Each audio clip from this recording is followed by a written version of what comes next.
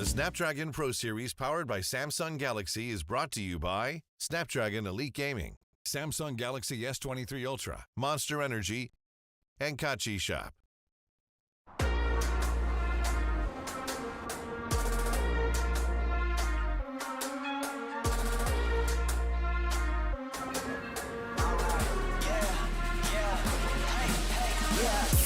Won't stop going till a player on top know it. Rooftop penthouse suite. If you really want it, gotta own it. Fight through it, we was at the lowest. Blood, sweat, tears, the components. Riding all year, now's the moment. We are not afraid, we are opponents. Yeah, I'm coming for mine. Yeah, I'm making a play, the game on the line. Yeah, I've been on the grind. Yeah, I jump in the spot, I made it my time. Yeah, look in the sky. Yeah, the stars align, no shade to shine. Can't stop it already. Emotional work and devotion, we put in this time. Look,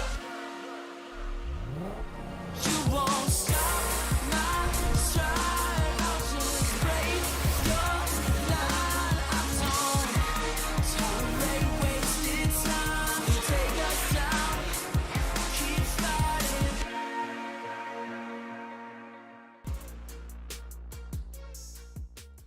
Hello and welcome to the Snapdragon Pro Series powered by Samsung Galaxy. Today, we're coming at you with the Europe and MENA Brawl. I am joined by Ark and down the far side, Teddy. We'll start with you, Ark. How are you feeling today?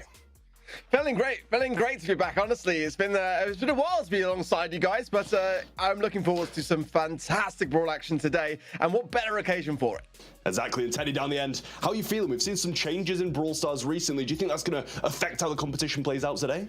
Oh, absolutely. I mean, unbreakable walls, you know, love them or hate them, they are a big change. And with roster changes as well on the menu today, I mean, so much exciting stuff to look forward to. Yeah, we'll touch on that yet again just a little bit further down the line. But let's take a look at the bracket first, see what teams we've got attending today, and therefore who we are going to be seeing playing each other as well. It's lining up to be an absolutely brilliant one today, Ark. It really is. There's some very exciting matchups, some surprising results actually going back to the open qualifiers along the way. We will discuss as we get through them, but our first match will be Zeta Division up against FA Mr. Dosar. That's quite an interesting one. The number 1 and number 8 seed going to clash on that one. ANR up against Navi after that. But Esports against Now or Never, and FA Kazaki up against FA 1 Trick Ponies. That is going to be our upper bracket matches. There will of course be a lower bracket also to consider, so if you lose in that first round, Trav, you're not out just yet. Yeah, I'm sure all of these teams will value those lives very, very heavily. We've also got a bit of a schedule because we will only be having 6 matches today, and we'll be joining you once again tomorrow for the rest of them to see who qualifies through this upper bracket, one team, and see who also qualifies down in that lower bracket. Teddy, how are you feeling about these teams coming today, and who's your favorite? Dude, a favorite is going to be really, really hard to call for, especially since Totem isn't there. Otherwise, I'd just say Totem, you know, but they're not going to be playing today. I'm really looking forward to watching Footballists and One Trick Ponies playing over the course of this week, because I feel like, you know, we didn't really get a chance to see them at the monthly qualifiers, and there's still teams with very high expectations, so I want to see them at play. Definitely so. I mean, as you say, FUT Esports, I think, is kind of the main one for me, at least, as well. Through, you know, previous competitions, BSC and stuff like that, we haven't really seen them, you know, play at their highest level yet. And I still think they've got a lot to offer us, and along with a lot of other of these teams as well. If we can take a quick look at the schedule as well, obviously we'll be showing you when and where these teams will be playing against each other. But today we're starting off with Zeta Division and Mr. Dosa. ANR versus Navi up after that one as well. FUT versus Now or Never. Then we'll be skipping that final upper bracket match number 4, and then we'll be going to the low bracket for match number 2, and then finishing things off today with the upper bracket with semi 1 and semi 2. As I've already said, we won't be seeing who qualifies the top teams through today. We'll have to come back tomorrow to find out what is going on with that as well. So, Ark, out of these first 3 games, which one are you looking forward to the most?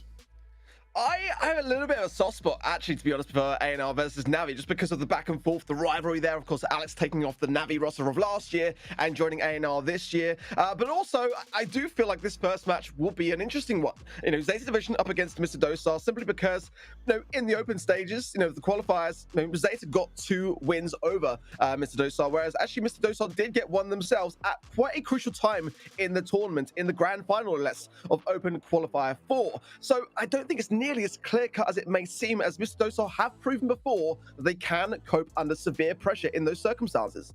Yeah, I mean, they've been fighting with the best. They made the monthly finals and they've been really performing so well. But Zeta Division at the moment, I just kind of feel like they have that edge on the majority of teams, obviously coming off the back of a huge win against Reply Totem in the monthly finals just a couple of weeks ago. They are really my team to watch out for today, but as Teddy mentioned as well, Footballist coming in today really looking strong, and Now or Never, Navi and A&R all having these monthly finals to come off the back of, and they've shown their worth. But do you think they'll be able to bring it again today, Teddy, and defeat their opponents?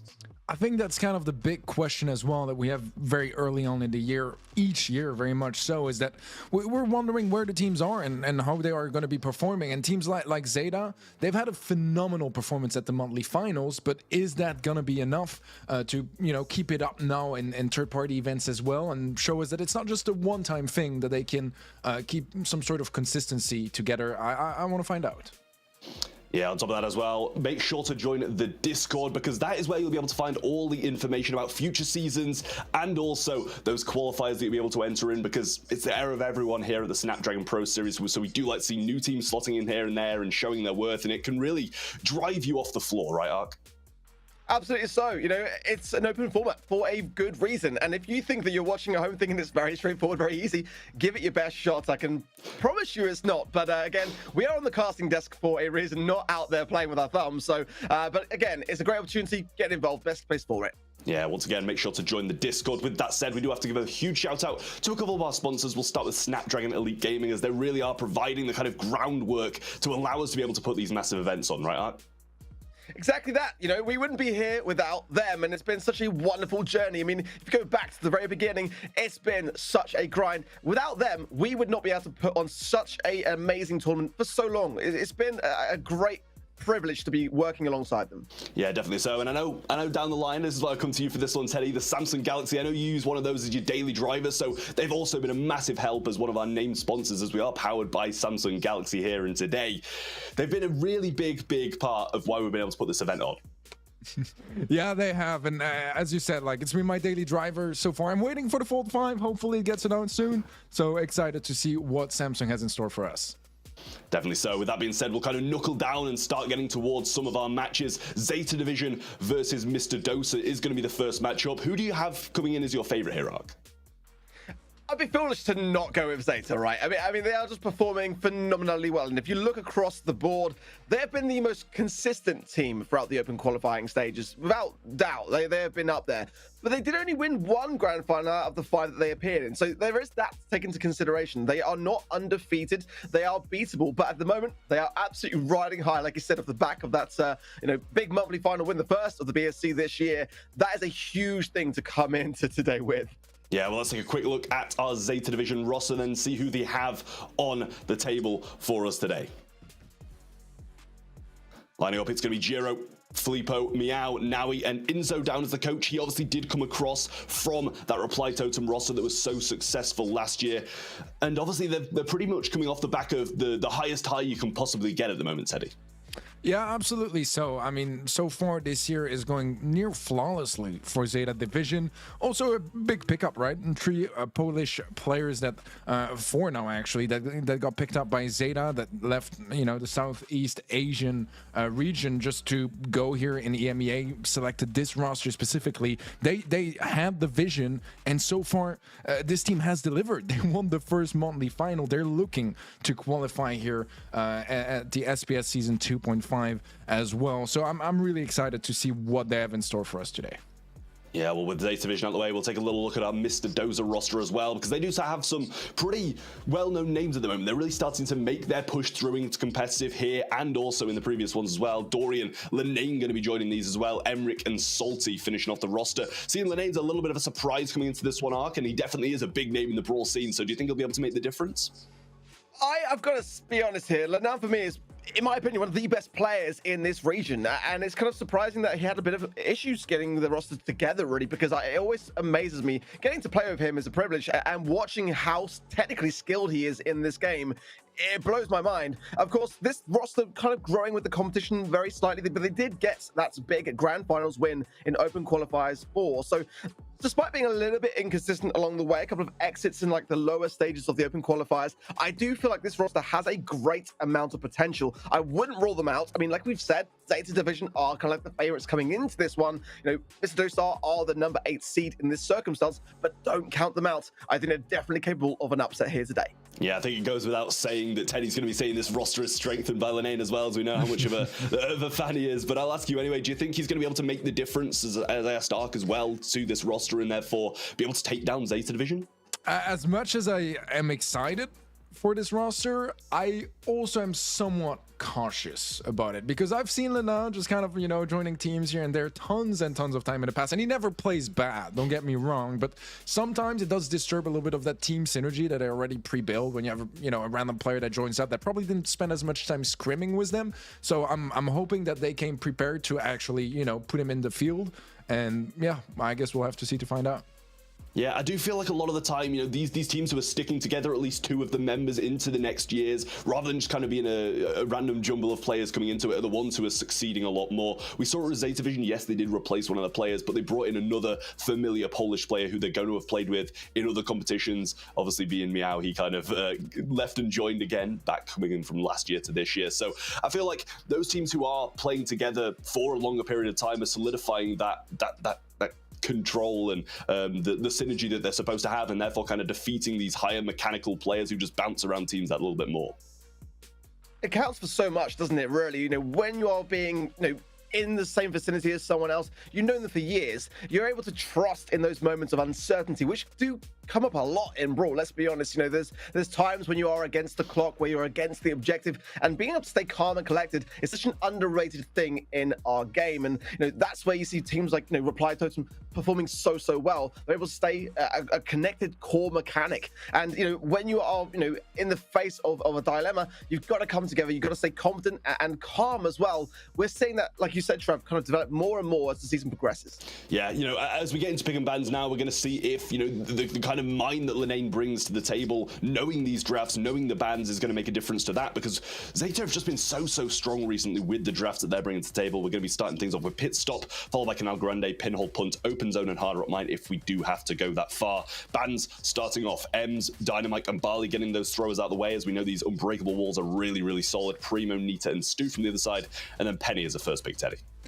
Yeah, as you mentioned, unbreakable walls are an absolute game changer. They're pretty much present on every single competitive map, and that means so many interactions are changed. As the meta was more and more shifting towards opening up that map, nowadays that's just not going to be quite as viable anymore, and there's just those specific choke points that you are going to be forced to play around, and throwers, they do a fantastic job at that, so they got buffed quite heavily. Penny, as you mentioned, as a first pick. Ruffs as a reaction is interesting. I mean, I'm assuming it's going to be running meteors rather than the sandbags, because otherwise that would not be the wisest way to go.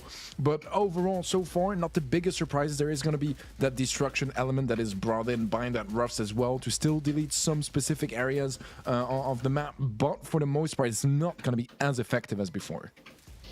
Yeah, definitely interesting to me. Yeah, a little bit. I mean, the Penny I can understand, because ultimately you want to be able to have that kind of consistent aggression, but the Bull is kind of where I'm at myself here. I mean the wall break definitely going to be playing a key component, ultimately, to be able to keep the pressure on, keep that Bull rolling in, and the Ruffs combined with that to have that additional buff over time. If Mr. Dostar can just play a slow and steady game and just keep Zeta under the control side of things, this could actually go in their favor so far for me.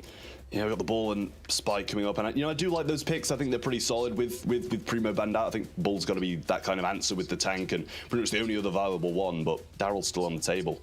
Is another one of those tanks that can get just so much damage, and especially on a map like Pit Stop where these breakaways are so prominent, he's going to be able to do it. But also faced with the Ruffs, you're going to have a lot of supers being fed, and those walls that can be broken are going to be taken down by him. Penny has kind of been thrown so far into the meta with these unbreakable walls as well, but Edgar is not something that I would have expected.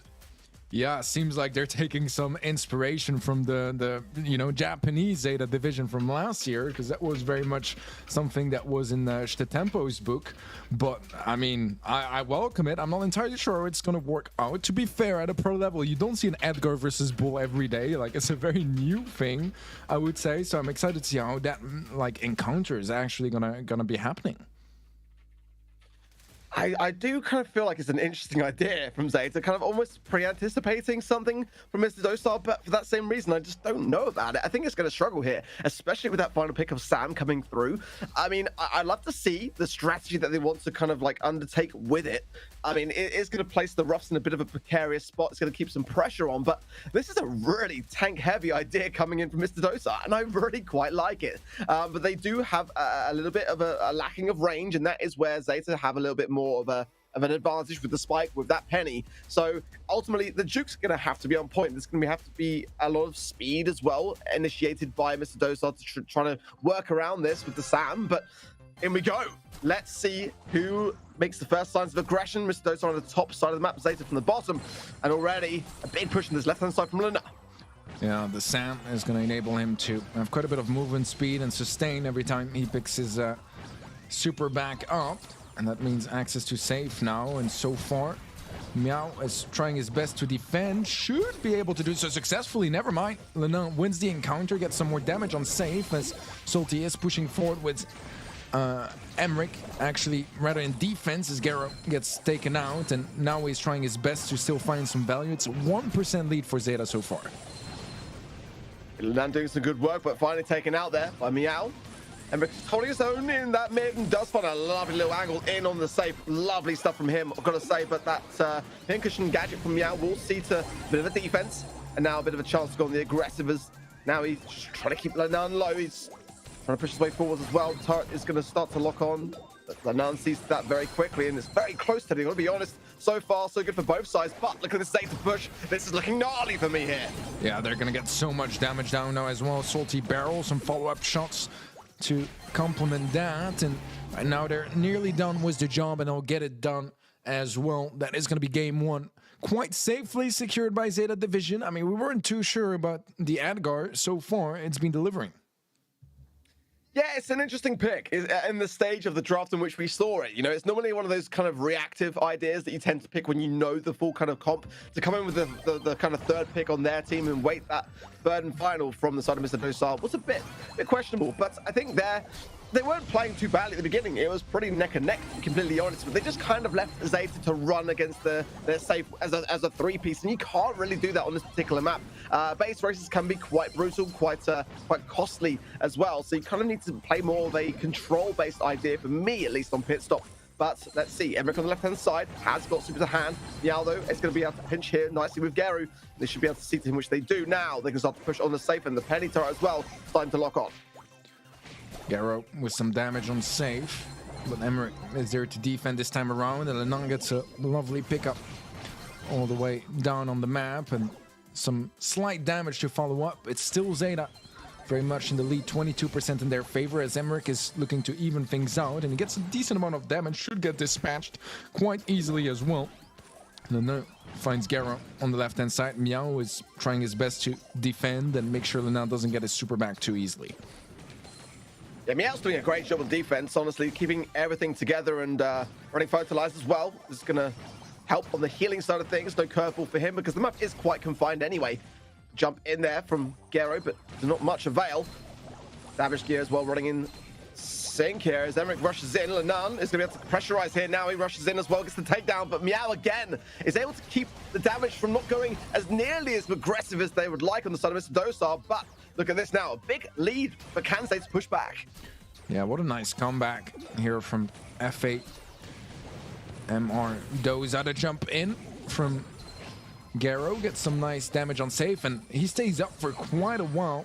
Fortunately, he does end up going down to Lenon, and means that now it's only a 4% lead.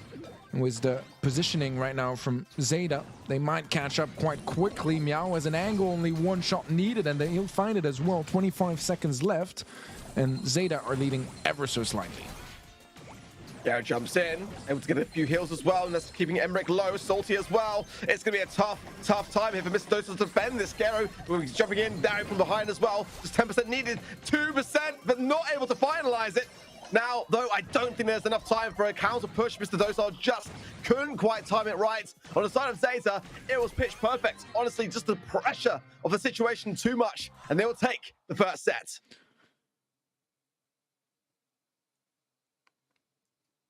fantastic defense there towards the end from Zeta, making sure that, you know, they get that push in, but they're also able to hold on to that final lead and just not give the opportunity, not give any space. And it really felt like Mr. Doza, they just knew that it was over 15 seconds before the positioning was just not in their favor whatsoever. And even though it wasn't the biggest damage lead, that was enough to deter them from even standing a chance at the end. So close. I thought it was a set. It was not. It's going to be continuing on, so a bit of a saving grace for Mr. Dosar here, as they can and have proven they can keep Zeta under pressure, but it was looking like a bit of a flaky first game, let's be honest. To do it twice, let's see. Nice defensive work again from Meow. He's been really holding everything together, but Emmerich just forces himself through, breaks that left-hand side, but a nice salty barrel there from Now, able to take care of it. Nicely done. But not much damage dealt, in all honesty, just 7%, but so far Zeta's struggling to make their mark. Very slight lead, but Garo jumping in, looking to even things out. As Salty does have a supply drop now as well. Gonna open up a couple more walls. Meow with some nice connections onto Emmerich will be able to pick up that kill. And now with the trade, let's see if this can be a good push here from Mr. Doza, as Garrett does have that jump in, and that's always a constant threat. He has taken a decent amount of damage, but somehow they're all staying alive. A 1-for-1 trade now, as Lena is trying to hold on to that defense for Mr. Doza. Zeta are slowly creeping up the map and finding some damage here and there on safe as well. Yeah, it's good positioning, but again, a lot of tankiness still on the side of Mr. Doza to be aware of. Now, Garo coming in. Has damage gear rolling as well, and that's going to be applying a great deal of damage. 44% now remaining on the side of Mr. Dosar, and they continue to push this assault through. The penny turret now looking on as well, and it's just Lenan for defense. I'm not really seeing much of a sign of Mr. Dosar just coming together here. They've got to start to do so, take care of Zeta, otherwise this game is all over. Yeah, it might very much be here. The positioning is still fairly good. Garo needs to be careful. He's one shot, but he is going to be taken care of by Emmerich. 202 HP. To win that encounter, but with a little bit more than 15 seconds left. This final push needs to be a strong one here, and it's potentially going to be a bit of a base race as well. And now is the pickup, but is that going to be enough? The follow-up now as well. They do have 2 tanks on that safe. It's going to be a close one, and it's one that F8 Mr. Doza end up taking home. They'll take the set arc. This is a surprise. It really is. I have got to say straight off the bat that many, I mean, us included, thought that Zeta were the favorites. But coming in now, a great start here for Mr. Dosar. And, you know, Trav, coming into this one, you did say that you felt like they were the favorites, that it was going to be pretty clear-cut. But I'm very curious to hear from you as to how you think now this could go, potentially. I mean, to be honest, it was kind of unexpected. They had some odd picks, right? But Zeta, they're still the favorites. You can't take that away from them. Mr. Doza, though, they didn't have the biggest amount of control. They didn't have, you know, constant pressure of the map, but they had those moments where they got the breakaways and got the damage. And I mean, pretty much all the way through the set, it just wasn't enough at the end, Teddy. Yeah, I'm not entirely sure what it came down to. Again, there were such odd interactions to us. Like, I don't remember the last time I've seen an Edgar facing a bull. Facing a Sam, probably never before, to be completely honest. So those sort of interactions is going to take some getting used to, both for us, but obviously for the players as well, to actually figure out, you know, how much that works, because clearly it was just not quite finding the value it was looking to achieve on the side of Zeta Division. It wasn't bad, though, don't get me wrong, but it did feel like something maybe was missing. And overall, I like the ideas on both sides, but, you know, it feels like the tanks are just so overwhelming at the moment, especially with those unbreakable walls, and they're able to find so much value all around. I mean, at the end of the day, I just don't know if Penny did enough against the tanks, and the same with Edgar. We saw Edgar jumping away from tanks so many times where he goes into this offensive position and gets his super and then just jumps forward, and he just doesn't have the damage output to be able to match a Bull and a Sam on the safe and stuff like that. And it's really difficult for Naui to be able to defend if people spread out and play really well on that offense as well. So the only kind of glances we saw, and Ark mentioned it multiple times throughout the set, when we had the spike on defense, it was working on defense, but then they also don't have enough damage up top if the spike's not making that breakaway through as well. Yeah, it's to explore in that way, just to have a bit more of a defensiveness idea, because Edgar's going to have a tough matchup against a lot of the ideas that Mr. Zusar had with that Sam as well. You know, it is a really, really tough brawler to go against, and a harder counter might have been the way to go for me. I mean, an Edgar pick is not going to do well against anything, never mind just those kind of things. So I'm genuinely a little bit confused about why they did pick it, but they clearly had something that they'd practiced and that worked for them in scrims, but clearly just didn't translate into this competitive setting. Canal Grande going to be the next map and mode up with Bounty. Should see the bans coming in shortly, but to be honest, it's going to be throwers galore, right, Teddy? Yeah, very likely so. I mean, you know, brawlers like Tick or Sprout here can find some good value. Grom also a more recent addition back into the meta. He's been creeping up slowly. You can find a ton of value. I still think there's other ways to go as well. You know, we've seen Eves played around mid. I personally love Carl here still a lot as well. The free blue star can really help out build up that early lead and put yourself in a more defensive position than rather have to actually fight for that blue star. Good luck to bans though. Zeta seemed to be really enjoying that first pick Penny recently. Definitely not a bad one though for me to have on this particular map, but it is kind of what that safe idea that you want to have as a first pick. But the Penny turret is not going to necessarily lock onto too much with the amount of grass that is in play. So I'd like to see something double down with that idea to kind of like have the map just be a bit more open spaced. Mr. Dosar have the opportunities that they've already shown today to go in with something of a tankier idea. It does leave themselves a bit susceptible to countering, but I do like a big bold Ash to start things off. Janet going to come in, that drop the base, of course, will do a great deal of work to really show up who is lurking within those bushes, and ideally some scouting from above as well would be able to combine with that same idea. Something to combine it though with, as Trav already said, and Teddy, throwers are really quite meta at the moment, but it is still quite a tough one to push back into the map. If you do find yourself in a spawn trap, I would like to see something along the lines of an Ash or a tankier idea. It's just a bit of a tough time within the draft to do so. But the Max and the Eve, really prominent bans here from Mr. Dosar. So I do like the way that they are thinking Lou. They're not going to be going tanky. They're going to be going tank counter, and I love it. Yeah, and I think especially because they've got that last pick as well, if they don't take a thrower, if they don't take a tank, then they can just take a thrower for themselves and pretty much just be able to dominate the map with all the control in the world. Janet's got pretty wide flurry of a shot. Lou with the supers, and obviously you're going to be taking something like Tick or Grom or something like that as the thrower, and it can be quite deadly. So Zeta Vision, they've got to be smart about this one. They're going to go with the Surge. I'm not really sure how I feel about that one. Yes, they're going to be preventing that last pick from Mr. Dosa, but that's why I think they've just played this draft so well. They're going to see a Tick coming off the back of it as well, and you know, I think they've kind of evened it out quite nicely there by taking the thrower along with the Surge to kind of bounce it out and be that little bit more versatile. But with Mr. Dosa with this last pick, maybe we're expecting something like a Grom or something like that, maybe to just try and prevent feeding the Surge. Yeah, I feel like Zeta, they kind of had to go for something like Surge with a Tick, right? Otherwise, it's just too risky in case there is some sort of a tankier, more assassin-like brawler being brought into the mix by Mr. Dosa. That would be quite problematic. So yeah, we'll see the Grom as you rightly predicted, Trav. And so far, I do kind of like both drafts. I'm really curious to see how the Lou is going to work out, because yes, I do like Lou on Canal Grande, but I mean, it's best against tanks, right? Is it going to provide the same sort of value against more traditional brawlers? I'm not sure. Well, I do personally quite like the Surge pick. It's going to be a tough idea to make work, but ultimately, Grom is going to be with Mr. Dosar, and that is still a brawler which is pretty strong meta-wise at the moment.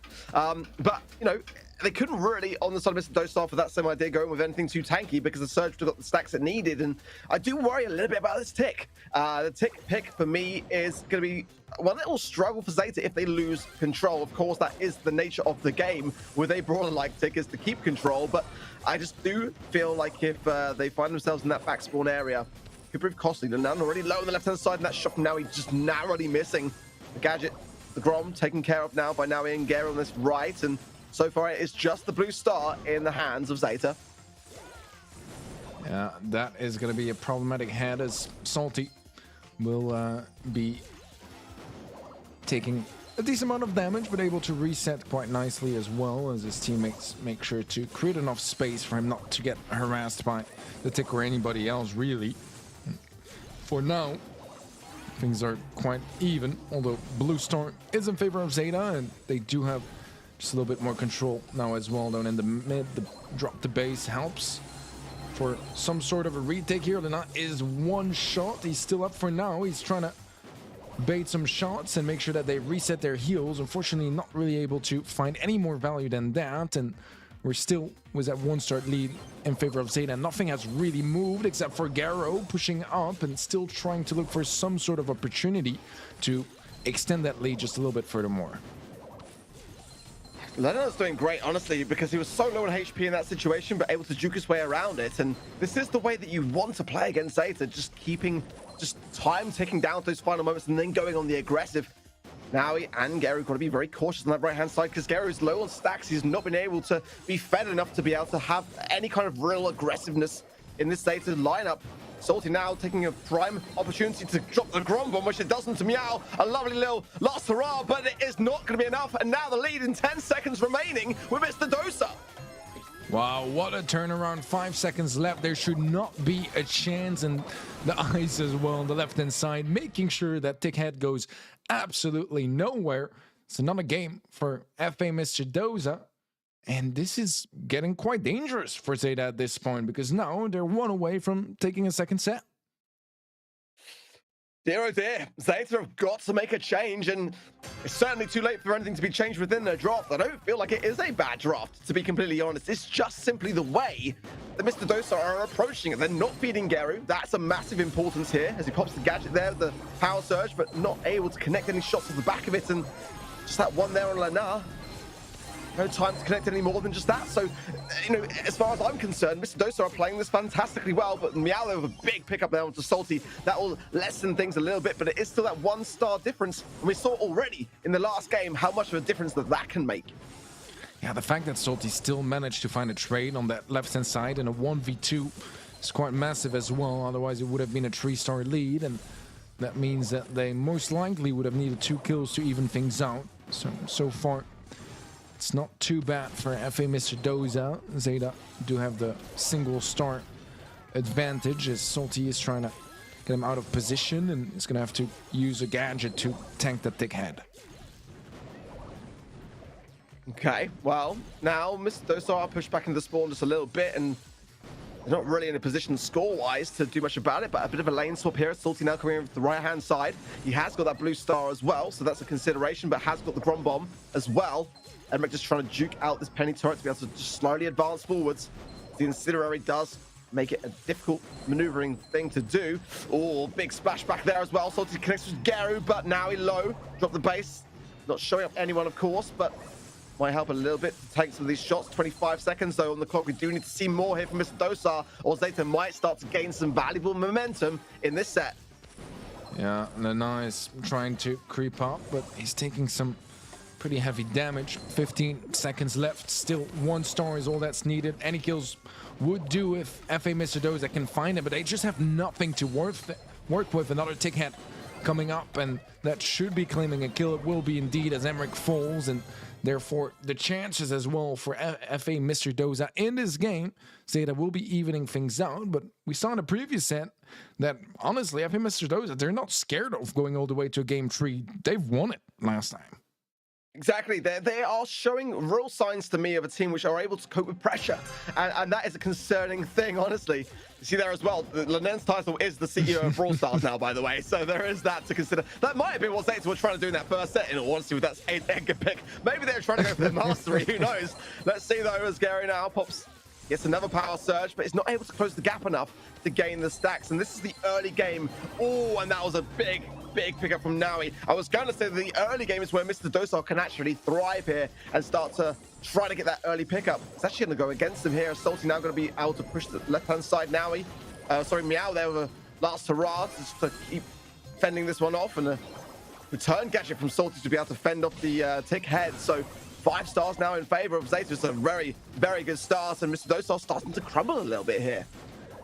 Yeah, for me so far, the Lu has been just not quite providing the value I was expecting that it would. Lena is also having quite a miserable time this time around. I think Garo, it took him 3 games to really figure out how to play that surge here in this specific matchup. But, I mean, so far, it's looking better and better every game. This time around, already on stage 3, 4 stars to his name. And I don't really think we can expect anything better than that at this point, as Zeta Division are leading by 9 stars, and they're pretty much sending FA Mr. Doza back to the drawing board unless they can really pick something up their sleeve for the next couple of interactions. But that's not looking too good as Meow takes on Emmerich and extends the lead to 11. There is enough stars, realistically, though, for a big turnaround here. The question is, do Mr. Dosa have what it takes? Ticket coming out again, and they have been proving a troublesome thing for Mr. Dosar to be able to defend against them. A lot of utility, a lot of gadgets are being used to be able to defend against them. Salty very, very low here, and they know it on the side of Zeta. Oh, Meow goes down to 13-5. I just don't really see it being enough unless on this left-hand side we see a big monster push. Gera going in with the gadget and does get the pickup as well with the help of Meow. Ticket coming in. What a turnaround. Zeta's division now looking far, far better for me, and what a difference a set makes. That was a fantastic job that Zeta did in this set. It didn't start well, but they managed to turn it around, just find what made the difference. And I think the Surge here did a lot of work overall. But overall, dude, I think Tick was really what shined for me the most. Just finding so much value all around, just non-stop harassing his opponents, resetting heals. And the amount of Tick heads we see, that's 3.4k HP. With the gear, and that's just so much ammo that needs to be wasted. And when you are facing something like a Grom, it's a pain to deal with. It uses utility because you have to drop gadgets, and that's how you end up getting double the kills. Yeah, I thoroughly agree, honestly. Tick on this map is a troublesome thing sometimes. If you lose any kind of level of control, it's a tough thing to push back into the map, but Zeta just seemed to just really exude that control from start to finish. Yes, on the side of Geru, there was some slow moments to gain those stacks in the first place, to have that aggressive nature that Zeta could then, utilize for themselves. But for Meow to be able to hold his own on those lane sides, I think personally made a big, big difference to the outcome. And I wonder, as we bring back in Trav, how he felt this is now turning things around, because Zeta are showing some resilience, and we saw that in the BSC monthly finals for sure. A squad which are definitely able to withstand a great amount of pressure. But I've got to say, Mr. Dosar are doing well, but now all tied up. I wonder where this one's going to go. I mean, to be honest, that was a great comeback from Zeta. You kind of expect the Surge to be able to do completely nothing. That's the thing. The Surge, you expect it to be level 1, like it was in the first game, and for them to be able to keep it like that. But he made some adjustments, and he made a better plan coming into the second 2, and you could see the difference that it made. When he got level 3, level 4 in some cases as well, it really did start to show. We're on to Pinhole Punt now. Quick drafts coming in as well. We've got the bans Otis, Poco, and Squeak from Zeta Division. Mr. Dota are going to get rid of the Crow, the Bee, and the Poco. Stu going to be a first pick. Bonnie going to be the first pick of Mr. Dosa. How do you feel about those, Teddy? Yeah, I mean, Stu has been more and more consistently becoming one of the staple first picks of the current meta. We've been seeing it all over the last couple of weeks, and it makes sense as well. It's just a brawler that, even though it didn't really get touched all that much, is very consistent in how much you can pump off with it. If you have the mechanical skill to do it, you can really find some lovely openings for your team, and it has a very versatile kit that you can really adjust depending on your matchups. Now, Spike is a really strong counter to it, so I like that idea. It's also been buffed quite heavily ever since that new gear has been implemented for it. And Ashe facing the Spike, it's kind of like a double-edged sword, because on the one hand, it works fantastically. If you get close enough, you'll take down the Spike in like 2 shots if you have enough rage built up. But if not, the Spike does deal a lot of damage at range, so I do like how that interaction is going to be, a little bit more interesting than just one-sided. It's a dangerous comp, isn't it? It really is starting to appear that way. And Mr. Dosar will go with Primo. I was going to say they have to have something that can really stand the mustard, stand the cut here. I wouldn't have minded actually a max, in all honesty, to really get everyone moving. That Bonnie is going to be very susceptible, and I think is a bit of a weak link in this comp. The Primo is going to help out tremendously well, but will struggle big time up against the Lu. That is a bit of a concern for me, how much on the side of this Zeta comp there is in terms of big push. Mr. Dosa could find themselves very quickly, very easily in that back spawn area on the ropes, and might struggle to be able to maintain themselves under the pressure. Going in though, let's see how it all pans out. As personally, Teddy, I don't know, for me, I'm favoring this Zeta draft just a little bit more. Yeah, so am I. I'm curious to see how Primo is going to be dealing with the Ashe. Oh, beautiful pass. A genius play there from FA Mr. Doza to teamwork is on point as Lena spots the opportunity. And that is going to be a quick and early goal for FA Mr. Doza. Emmerich jumping in there onto Naui. A lot of damage going both ways. Garrow falls as well. Meow trying to do something here. Gets the ball away, but is that going to be enough as Emmerich is going to run it down to the net? He will get it past the line, and that's a quick game there from FA Mr. Doza. Just able to instantly turn around the momentum in this one. Yeah, it's exactly what I was saying today about the draft, and then you can see just there why everything I said was absolutely perfect. Mr. Dosa just showing us how it's done. I mean, that was really quite spectacular, honestly. Far from what I expected, and I love to be proved wrong. But now, Zeta might be learning from a couple of those past mistakes. I might take it back again. Lenan actually chooses to jump on the right-hand side then to go on the aggressive. I was wondering whether he might go for the ball there, but a little bit of a defense. But Zeta are really showing signs of struggle here, and not what I was expecting to start things off. Let's see, though. This set could be going by in a blink of an eye at this rate. Emmerich going to jump through, jumps over the ball, manages to pick it up on the other side of things, and should find the angle. He doesn't, but now he's off the line.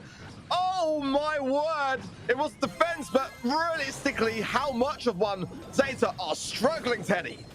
Yeah, they have a chance for a little bit of a counter-attack. Now Emmerich was a jump in onto Naui. Naui able to get the kill, but he's burning down. The pass does get through in time, and was that team wide? That's an easy goal for Zeta Division, somehow taking over the lead in this game. Was a minute and a half left on the clock. There's still plenty of time for FA Mr. Doza to try to turn things around. That jump in from the Primo onto Naui is going to be helping quite a bit of follow-up as well to claim the elimination. Emmerich does go down, but that's so much utility used by Meow, and he nearly doesn't even survive that encounter either, as Salty was close enough to taking him down. But so far, so good as things are evening out control-wise. But FA Mr. Doza, they are still a goal behind. But now Lenan just jumping straight to Meow. 703 HP. Oh, the curveball seals it. Salty will score it. My word, we are all tied up in terms of goals, and this could be a set. This could be a big set here for Mr. Dosa if they can keep this up. But Zeta have been learning from their mistakes. That is crucial. They did get that goal previously. Can they get another now in this game to tie this one up? Yeah, there is a bit of a push coming through here for Zeta. How much value can they realistically find as Garrow doesn't quite get his super back now, and might use that opportunity to jump in, but he's going to go straight for the goal instead. The ball, the pass, and actually it's not even a pass, just shoots it straight down the net. FA Mr. Doza was an incredibly quick set. Insane. Absolutely insane. I didn't feel like they had the draft for it. It's very, very difficult to make a Bonnie work under those kinds of circumstances, if I'm honest. I mean, but it just didn't seem like it was a troublesome thing for Mr. Dosa. It felt like a tried and tested. And to be honestly, this position going into this set ahead of Zeta, it could be the last one that Zeta have. They might be going down to the lower bracket unless they pick themselves up and start to get their drafts feeling a bit more on point. I feel like their drafts have been good, but I just don't feel like the way that they've been able to pull it off has been able to match the same pace as Mr. Dosar here. They could be well on the way to a potential upset. Yeah, this is some very surprising stuff so far as FA Mr. Doza, they showed us in the monthly qualifiers especially, but even in the monthly finals, they showed us what they were made of and how much they were capable of. But right now, they are just confirming it yet again, leading by a set against the champions of the previous monthly finals, or the latest ones rather. And I mean, so far, I'm not disappointing in what they're showing at all. I think there were quite a lot of placement mistakes from Zeta Division that may just justify some of those opportunities that they picked up. But Trev, what are your thoughts on this?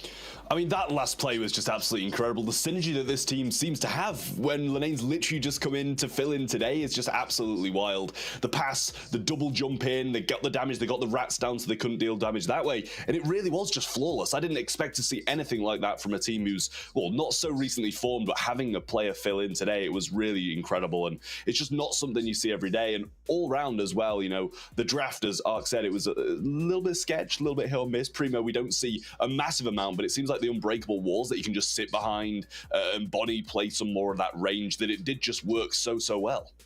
Yeah, it was a surprise, but nonetheless, when I saw it actually in play, it made a lot of sense. Spanning out here then, as we're going to open zone, the Meg, I think it's a big ban, honestly, for me. The B and the Crow for Zeta, the Lu, the Stu, and the Poco for Mr. Dosa on an early draft of Gus. It's an interesting one. I feel like, for me personally, it's dropped off just a little bit in terms of the meta. Not really my kind of first pick.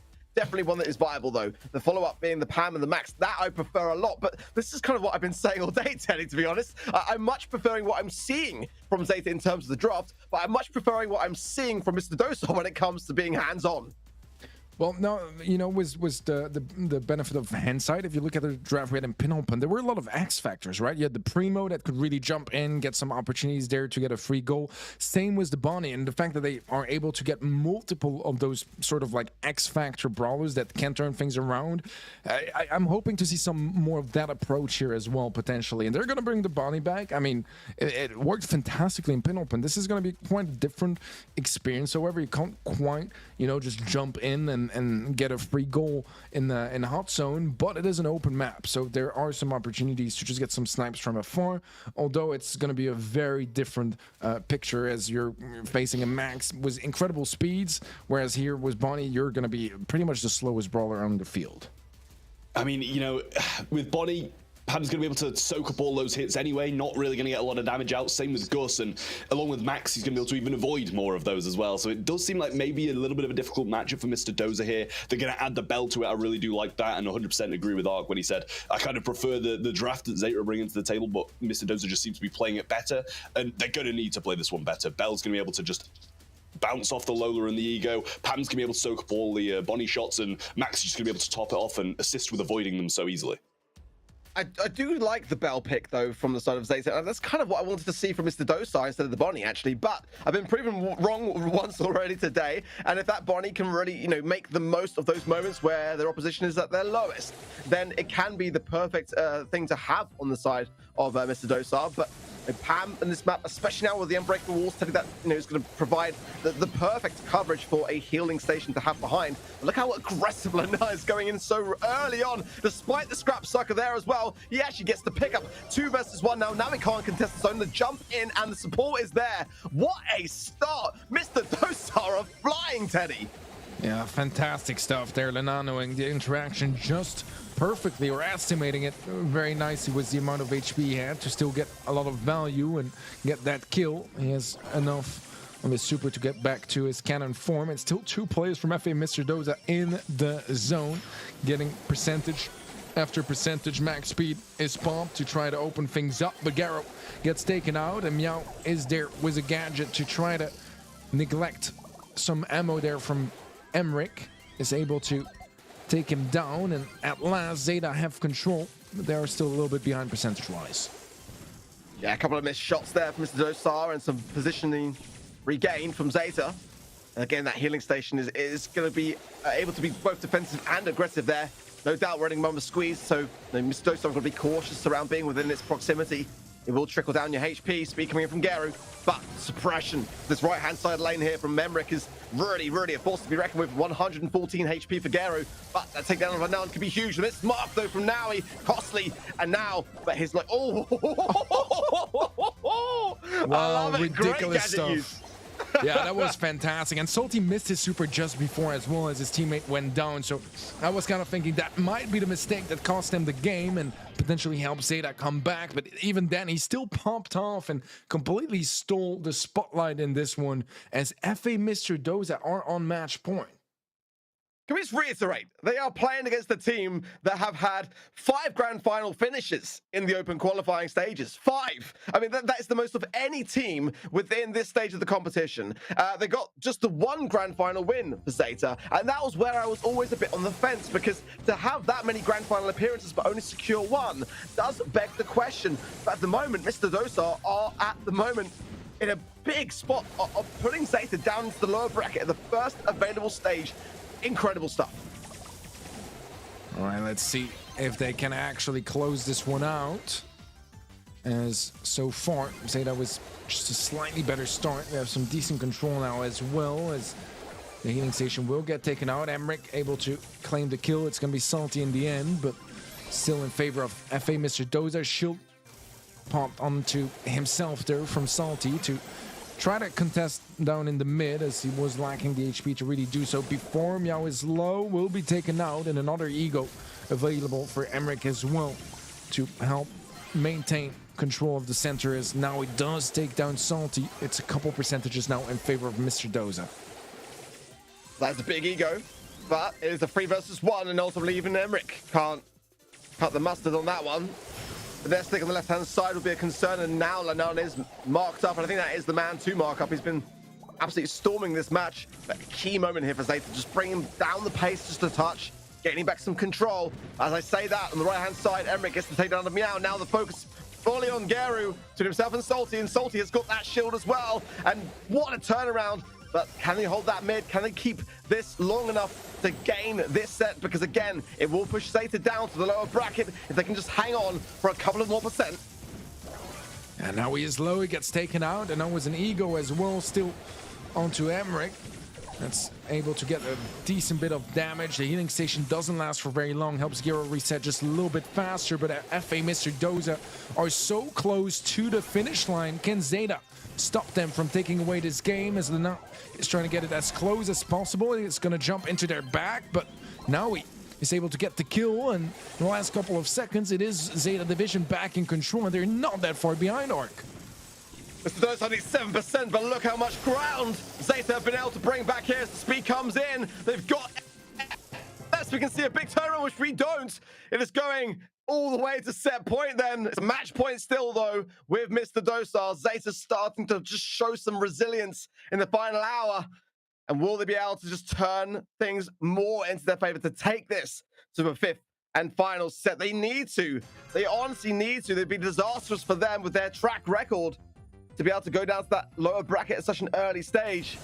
But they are showing some signs of life. It's not over. It's not too late here. Lenan with a very early gadget, as you do need to get that positioning power. Now he's taking consecutive taps. He goes down, and that's going to make it an early 3 versus 2, not the start for Zeta. Garrett reset, ready to fight in the mid again. And the start here is maybe even the best one yet for FA Mr. Doza, but they do lose Lenan on the left side.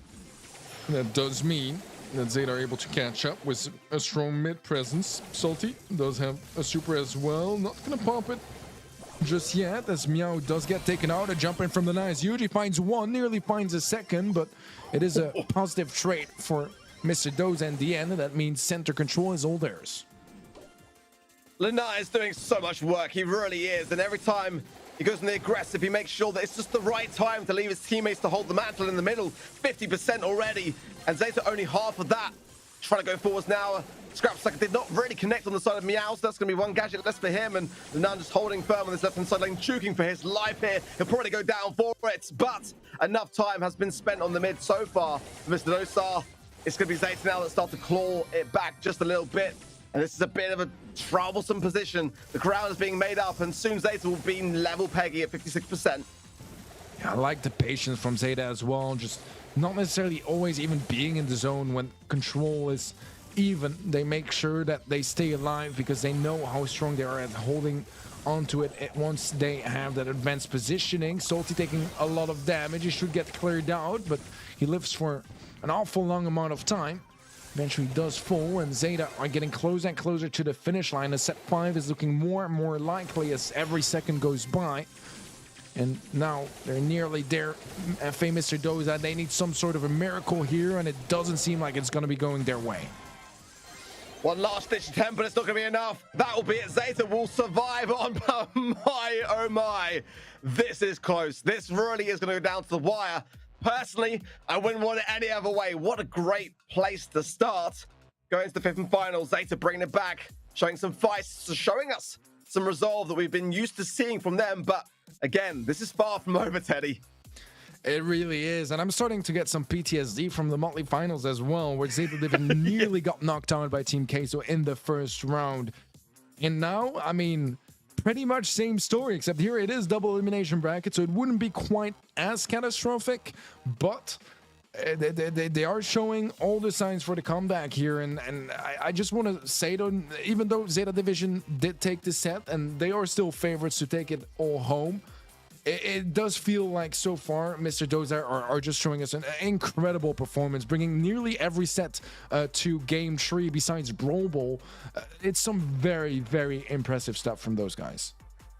And also, just to point out as well regarding the game modes, I just feel like Zeta have been very much better in terms of those more control-based modes. Mr. Dosa are already thriving in the ones that can center around aggression. And with up next, Gem Grab, Hard Rock Mine, it does speak to me as a little bit of a Zeta Division kind of map and mode, but we shall have to wait and see.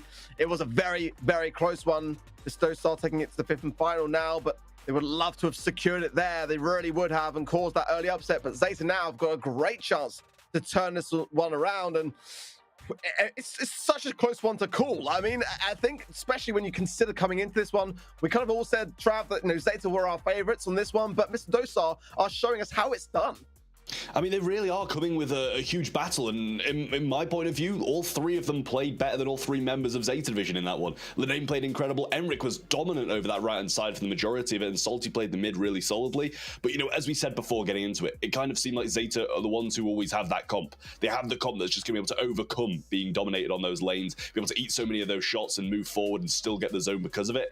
And it kind of makes me worry a little bit. As you said, for this last set, they seem to be better at these control comps. They seem to be able to get the better comps. Get the better comps and then kind of move on and be able to win it anyway. So with the momentum that they've got in their hand now, I just don't see how Mr. Doza can bring this one back, Teddy. Yeah, I agree with you. As you said, Zeta Division now, they're going to be coming in this one quite confident, feeling really good about themselves because they nearly, were done for the upper bracket. They're still in, and on the other hand, Mr. Doza, they had their chance. It was a really, really big one as well. I genuinely thought that in game 2 they would close it out and move up in the upper bracket. Fortunately for them, they had just that little bit of taste of victory, and it's really hard to come back from into another set, especially since it's not the players with the most experience yet at the pro scene. Don't get me wrong, they played a lot at a high level last year, but not nearly as much as a lot of other teams. And I will say, it was 7% between them and taking down Zeta Division, knocking them to the lower bracket and moving on to the next phase of the competition. And then only a couple more wins after that, they'd be sitting in a good position to move on to the next stage of the competition. And, you've got to feel for them, especially if they do lose this one, because they've come in today a heavy, heavy underdog with a player who they don't usually play with. And they've been putting up a fight against arguably the best team in Europe at the moment, who have the most points in other competitions, who, as Art said, they've come into the grand finals of these qualifying cups. I think it was 5 times, he said. And that is just something that is just so ridiculous at the moment, to be rivaled by a team who has a substitute and is a massive underdog. It's definitely a massive green flag for them going forwards, especially even through this lower bracket arc.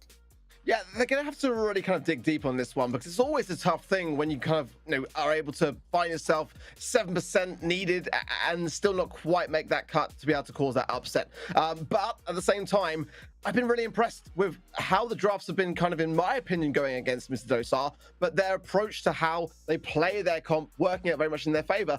And you can get some aggressive ideas in Hard Rock Mine, by the way, as well. Gem Grab is where we're going next. We are going to get a couple of issues on the side of the API, so we're not necessarily going to be able to show the draft on this one, but we can obviously talk through some of the ideas that we might expect to see. And what we've seen so far in this series with Mr. Dosar is a lot of aggressive, tankier comps, which are causing a problem for Zeta. They're not really going with a hard tank counter. And if Mr. Dosar pick those big, strong side lane ideas, and Zeta don't kind of anticipate an Ashe or something along those lines, even like a Rosa, it's not my personal go-to. I think I prefer the Ashe lane, but it can cause a problem. And that's where I feel like Mr. Dosar might be able to bring this back if they can just put the past in the past and leave what happened in that full set, where it belongs. Yeah, I mean, I will say the unbreakable walls on this map haven't made the biggest difference. Like, it's not like you're automatically going to be playing tanks down those lanes. Yes, they're still going to be very good because they were good without those unbreakable walls. But it just, I feel, solidifies 8-bit as that mid. Having that behind that unbreakable wall, the turret, and really setting yourself up for greatness, it is really worrying. And I think we might see that banned throwers. I don't know if they're going to be thrown in the mix just yet with this few amount of unbreakable walls. But as you said, tanks down the lanes can be really, really dangerous, but they can still be countered. If we're bringing in Rico's, we're bringing in a Spike, which is just seeming to be moving further and further into the meta as time goes by, such a versatile pick, then I don't know if the tanks will be, picked if those counters are there, Teddy. Yeah, I agree with you. I was thinking the exact same thing just before you said it, where I don't feel like this map has had, you know, the most game-changing unbreakable walls, but they're still a part of it. And I think that, you know, because so many brawlers have kind of just, you know, bumped up in the meta, it means they get more playtime and, you know, teams are more comfortable with them. So they might still, you know, somewhat be brought into the mix here just because players get used to, you know, playing them again and seeing them at a high level and the encounters they have against other brawlers. But as you said, I think 8-bit for me is still my personal favorite mid, but there's a lot of other ways to go around. We saw Stu mid here during the monthly finals, so at this point I don't even know what to expect. And one of the brawlers I'm hoping to see here is maybe Kong. We haven't seen any of it so far, and I don't know how badly he's been affected by the balance changes, but I do want to see some Carl, and I also would love to see some Rico. Yeah, I don't think we'd cry about any of that, and definitely, you know, we know Ark wouldn't cry about any Rico because he absolutely loves that brawler. I am fond of a bit of Carl, so I hope we do see that here as well. But I also do think that those unbreakable walls can help Rico. You know, when the walls are broken down, that's where he struggles, and it can be very difficult. I honestly think Penny also might be a very, very solid pick coming down one of these lanes here, just because of that turret being behind those unbreakable walls. It makes it just that little bit more difficult, right, Ark? Yeah, exactly that. I mean, I've kind of gone a little bit more towards Ruffs than Rico recently. I know, shock horror, because I know. Can you believe it? But, you know, even despite the unbreakable walls, I think Ruffs is a good shout on this particular map. And I feel like draft-wise, it's going to feed into a lot of the ideas that Zeta love. Like you said, I mean, I think the Penny pick is probably going to come out for them if it's not already banned in that respect. You know, there's a lot of things which I think by taking down that pace and allowing the Ruffs to really thrive and just bring those supply drops over, it can really help. But, you know, Mr. Dosa on that other side of things have shown already today that they like to really, you know, put a thorn in the side of Zeta, you know, put them back on the ropes and just have these really, really aggressive pushing ideas. And, you know, I feel like Zeta would probably want to go with a more control-based idea. I think they would like to, you know, like you said, back that Rico in the mid. But other brawlers can really start to show their worth here as well. I think Spike can have a great deal of value. It's not the one that everyone kind of goes on their minds to think about, because it doesn't really stand out as being like the big front runner, but it is one that is a very, very safe idea and can start to push some aggression on those lane sides. Ultimately, I think this is going to come down to whichever team is going to be able to, you know, I think as we've seen the draft being quite balanced in the sense that we always pick one side of it and it goes the other way. I think it's going to come down to whoever plays this one better and whoever's able to keep their calm, because so far Zeta now have that momentum which Mr. Dosar don't have going into that full set. It is just a little bit worrying. I'm going to ask you predictions, you know, coming into this last set. Obviously Zeta with the momentum. Who do you think is coming out on top, Teddy? Man, this one is a tough call. I'm actually going to go Mr. Dosa, just because I feel like, you know, for the sake of the story and because I love Lennon, I'm going to be siding with them, but it's really a 50-50. I didn't expect it to go to set 5, to be honest, so I'm really curious to see what they bring to the table here for 100 Mine.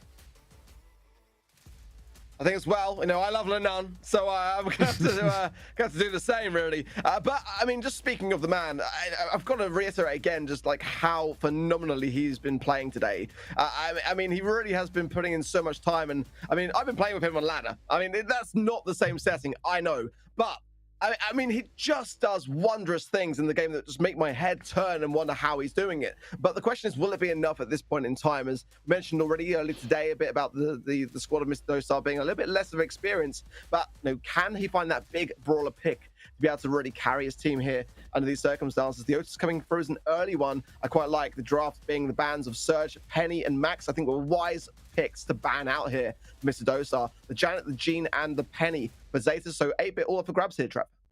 Yeah, I mean, there it is. Zeta Vision are going to take it. And, you know, you can't blame him for it either. I think Crow's an absolutely incredible pick here as well. Very, very versatile. But 8-bit is that one that is really a front runner. And it's surprising to me they even banned Jean if that was something they were reaching towards. You know, having Jean as the mid against them would have been even more beneficial for that 8-bit there, but they did choose to get rid of it. And Otis is the first pick. You can never go wrong with it. It's going to be good against those kind of more mid-range lanes or the tankier units as well. So very versatile for Mr. Dozer as the first pick. Obviously got 2 return picks now as well, and Zeta with that last pick. So I'm liking the stronghold position that Zeta are in, but Bow is very, very risky. Very, very risky for the opposing team, I should say, with those bow mines if they don't see where they're placed. But at the same time, a cheat cartridge will get you out of harm's way. Yeah, it's kind of what I was thinking. You know, as much as I do really like Bo here, I do feel like Abed kind of gets that free pass to TP away. Now, that is if he has a damage booster. Otherwise, he's so slow that is probably going to be a free kill. But I don't know if you want to really bet on that. And Bo is not exactly the highest like mechanical brawler or anything along those lines. And I was going to say, I need that X factor, right? Those pop-up brawlers. And I'm feeling like we are going to be seeing Lena playing out that Sam. And I think they kind of needed something like that to really just, you know, push in the back and put some pressure and have that possibility of stealing the gems if Zeta take an early countdown. They need that if they want to stand a chance against a team like Zeta. It will 100% be a Lenan. That is the Lenan pick right there for me. And it could be the Ashe, the responses from Zeta, but they don't seem to necessarily be swaying towards tanks too much today. Go with the tank counter, yeah, Collect coming in for them. It seems to be much more the kind of play style. And I personally prefer the way that Mr. Dosa have been demonstrating how they like to go on the aggressive. And Zeta have not been great at defending against those ideas. So it does make me a little bit concerned. The Crow could be a little bit of a tough one for Mr. Dosa to be able to work themselves around. But let's see how this one goes. I think that Bo mid here is actually really, really viable, especially when Gene is out of the mix. I think it's definitely the best mid that you can really go for on this particular map, and still in a fantastic place. I mean, the recent nerf of the Super Totem hasn't really done anything too drastic for the majority of what Bo is useful for. So I actually quite like this draft of Mr. Dosar. For the first time today, I think I'm swaying more towards them in the draft, but we've kind of seen consistently, in our opinion, them having the weaker draft, but doing better with it. So is it going to still pay off for them here now as we go into this first game, or, you know, the last set of this particular series? 3 gems just sitting in the mid as both sides creeping and edging towards them. It's actually triple stacking for Mr. Dosar as they now start to push through. Yeah, well, I mean, if they're not really pushing on the side of Zeta, then it's not really that bad. Just means a bit more utility down in the mid and a bit more firepower so far. It is a slight gem lead for FA Mr. Dota, but that damage booster, that's a huge safety net for now. It means he can TP back in case he gets in any sort of danger. And Lena will be dispatching of Meow on the right-hand side. Garo gets muted. That should be a free kill for Salty. And now he's all alone. The damage booster taken out of the equation as well. That means that FA Mr. Doza, they got such good positioning to build up that gem lead. Oh, great takedown, but Lenan is the one that's, in my opinion, giving all the pressure. It was a really fast takedown of Meow, just got him into the position that they needed. Now, Salty taking some hits though from Garo, who does pop there. The gadget, but not able to realistically get the value he needs. Salty healing now, Lenan keeping him low, and what a steal for Mr. Dosar, moving on surely now to match point. But we've been in this position before, they weren't able to seal it. But it's got to be feeling like now it's much more back within their grasp to do so. What a snatch, what a steal, and Zeta dropped the ball. That was an incredible game from FA Mr. Doza. In the beginning, they looked slightly better, but it wasn't really, you know, all that overwhelming. But then suddenly a kill on the right, a kill on the left. They managed to catch the gem carrier off guard and even get away with every single one of Zeta Division's gems. Match point again for FA Mr. Doza. Can they close this one out? Lena doesn't quite pick up his super again, and that does mean that he goes down. But it is, again, a 4-gem early lead in favor of FA Mr. Doza. Well, Zeta have got themselves back into a bit of an affirmative position, but again, keep an eye on Lena. If Meow does not keep him tagged up, then he will push forwards, and he's doing that now, just juking these shots. Very important to do so because he'll be seen in those bush areas. Surely a slowing Toxin here would go a long way, but Zeta have got to deal with him now, and it's buying valuable time for his teammates. Gets down the damage booster as well, as the jumping from Meow does target the gem carrier. Salty's too low to be able to do anything about it, but Emmerich is holding on that top right-hand side to allow Lenan to come back in, and the defense is there. Yeah, nice reset onto Garo's healing as well, making sure he needs to recenter. They're now trying to take care of that healing station. Somehow gets the kill, does get taken out by Garo, but it's a 2v1. Emmerich going for just a 1 gem. One has spawned down in the mid. That's going to be enough to secure a countdown, but it's only 9 to his name. Salty's carrying 1 as well, and now trying to create a little bit of space. He's going to respawn invincible as well, which is going to be a problem for any of Zeta Division's players that are up there trying to reset that countdown. They need a kill on either of the 2 gem carriers. They do find one now. Garo popped the gadget as well. A great super. Is that enough? The mute for the kill, but now he is still standing, and he's picking up some gems, but there's no way he gets out of there. Nowhere to go. Nowhere to go for Zeta. And the gems safely back in the hands of Mr. Dosar. And this time, they've got to be feeling like it is going to be theirs. Bialdo on the left-hand side is a problem. He's trying to get the pinch off. Lenan is there for support, but the mines are slowing Gary's advance. He can't really go on the aggressive, but Lenan can. Gary takes him out with the gotcha gadget still in hand. But will we see a takedown? No! Mr. Dosar do what Reply Totem could not in the BSC monthly finals, and they knock down Zeta into the lower bracket at the first available moment of the competition. And let's be honest, Reply Totem won both seasons of the Snapdragon Pro Series powered by Samsung Galaxy. What is going on, Teddy? What a start to the day. Yeah, this is just so unexpected. I mean, we're used to seeing, you know, some sort of upsets here and there in the Snapdragon Pro Series, but the first match that goes all the way to fifth set, nearly every single set as well, going all the way to a third game, except for Gem Grab and Brawl Ball. That is quite an interesting way to open up this season 2.5. And FA Mr. Doza, I mean, what can we say? They just looked incredible. The team synergy was on point, but mechanically as well. I feel like they're doing such a fantastic job at utilizing Lenan, because if you look at pure mechanics, I would say that, you know, if you take Lenan out of the equation, Zeta are still a little bit better. But you bring Lenan into the mix and give him the right brawlers, the right conditions, and the team plays nicely around him. He's been creating so much space in so many different situations. Doesn't matter which mode, doesn't matter which map. He's been able to just provide that value and help his teammates shine as well. And I'm really liking the dynamics we're seeing so far from this roster. So many people at home surely had their money on Zeta on this one. Absolutely so. But again, there was that big win for Mr. Dosar, that big grand finals win. Going back to that open qualifier 4, which is always stuck in my mind against Zeta. And it just was that moment in time where we saw the revenge being made. And now they're even, Trav, but in very different places in the brackets.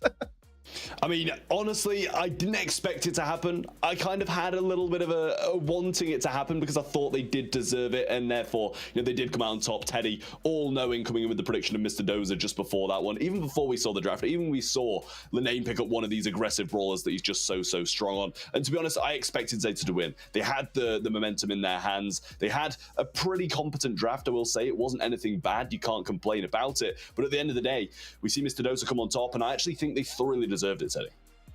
Yeah, I agree. It didn't, like, as much as some of the games and some of the sets were maybe a little bit of a robbery here and there. I mean, you know, the way things open up in Bounty as well were questionable, but we did see, you know, some fantastic games go like really in the depth, and it did feel like they could just really hold their own. And I want to insist again on how well they utilized Lenan, because having a substitute, even though, you know, it is a player of the caliber of Lenan, is challenging, but I feel like they just really made sure that, you know, everything was in place and that it didn't feel like they were playing with a sub, and I'm really impressed by that.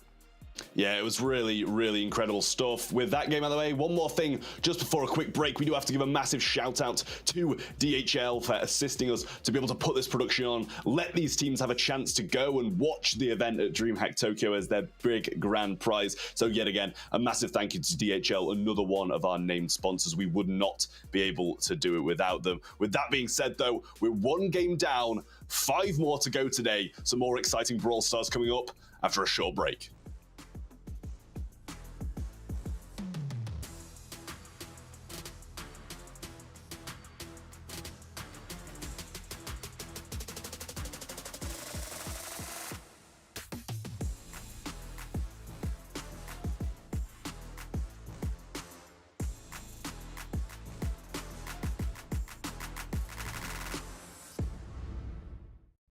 The Snapdragon Pro Series is brought to you by Snapdragon Elite Gaming, Samsung Galaxy, Monster Energy, and DHL.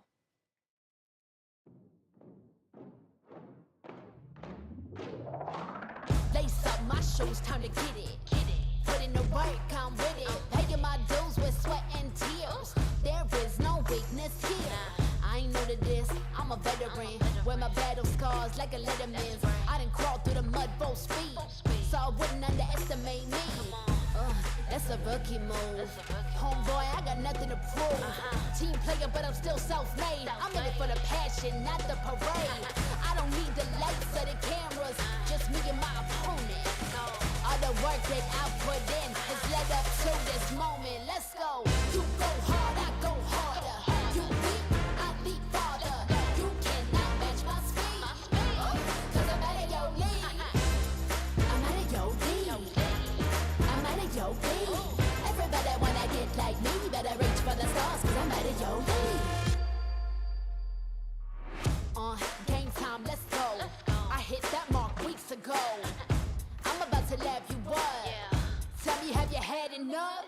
You would think I had a PhD in psychology. The way I get in your head, there is no escape. Like I said, I'm out of your league. I play fair, but show no mercy. Only give my time if it's worthy, 'cause I keep my mind on a mission. And you don't fit the vision. I ain't cocky, okay, a little bit. I call it confident, but they can handle it. Don't blame me, it's just my time. So move, 'cause you're blocking my shine. I'm out of your league. You better go with plan B. You taking the crown? That's a fantasy. You can't step to me. I'm out of your league. Better beef up that defense. I give you an A for effort. Now hit the bench. You go hard, I go harder. You weak, I leap farther. You cannot match my speed, 'cause I'm out of your league. I'm out of your league. I'm out of your league. Everybody wanna get like me, better reach for the stars, 'cause I'm out of your league. You go hard, I go harder. You weak, I leap farther. You cannot match my speed, 'cause I'm out of your league. I'm out of your league. I'm out of your league.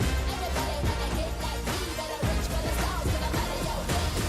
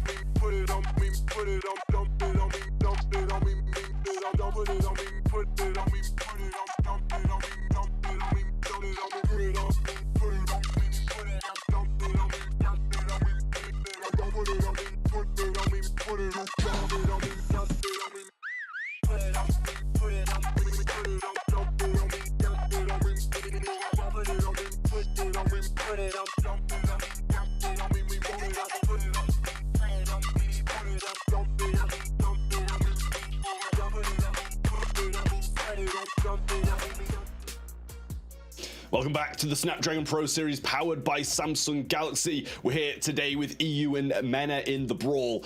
Fighting out for those tickets to go and watch DreamHack Tokyo, all expenses paid for trip, so a big prize at the end of it. We're one game down. Looking forward to the rest, Ark. Absolutely so. I mean, if the day continues as we start, then I'm expecting more upsets to come with so much on the line at stake. And I mean, who doesn't want to go to Tokyo, right? Let's be honest. I mean, that is a huge prize to have. You know, you can just see how much all the teams want it so far today. And I fully expect the next match to be no different. Yeah, well, before we get into the next match, a couple more shout-outs. We do have to give a big thank you to Monster Energy for assisting us in putting on this production and everything along with it. Wouldn't be able to do it without them, right, Teddy?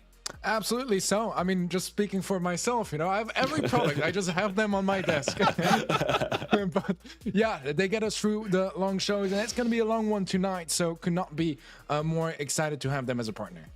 Yeah, and on top of that as well, Snapdragon Elite Gaming once more have been a big help in all of these things. So as you can tell by the name of the show, by all the sponsors and everything like that, they have been a massive part of why we're able to put these productions on. So big thank you to them and Monster Energy as well. But getting that out of the way, down to the nitty gritty, we've got Navi versus ANR coming up next, Ark. Who have you got your money on? This one, again, I don't think is nearly that clear cut. Both teams having the same kind of result against one another in the open qualifying stages. So they've both got wins against each other. They both demonstrate a great amount of skill. We saw, didn't we, Navi recently in the BSC, just kind of exiting in that first stage, that first round of the bracket. So definitely taking a couple of knocks along the way. And I've got to say, looking back through those open qualifier results, Navi were a little bit inconsistent with some of them. They definitely showed growth throughout the competition, but a lot of their exits were kind of at very random stages of the brackets. They've been showing some growth, but A&R, the underdogs for sure, but I still think you can't count them out. As we've already seen today, one team has already knocked down the #1 seed into the bracket. So I don't think you can call this in any way conclusive. Yeah, no, I agree with that as well. We'll touch a little bit more on Navi a little bit later, but let's have a look at the A&R roster for now, see who they've got bringing it in today, and see if they've really got a roster that's going to be able to compete with the level that Navi bring to the table. Alex, who obviously did used to play for Navi, Mebius and Rama, big roster. What do you think of this one, Teddy? I was just thinking, why don't they call it AMR now, since it's Alex, Mebius, and Rama? But either way, it's a team with a lot of skill. I mean, Alex, Navi, right? Rama was with Craze Clan and then Chasmac, now Zeta. So Mebius was Kozaki as well. He was probably one of their better players and very aggressive as well. I like this team a lot. It kind of feels like the black sheep of every one of those rosters that's separated with them, whilst the others mainly stick together. But at the end of the day, they are incredible players with just so much both mechanical skill, but also, their expertise in draft. If you look at Rama, he was considered to be one of the big brains behind Craze early in last year, and all their success they had was the draft. So this is a very, very impressive roster to me, and I want to see much more from it. Yeah, it's definitely a roster to be worried about. Let's take a quick look at the Navi roster as well to see who they'll be coming up against. We know them, we love them. MMA, Cube, and Angel Boy, such a strong roster at the moment. They haven't had massive amounts of success here and there, but they're always up there in those top 8 teams in the region arc. Yeah, exactly. They are a team which have, really shown their worth. I mean, especially, in the Snapdragon Pro Series as well. Making the grand finals of the Open Qualifier 3, just losing out there to Foot Esports. But nonetheless, this is a team which we often tend to see at the beginning of the year. They struggle a little bit. They take their time to really show their worth. And, this is where Navi is for me a little bit at the moment. It's a bit uncertain, just a touch, but a team nonetheless that over the years have just demonstrated greatness. They've got what it takes to be the best, and it just sometimes takes a bit of time for them to find their kind of their stride. They've obviously had that kind of roster change along the way as well, leaving Alex to find greener pastures. So to find that synergy as a 3-piece now has been their biggest challenge. Yeah, well, we all kind of came into the last one a little bit poor in terms of predictions. I'll ask you both once again, because I do feel like this one actually might be closer in terms of prediction than the last one. Mr. Dosa just brought a massive upset to the table, but I'll start with Teddy down the bottom. Who you got your money on?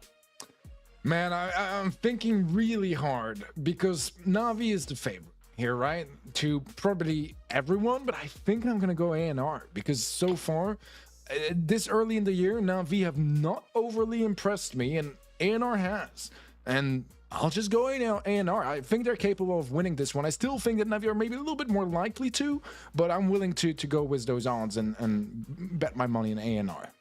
You see, I was going to come out here and give this massive bold pick of A&R and expect you both to go Navi and feel really smart when they get it right, but clearly both of us are on the side of A&R here as well. Ark, what about you?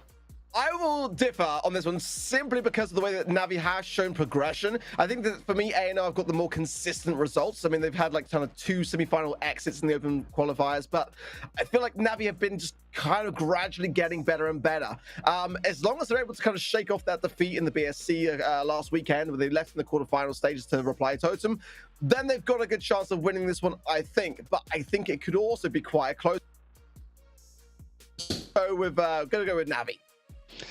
Yeah, I mean, I can see why you'd want to. The majority of people probably would as well, and we know how much the community loves Navi as well. So if we had a community prediction, I'm sure it'd be 95% in favor of Navi, just purely off because of how the fan base they have.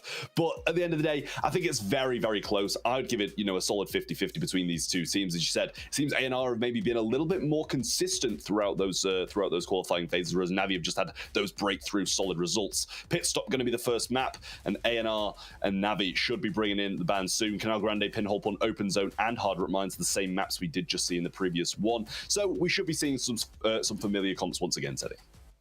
Yeah, certainly so. And one thing that is in favor of Na'Vi in this situation is I think that, you know, the unbreakable walls, that's very much in line with the tanky and aggressive ideas that Na'Vi like. Now, I think that's very much in line with how they want to play, but sometimes Na'Vi are a little bit slower to adjust than other teams to the meta because they're quite a stubborn team. And it's quite interesting to see that slowness because they're one of the more aggressive teams in general. But I'm curious to see how they've adjusted to this newer meta since it's still very recent. And yeah, if you look historically, I feel like Na'Vi haven't always been the first ones to, you know, adjust and make the jump to the newer meta. So I want to see if they actually are ahead of the curve here or if they're going to be slacking a little bit behind in the draft as they kind of used to. I feel that's what it is, actually. Yeah, exactly that. Na'Vi come into the season very aggressive, overly aggressive, too aggressive, in my opinion, whereas other teams are kind of a bit more, you know, slow and steady and just kind of like, you know, put their toe into the water to kind of gauge the temperature. Na'Vi just dive on in, you know?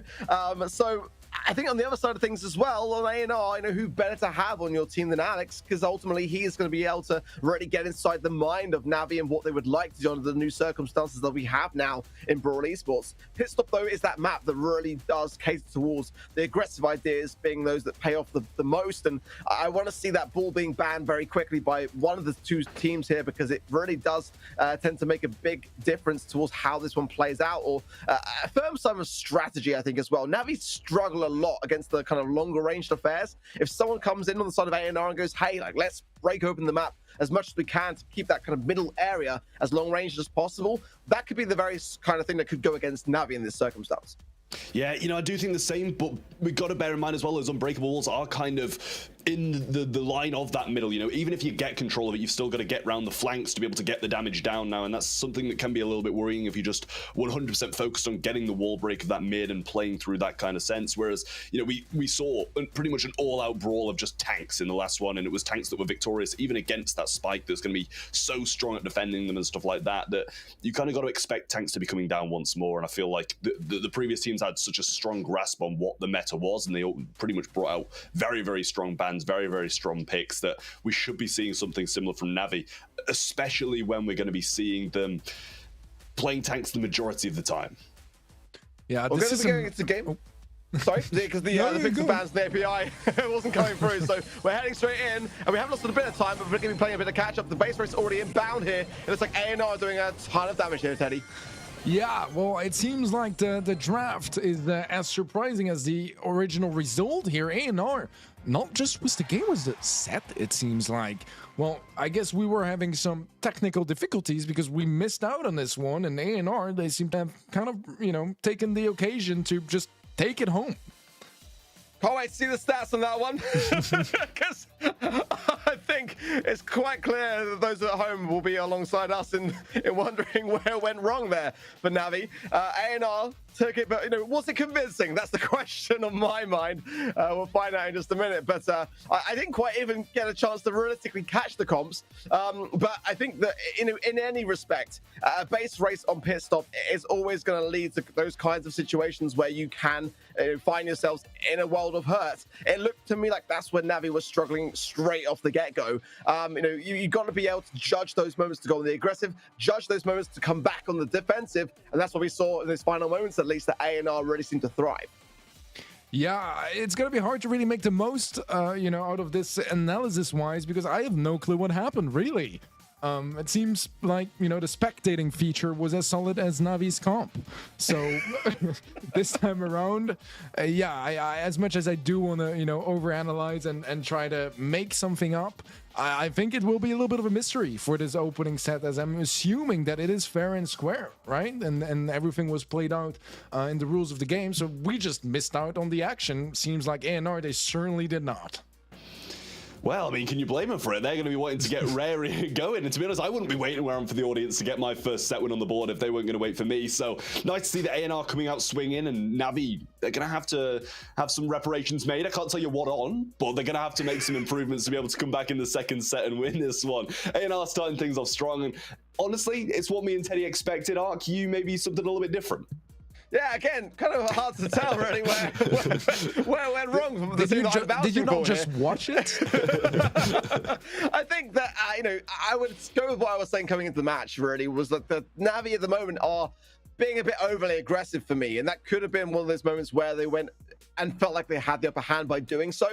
But I think we've seen it already today, actually, in pissed up against, both Zeta and Mr. Dosa, that, leaving three players to go on the aggressive is just not a place that you can afford to be. And I think that Navi have just got to start to, heighten their communication. That seems to be where, at least we saw in the BSC, didn't we, over the weekend, that they seemed to struggle quite a lot, where they just were not seemingly in sync with each other when it came to that controlled aggression. That's kind of what it is for me. Navi are a team which go aggressive, but sometimes it's not always controlled enough to be able to bring the outcome back into their favor. Yeah, and I think you kind of got a question as well if Alex was that piece of the puzzle that they just didn't realize they needed until it was too late and they let him go, because now he's coming back. He's going to want some revenge after being, well, actually, I don't know what happened, whether he was dropped or if he just left voluntarily, but he's going to want to come and he's going to want to beat his old team, prove a point, and clearly that's what is shown in the first set as they come home with a win. But, as you say, Navi, they really do need to sort this communication out, and whether or not it's, what we expect for them to come out and lose this one. Yes, they probably are the favorites regardless of a couple of our predictions, but Alex could be that part that they were missing and they just didn't realize until it was too late and let him go, Teddy. Yeah, I think if you look the other way around a little bit, it's kind of coming back to what I was talking about earlier. But ANR, it was kind of the players that were left out from their original rosters and having to go FA and all, just, it kind of felt like a mix, like we see every season. A whole bunch of them, right? Just 3 players, not even too sure they want to play together, but they do. And sometimes they just work. And it seemed like so far, ANR, whether it was for the Brawl Stars Championship or here, which, I really wish we could have seen more of why they actually managed to take that opening set.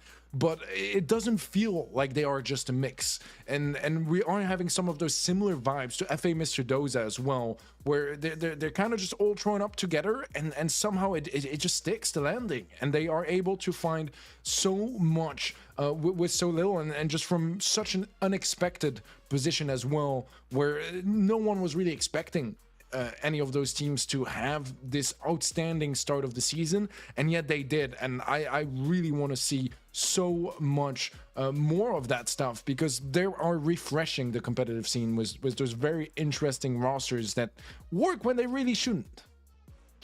I think, to be honest, that some of the best teams are formed that way. They're just thrown together and it works. Pick and bans in quick. We can see the Daryl, the Max, and the Penny before we get into it quick. The Bonnie, the Ruffs, and the Lou. This time we actually do get a pretty solid look at some comps. I'd imagine we're looking at maybe some friendly rooms as we've got the Shelly and the Nita bans. So I'd imagine we're sliding into a friendly room. Kind of interesting on the side of Navi what they were planning. Well, this is pit stop. So, which I believe is what we were seeing the end of. So I'll just probably double check in with production to see. I think that maybe it could be the case that they've realized that they are now in a friendly room and didn't change the map potentially, because I think, judging from the schedule for today, that we should be actually on, I think, Brawl Ball, Super Beach. But either way, we'll double check with production to see where they're up to. But the players definitely seemed to indicate to us that they were making some kind of an error there if they weren't playing. So it'd be safe to assume that the players would be rectifying that as soon as possible. They seemed aware that, this wasn't what was supposed to be happening. So, or, there is just a huge power outage at the Navi house. I don't know, but they did seem quite aware. It happens. It happens. Yeah. Players make these mistakes. They have to make the friendly room because the API is not working or something like that, and then the map gets played twice. It does happen, and I'd imagine we'll get back into it pretty swiftly, as the comps shouldn't change, as they should just be able to redraft and get back into the game quickly. But we saw the drafts, and honestly, I'm not sure if they're meant to be pit stop drafts at the moment, because if it's as you said, and you can remember rightly, Super Beach, I don't know if they fit massively. We saw a little Daryl in there. So what we're hearing as well is that they are now reenacting the win that ANR already had in that first set, which makes a lot of sense, actually. Obviously, Navi just allowing them to get the win, to reflect it probably in terms of the API. And then they'll probably proceed from that first set into the second set and kind of go from there realistically here. But at the moment, that might be why we saw the reflective in the API with the bans. Kind of seemingly the Shelly, the Nita, and the Colt kind of stood out to me as kind of questionable bans on the side of Navi as well. So we'll probably be able to see kind of like a new refreshed draft coming in just a minute coming in here. It was Canal Grande, actually, my mistake on the schedule side of things for the next map. But this is a map which, again, it does cater a little bit towards Navi, and the question of the tanks being able to really power their way through with the unbreakable walls, and with Canal Grande, it is one of those maps where being in that back spawn can really have a troublesome result for you and your team, Teddy. Yeah, certainly. So I agree with you completely. It's one of those maps, but to be fair, I would argue that Pit Stop is also one of those maps, and that hasn't gone Navi's way, so I'm not even really sure what to expect. We do have our bans lining up, so Surge, Gene, and Lou will be banned out by ANR, as Navi don't want to see any Janet, Tick, or Ash. So I'm really curious towards what this is going, and it's going to be an Eve first pick from ANR, which I did mention in our previous match, and I'm really down to see how that plays out. I mean, it's always going to be good to go kind of back and forward across that water, and it does open up a lot more gameplay, especially with these walls being in the middle. You need to be able to maneuver that a little bit more, as it does shut it off quite heavily if you're against those throwers. We do see the Tick ban, so that's one less thrower for them to worry about, but we see the M's coming in as the first pick from Navi. I'm not 100% sure how I feel about that, but maybe they're going for a bit of a versatile comp Poco to follow up after that one as well, and maybe they're just going to try and just walk through the damage with some heals. I've kind of got no other explanation. I'd imagine the M's is for that kind of zoning of that's available with the super. But at the end of the day, I'm not sure how I feel about this. It's an interesting idea from Navi. I mean, it's definitely got some kind of, some APAC ideas for me. Ems being a brawler which does seem to be quite catered towards that kind of region. I mean, the acid spray, Gadget can make a mark with Ems now with the unbreakable walls. I have seen that start to occur a little bit, but it is definitely quite a bold idea coming here from Navi. But ANR seemingly don't seem to value it too much because they're picking the El Primo into it, which would definitely show to me some ideas of confidence with that idea. But the Eve here, absolutely, I can see having a bit of a head start over the Navi comp, realistically there. Being able to really just cut through the middle of the map, get that blue star, and be able to go from there. Third pick coming in for both teams in just a minute. But so far, I am favoring here the ANR draft at the moment. And left Spike is the last pick for ANR. I have to say, this Navi comp so far just kind of looks like, 2022, the early stages of Navi getting back into the BSC and discovering draft. And I don't necessarily mean it in like the worst way, because they had some good ideas here and there, but they would kind of just do that thing where they put Poco with whatever. Like, there wouldn't really be much synergy with what they pair with Poco, which is kind of how usually in the West we play Poco with, tank your brawlers or a Max or something along those lines. And we just don't really see that here, which is quite interesting. And I don't really know what to think of the Squeak last pick either. I do like Squeak here, but that's not going to be stopping a Primo that's running at you. It felt like to me there was a plan that Navi were trying to go with here, but it didn't work out the way they were hoping, because to have a Poker with not really any tank to pair it with, to me signals quite an idea that they were looking for maybe the Primo, in fact, and ANR kind of put that idea to rest, and then Navi realized that they were kind of caught out and had to go with something else. The Squeak is not a bad pick here, don't get me wrong, but there just doesn't seem to be much synergy in the ideas that we're kind of seeing kind of come and being thrown together here by Navi. The Poco is definitely not going to be a third wheel necessarily. It's going to bring some value to the team, but it definitely lacks the chemistry that we're normally expecting to see a brawler like that in Canal Grande. Cube taking quite low HP off the bat here. Alex also in trouble, should get taken out, and he will be indeed, but Cube might just join him unless Rama can't find a connection, and it seems like he won't get quite enough to finish the kill. Rama taking a lot of damage and a beautiful shot from Angel Boy. I mean, we're doubting the Squeak. So far, he's the one doing all the work. Great brawler to have. Ultimately, the sticky residue can really shut down a lot of the lane ideas and force the hand of your opposition. Navi just now looking to hunker down the 3-star lead they have. Blue star is with Mabius at the moment, but Angel Boy wants it for himself and just get one tap off. 1 minute approaching on the clock, and we do need to see a bit more aggression on the side of ANR, but again, they do have that set lead, which Navi are not taking lightly at all. Some heals, some much needed ones coming from MMA, and now the whole of Navi all pretty much full HP. Dude, Angel Boy is ridiculous so far on that Squeak. He's found so much value and hitting so many shots straight up on target at max range. Impressive stuff. Mebius has a super. He might be keeping it for a final big push. So far, every second that he doesn't decide to use it means that later on, yeah, he won't have a lot of time to get another one if he wants one for that final push. And Angel Boy is going to swiftly take care of it now. Angel Boy low, but the heals are there. And Cube finds a pickup onto Rama. Alex in trouble as well. And so far, pretty much so good for Na'Vi, as A&R just not standing much of a chance if at all.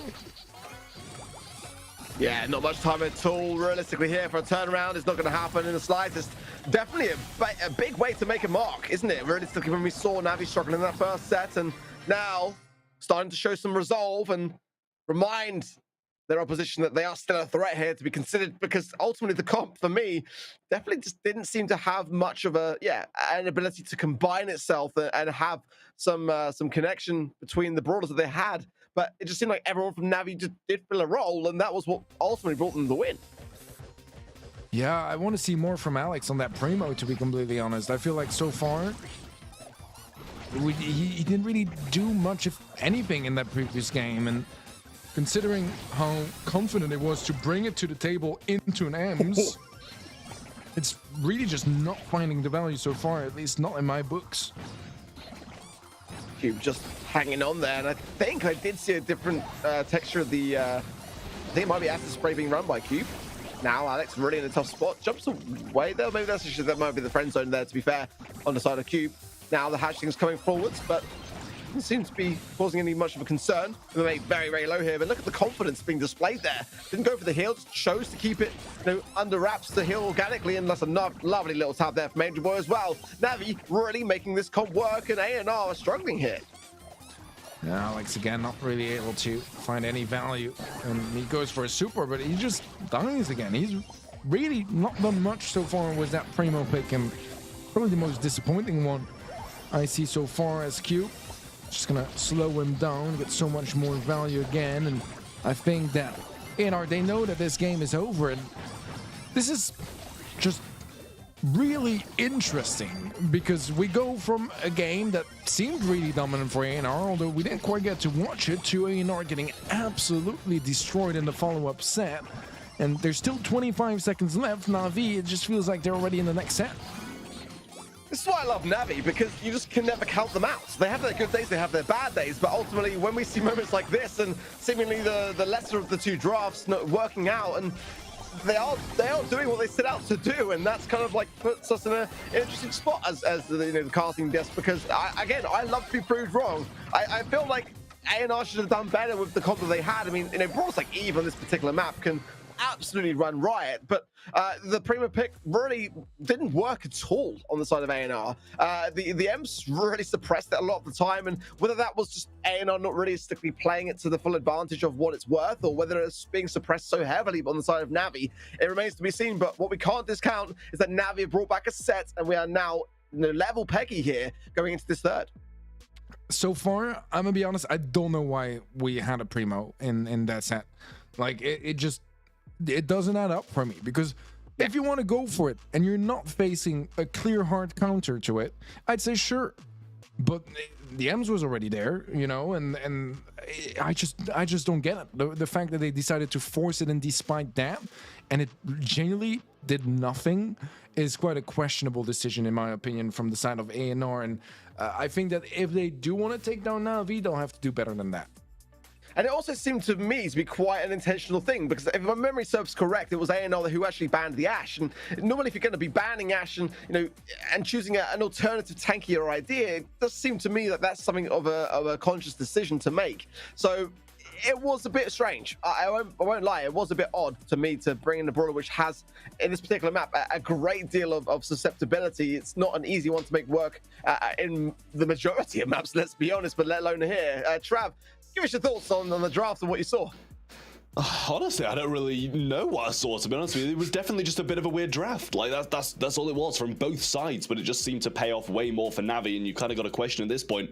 What did A&R do so right in the first set that they did so wrong in the second to be able to be completely flipped like that? Because the first set was over before we could even spectate, and the second one, it was just all dominant for Navi, and their comp wasn't even that much better. You've kind of got to doubt the Primo, right? It's the only kind of thing you can throw the blame at, as it really didn't do anything at all. Got about 2 supers during the game, and whilst he had them, he died on landing or even mid-air. So definitely got to question that. But Pinhole Punt is the next map up, and Max, Poco, and Ems ban. So I don't want to be seeing that Poco Ems again, I'll tell you that. Now they're going to get rid of the Spike, Ems, and B. Crow going to be the first pick, and Crow's just so versatile at the moment, Teddy.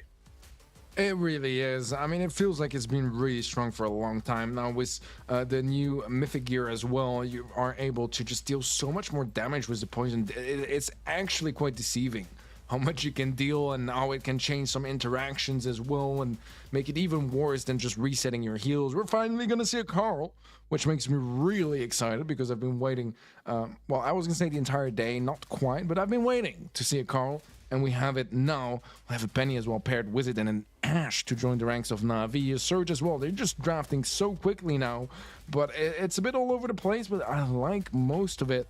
It's not going to be nearly as easy for that Carl to shine as I had hoped it would be. And now we just know what they want, don't they? They're just coming in really thick and fast with some very, very aggressive ideas. But that Poco ban from A&R may have just been something of a consideration for them going in with these comps, but I do like what I'm seeing. We've seen already today the Penny not really working out on the side of Zeta in Brawl Ball, and Otis as well. Could be that Brawl which they need on the side of A&R to bring the whole thing together.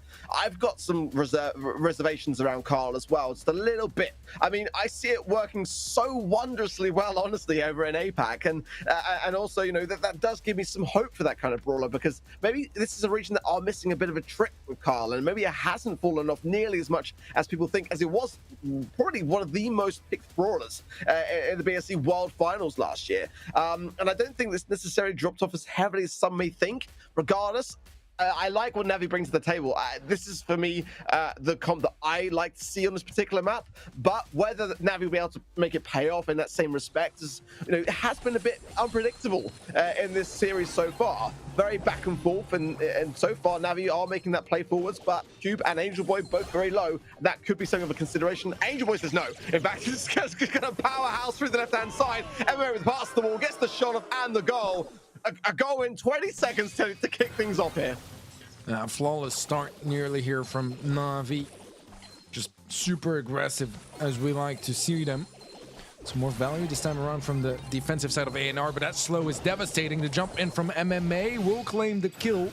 That should be more than enough to settle this one, and that is going to be a quick 2-0 in the first game in favor of Na'Vi.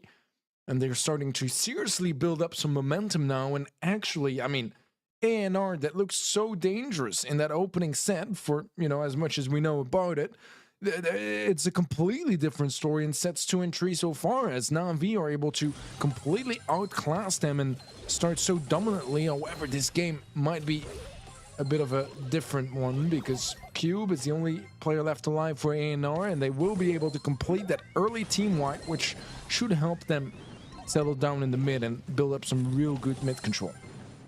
Yeah, the power surge there just didn't really pay off for Cube, but could be a good opportunity to be able to try to get that early stack. But I do like the way that A&R are playing it in that respect, just really not feeding into him, keeping him as low as possible, because in these early moments, this is where they do have the advantage, and obviously gave it away too swiftly in that last game. What a quick game it was. 40 seconds is all it took for Navi to be able to secure it, and now, good mute, very important mute, allowing Alex to actually get the takedown there, and a second as well. Robin now pushing the ball through, can super pass this if he wants. He's actually just going to pass it. I would like to have seen maybe a super pass there and a more aggressive flying hook into the game, into the play there. Could have availed to a goal. Not going to happen though. Navi have a chance to defend this and push forwards. And they'll go for slower and safer approach, which we'll see if it pays off now, as some decent damage onto Cube. He is quite low HP. Will fall to Map. He is surprised he didn't go for a jump there. A 3v1 for MMA, and not one that he can win as a Crow. 1 minute and 10 seconds left here as A&R take over the lead. It's very, very back and forth, isn't it? And I'm not sure that that's a good thing or not, but now finally Cube getting off the mark on those stacks, and enabling him to go a bit more on the aggressive. Great slowing toxin there as well from MMA, and that's giving Navi a big stronghold in the mid to jump in as well, put him into a great position with a takedown of Alex as well. Flying again from Mabius. Will he be able to defend this? He does buy just a little bit of time, but they keep coming in. What a pass! Oh, beautiful stuff from Navi. My goodness me, what a goal from them. Yeah, the timing had to be spot on from Cube to land as the shield from the respawn goes away. Maybe he's popping a shield now as well. Gets a lot of damage, but Angel Boy is able to claim the kill, and it's 2 players on the left-hand side trying to just walk it in perhaps, but going for a safer approach. For now, 15 seconds left until overtime knocks on all the walls besides the unbreakable ones, but we're not even going to be getting there because the pass to Cube is there, and he's able to slot it in for Na'Vi. I mean, I'm impressed. I'm really impressed by how quickly Na'Vi turned this one around. Yeah, I feel like going back to that first set that we didn't quite catch on the spectate, it must have been 2 straight base races. It was over so quickly, and looking at the way that Navi are now playing, it just feels to me like that loss must have been the result of something whereby, you know, they just got lucky in the side of A&R, because I'm not realistically seeing much that kind of sways me towards the other way. But look at the stats there as well. Quite interesting to see that actually there was far more damage being dealt by A&R. But look at the heals on the side of Navi in comparison, and the amount of damage being dealt. It really was just such that despite the amount that Navi conceded in terms of damage, it didn't really scratch them in terms of the results. They're playing the objective, and I just feel like in that first set they must have just got unlucky, because at the moment they are flying through these sets. I mean, they are going so quickly, and I feel like the whole series could be over very quickly here. Yeah, it feels like both teams are risk takers, right? And so far, they've both been taking risks, except it only kind of works 1 out of 2, and so far Na'Vi have just been a little bit on, I don't want to say the luckier end, because obviously that would take away from their skill, and they are incredibly good at this game. So don't get me wrong, but it does feel like those sort of like kind of risky ideas and gambles have paid off a little bit more for Na'Vi so far. I mean, at the end of the day, they are winning now 2-1, and A&R just not looking anywhere in sight of being able to bring this one back. They had some good look-ins in that second game, got the first goal, but then it kind of instantly got flipped on its head once more, and Navi started looking like the much better team again. As soon as Cube starts to get some levels over his head, that's when it starts to become a little bit more worrisome for that A&R roster, and it just happened. As soon as he got level 2, he got that speed boost, he got moving and got towards that goal mouth and were able to score. Because it was a little bit questionable on that last defense as well. We saw Carl just spin away and go all the way up to the top of the map. Well, not to the top of the map, but away from the actual defense, and just not what you want to be seeing. A&R looking like they're kind of in shreds at the moment, as Navi have been picking them apart little by little, and now that's 2 convincing sets their way in a row, Arc. Yeah, you know, imagine dousing Navi, guys. Couldn't be me. But you know, there's still more sets to come. You know, you might get your wish. You might go to the 5th and final. We've been there once already today. We could go there a second time in as many matches. I mean, one thing's for sure is that today has been full of surprises. I think it's fair to say. I think with that same idea in mind, it could be that A&R start to bring this back. We haven't realistically seen too much from them yet, but I feel like they are a team that have the potential to do so. I mean, this is a really respectable roster of really experienced players, and they might be saving the best for last. Who knows? But if I'm able to speak directly to them if they are watching back this pod, I highly recommend that now is the time to show some resolve. Take it to Hard Rock Mine, because you do not want to be going down to that lower bracket. Just a reminder to those at home that may be joining the stream a bit late, the loser of this match does not go home yet. They will be in the lower bracket where Zeta Division already are currently. But again, no more lives as far as that lower bracket is concerned when you are there. So bans coming in for Open Zone being Poco, B, and Janet for A&R, and then Bonnie, as well as Poco and Max for Navi.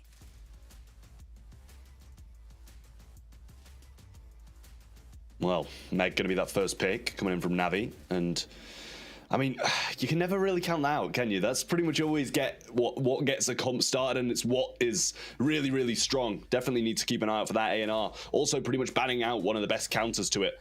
B going to be there, and it's just a little bit of a difficult one for A&R now. They've pretty much given them what is the best brawler on this map, and also banned out one of the counters to it as well. Navi, on the other hand, though, have banned out that Poco, so that's something that can usually pair quite well with the Meg to keep her in the mix, and same with Max. Crow going to be the return pick from A&R, and definitely a pretty smart one at that. Slow it down and use a Lola to get the DPS and pretty much take that mech down before it can really do too much. Yeah, making sure that the mech doesn't get to just stay forever in that mech stage is going to be very important because the value obviously is very different in between the mech form and the regular form. So they need to shut it down before it's really able to get the sort of damage that it wants to get, or that it can get up close enough to even go for a bit of a swing. Let's see what they will pair it with. Gene. I mean, it's interesting. It's not a brawler we see a whole lot on open zone in the first place, but paired with a Meg, I don't remember this really being a thing, to be honest, Ark. I quite like it though, as long as the pulls are coming in at the same time as the Meg being in mech form. I mean, with that swipe, it can just eradicate your opposition. You know, I'm surprised though, bringing back the Meg to conversation, that A&R didn't ban that. I mean, you can't really do that. They bring in the Penny as well to back it up, because ultimately that would have been a great thing to have for A&R to, you know, place down a salty barrel and just, you know, bring back the magic hand with nothing of any goods. But I just don't feel like this is a place where you can just avoid the Meg ban if you are that second pick. You know, it is the idea that they've gone with the poker ban, which eradicates some of what Meg can do. But I know, Trav, as the draft is now taking form and A&R choose their final draft, you know, who are you siding with on this one? I mean, so far, I think you've kind of got to go with Navi, the Penny, to be able to splash through the Lola as well. Bell's going to be a good pick. I think it's pretty solid. But Gene, overall, you're going to be able to get really good vision of those lanes. Although it might not be able to have the DPS to get these brawlers off the zone, it's going to be able to just assist his teammates and allow the Meg to really thrive by giving her vision of these bushes with that vision gear. I feel like I like Navi's comp a little bit more as well. I think the Lola is just very risky. With a Penny in the mix, if you have your ego anywhere nearby you, you're pretty much dead. Like, it's so hard to dodge both for yourself and your ego, and a single good connection and you'll take so much damage from the splitting shots. Let's find out though as we head into A&R and Navi, and so far early on it does seem like A&R are able to be just a little bit more in the zone, but that makes sense because we don't have Meg in her mech, nor do we have Penny's mortar on the map just yet, and those are going to be very, very valuable assets for Navi. Well, MMA Outstated's welcoming an Angel Boy being suppressed massively so by Babius and Alex, and without the Meg realistically coming into the equation here, A&R know that this is their time to gain valuable time in the mid. That capture now approaching 50%. And Navi have not made this comp work at all well in these opening stages. Now the mech coming in finally so for Angel Boy. Now as well, an ego pop from Alex will just delay the onset.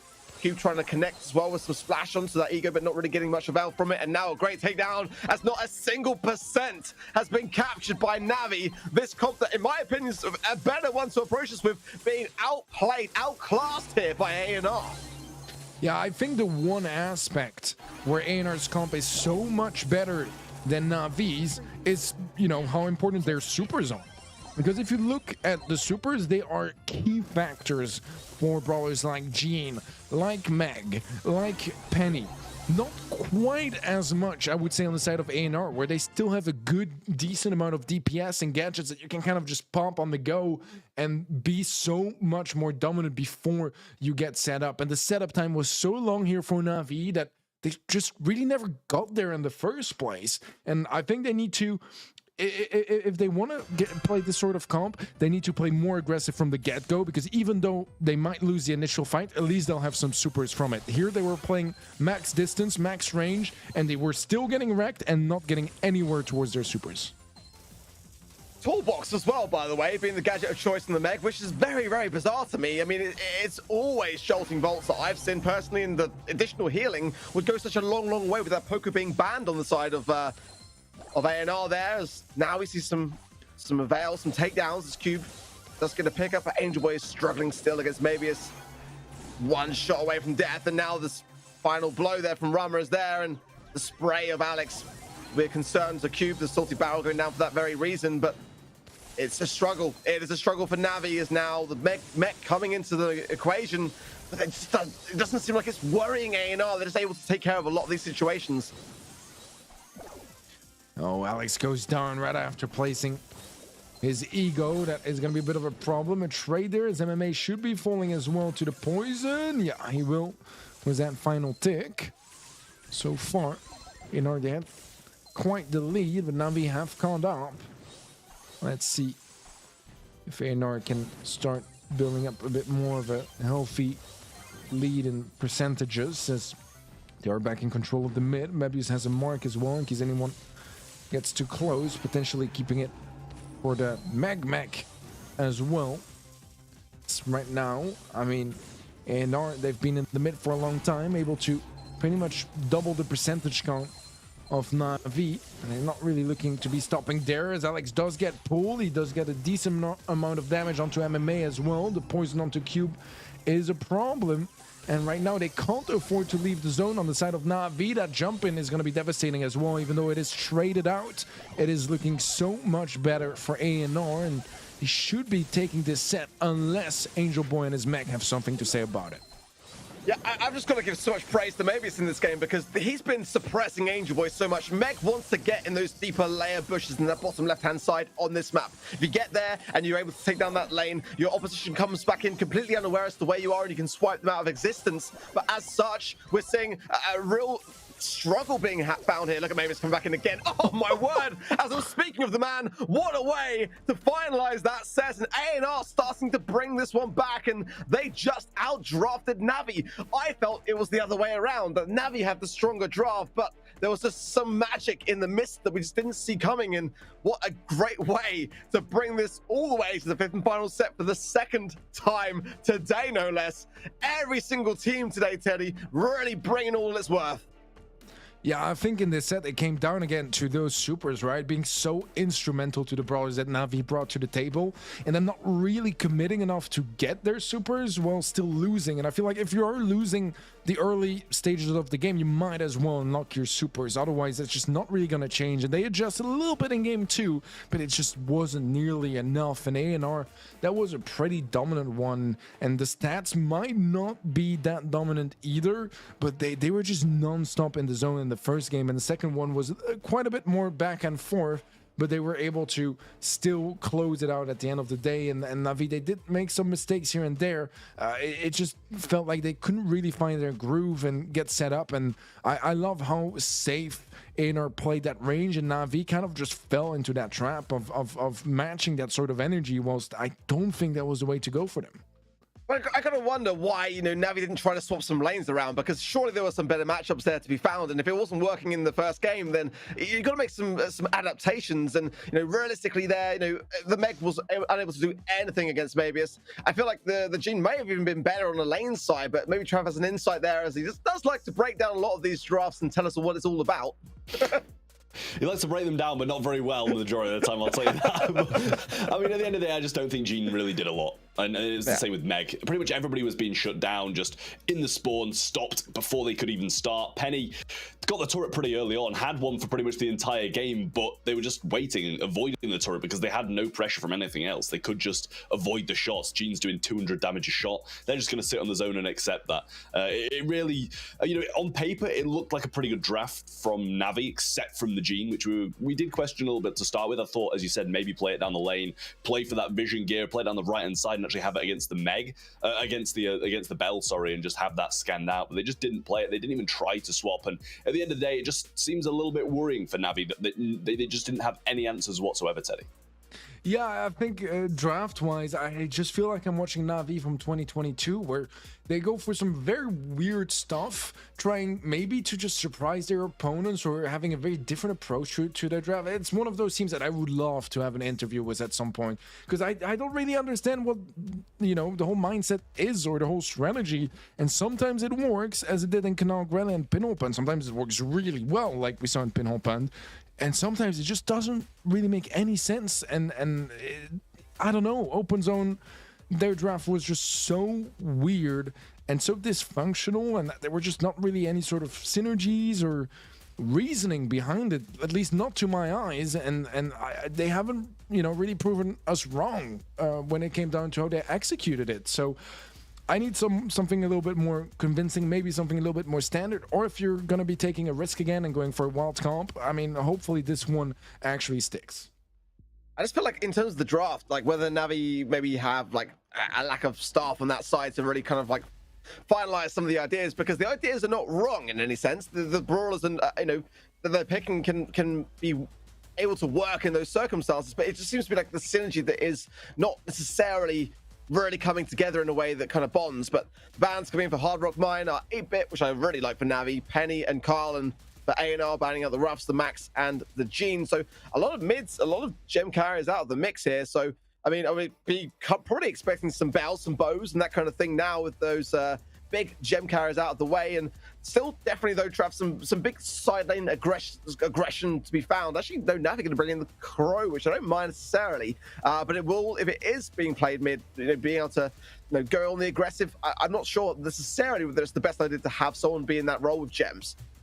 Yeah, no, I do think so as well. I think Crow here is pretty much just that solidified, slow down the opponents and play that kind of long-range poke game, which Navi seem to have been going for quite a lot of that, especially in that hot zone one, that long-range poke. But I mean, I don't know if it's the best pick. I kind of gravitate towards some more of those mids. Lola, really, really solid mid at the moment. Maybe Navi going to be reaching for a bow in the future as their mid, as we saw it work so well for Mr. Dozer in the previous game. But A&R, I like the start they've got with that Lola. It's just really, really solid, really versatile. Going to have that ego to be able to tank some of these Crow shots, stop that slow from being as effective, and the freeze frame obviously just really, really solid as well. Yeah, I'm a little bit scared of this Crow being a Crow mid, to be honest, because I feel like we've been seeing that more and more often, and I don't like it one bit. So I'm hoping to see a mid being picked up. Next is Ashe, will be the second pick for A&R. It's Ashe, right? It's really, really good anywhere where there's bushes, especially when there are unbreakable walls. And on this sort of maps, it can just really go for those wide flanks. And even though it's not necessarily going to have the easiest time against every brawl, and that's a risk you're willing to take when you draft it in so early, it should still, find those sort of openings where he can kind of just sneak through, and then suddenly he's behind you and you're getting flanked in very awkward positions, and you need to make sure that you have a way of getting him out of there, or at least making sure that he doesn't pinch you out, because those pinches where you have one behind, one in front, it's really hard to get out of in Brawl Stars. So Poco is an interesting approach here, opting more for survival rather than actually taking him out. So I don't know how much I like it. I don't mind Poco mid here, but it's still a pretty interesting idea as well that we don't really see most of the time. Well, it had to be a brawler like Sam to combine with the Poco, but I still just kind of wonder, like, I don't know. Every time that the Navi comp to me doesn't look right, they then come and surprise me with something and show me why I was an idiot to doubt it in the first place. So, I just feel like what A&R are bringing to the table has some really, really strong ideas. Ultimately, the Lola into that Crow is going to be a really strong thing to have. And with the ego, I just don't see where Crow is going to win that lane. And Poco mid, great to have, but are you going to be able to connect and close the gap upon the brawlers that are going to be playing the mid? It's going to be the Lola, surely, right? I mean, that's going to be a really tough thing to really, gain the distance, close the gap, and have Super to be able to give over to the Sam. Surge going to come in for A&R, and that is a really aggressive idea to add to an already aggressive comp. I mean, the Ashe and the Surge and the Lola mid with the bans of the Gene and the 8-bit, which would have been great mids to have for gem carriers. It's looking like a winning comp for me from A&R. But again, Navi have made some kind of strange, kind of mismatched ideas coming together and actually have them work. So I'm excited to see what Navi have in store, but this is the 5th and final set. This is not the time for experimentation. So I just hope that Navi have got something tried and tested. We've already seen Lenan today with the Sam. We know how strong it is on Hard Rock Mine. The question is, will Angel Boy be able to do the same? He is swapping lanes already, and I think that's a good sign for him. Yeah, he's going to be trying to match against that Ashe, and with that gadget, that's pretty much going to be a free kill. Might not be quite as easy once he's run out of them, but so far so good. He finds Rama, he's low.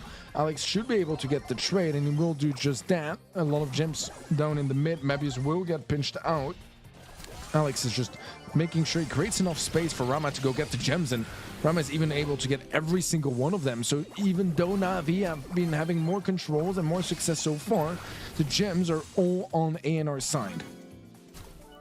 But just look how much Angel Boy is doing. Sorry, but this is like insane. And I just kind of wonder, without that Sam, whether this comp would be doing nearly as much work. Because, you know, we saw Cuban MMA really struggling in that early outset. They were pushed right back into spawn, had a couple of deaths as well, and it was looking really strong for A&R. The gems are quite closely matched, though, nonetheless. Angel Boy clearing up that right-hand side yet again. And look how the formation of the team is. Everyone is really looking to support him and follow him around the map. But in the meanwhile, A&R looks to be like the more, you know, all over the place of the two. It's a really interesting dynamic, but one that Na'Vi really thrive in. You know, aggressiveness is their game. But look, top right, Mavis coming in, gets the stash, gets the steal, gets the takedown as well, and almost comes back with all the gems. Yeah, Angel Boy on the other side is able to find the gem carrier for A&R. That's a massive kill. Alex is low HP as well. Angel Boy trying to reset. I think he lost his glove, yeah, down in the mid. That means that Mebius can just jump in, get that elimination, get the follow-up as well. He's been absolutely popping off on the surge, and that team wipe is going to be locking in a match point now for A&R 2. As a matter of fact, as Na'Vi will need 2 in a row if they want to bring this one back and take it for themselves. Match point, A&R. I don't know what to make of this. I'll be honest, I don't know. It's very scatty, isn't it? It's very kind of all over the place with some madness behind the method, potentially. I'm not really sure. But regardless, A&R now in a fantastic spot to be able to really put that final nail in the Na'Vi coffin. They will still be in the lower bracket. They're not out of the competition if they do lose this game. But nonetheless, that should have been theirs. I mean, you know, with how aggressive Angel Boy was being, it just seemed to me like they had it in the bag. But ultimately, they've got to learn from that mistake. They cannot turn their back on A&R. If they do, they're going to be potentially going home early here. Yeah, so far, it's not looking like too hot of a start for Alex, as Rama also went down early in the mid, and Na'Vi have quite a large gem lead of 5 now, make it 6. Angel Boy should get taken out this time around. Maybe this is going to get to stage 2, and it is going to be incredibly helpful in just escaping, to be completely honest, because that Sam runs incredibly fast. Alex in trouble, gonna get pulled as well. That should be a free kill, and Rama does go for gem number 3, but Angel Boy is gonna be coming in hot with a flank, but Ambius is ready and does catch him. This is a chance here for A&R to kind of get back into the action, as Cube takes a lot of damage and is gonna have to jump back, which is not gonna be quite as valuable as if he could have used it offensively. Well, Angel Boy now really smelling the moment here. Gets the takedown of Rama and the glove to be able to heal on the way back as well. Great stuff from here, but he's going to come back alive here. MMA is there for support, but will it be enough? Just about 780 HP, but the countdown is there for Na'Vi. Maybe so has got the stack, but will he trickle down? He's so low, he can't really contest this. MMA, though, goes down. A reset. It might just be enough here for A&R to bring back something of a moment to be able to reset themselves.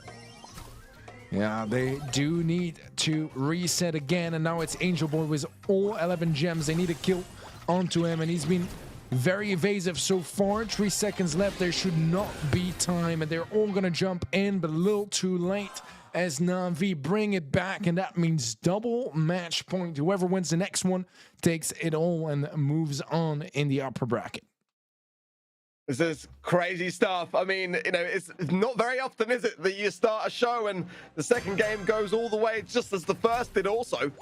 And that is going to mean a great matchup in that semi-final stages. Whoever wins this next game, Angel Boy pushing the left-hand side now as the tuning fork there, healing up Cube to keep him relevant in the mid. But closing in is Angel Boy here, and both Mavis and Rama know it. And meanwhile, in the top right, there is also a thorn in the side of Na'Vi, which is going to be a concern. And yeah, it is going to be forcing MMA back here. But both teams showing that they've got that kind of that final piece of the puzzle to be able to do those moments where you've got to deal with something in your spawn side. Now, though, 4 gems in the pocket for Na'Vi, and a bit of aggression, though, being shown by A&R. They've got to consider that. Wow, beautiful kill there from Rama. I mean, it was really the entire team shooting at the Sam. Feels like that's been kind of the ongoing story here with Sam and gem grab. And again, he does get melted. They're doing a really good job at having crossfires, making sure you can't line them up and get so much value or pull multiple people at the same time. It's going to be 6 gems now for A&R. Na'Vi not all that far behind. A pickup from Angel Boy. Mebius is waiting with his super. Angel Boy one shot does go down. Mebius might actually go for it now as Cube will fall. Mebius too low HP to survive this encounter, but gem-wise, It's been A&R running away with this one as Angel Boy goes for a very nice super, doesn't quite go for a pull. That means Rama does get away, but control is back in favor of Na'Vi. For how long, that's the question. Maybe it's those low here and surviving on, though nonetheless. Alex going to be pushing the mid, and MMA is going to be in a precarious spot. Oh, it's so low, but the Rats do come in to help out just a little bit here. But it's countdown for A&R, and Na'Vi have got to push this, and they have not got much time to do so. They've got to regroup with 10 seconds remaining. The heat is on.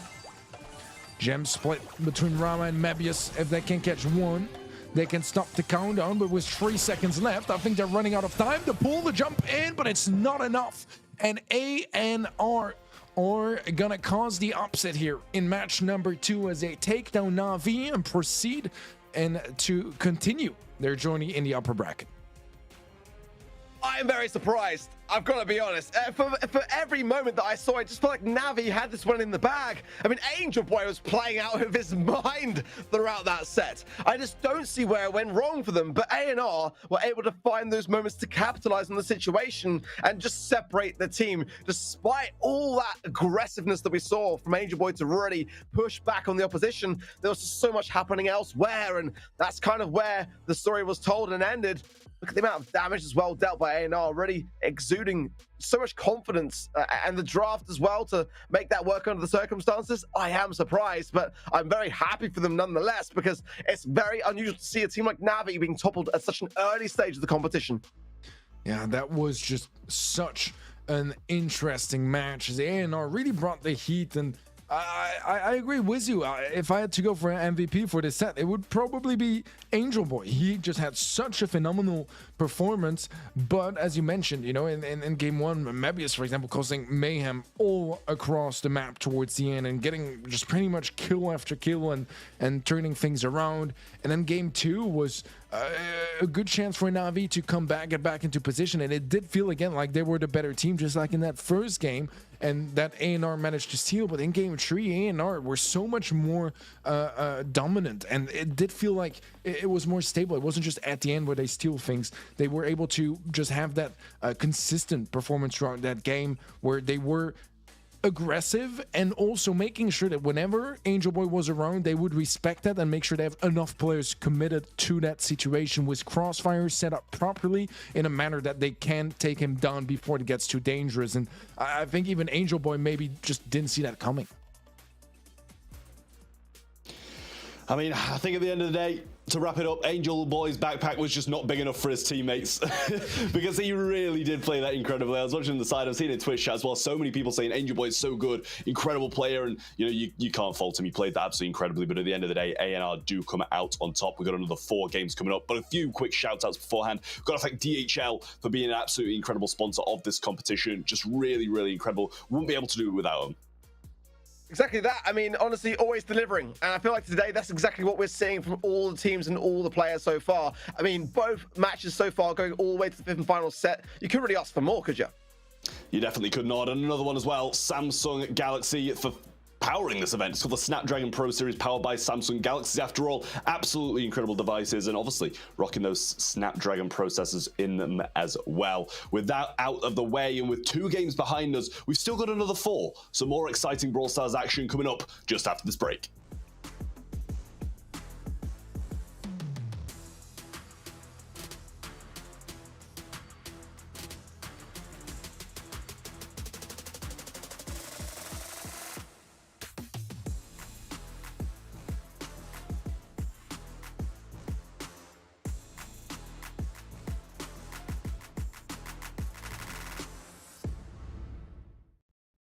The Snapdragon Pro Series is brought to you by Snapdragon Elite Gaming, Samsung Galaxy, Monster Energy, and DHL.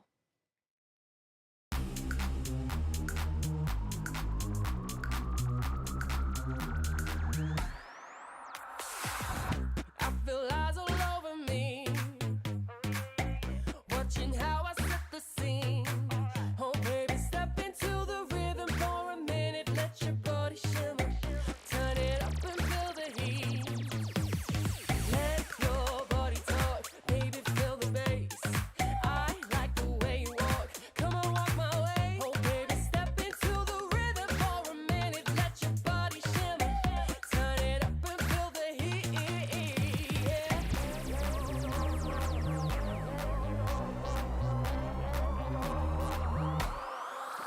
feel the heat. I feel the heat. Turn it up and feel the heat. I feel the heat. I feel the heat. I feel the heat. I feel the heat. Turn it up and feel the heat. I feel the heat. I feel eyes all over me, watching how I set the scene. Oh baby, step into the rhythm for a minute, let your body shimmer. Turn it up and feel the heat. Let your body talk, baby, feel the bass. I like the way you walk, come on, walk my way. Oh baby, step into the rhythm for a minute, let your body shimmer. Turn it up and feel the heat.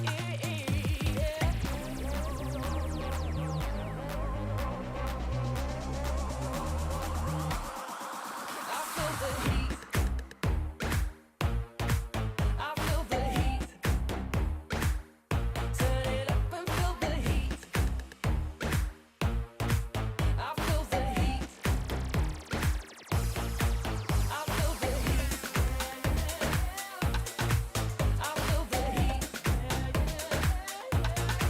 I feel the heat. I feel the heat. Turn it up and feel the heat. I feel the heat. Woo! You already know what time it is, right? It's your boy Eclipse Darkness. I do this for my people. How I like that. I'm a black strong man, they can't tell me nothing. What I represent, they try to keep it from me. I done turn a lot of nothing into something. And I'm still out here pushing all they buttons. They can't hold me down yet for nothing. So I'ma stand up. They can't hold me down yet for nothing. Welcome back to the Snapdragon Pro Series powered by Samsung Galaxy. We are well underway here at stage 2 of the EU and MENA region, and what a day it has been so far. Both matches in the upper bracket going the distance, going all the way to the 5th and final set, and we've got more action still to come. Trav, it's been insane so far. Has there been any players really stood out to you so far as being one to watch? I mean, I literally just said it before the break. I think Angel Boy really was incredible. And also, I think we've kind of got to put a note on Lane as well. Obviously, helping out Mr. Dosa take down Zay's division's it's a really big point as well. Absolutely so. I think they're the two that came to my mind, as I'm sure to you, Teddy, as well. Pretty much the same sort of ideas. Yeah, absolutely. So, I mean, I think so far, you know, looking not just at individual players, like the big underlying story is the underdogs. Maybe not that under for this those two opening matches, because surprises left and right and really shocking us and the world was their amazing performances. And I think it was more than just individuals. It really felt like team effort. But as you said, I mean, Angel Boy, fantastic performance for Navi, just not quite enough to bring them victory. And Lena did absolutely shine earlier as well in our first match. So looking to see some more of them.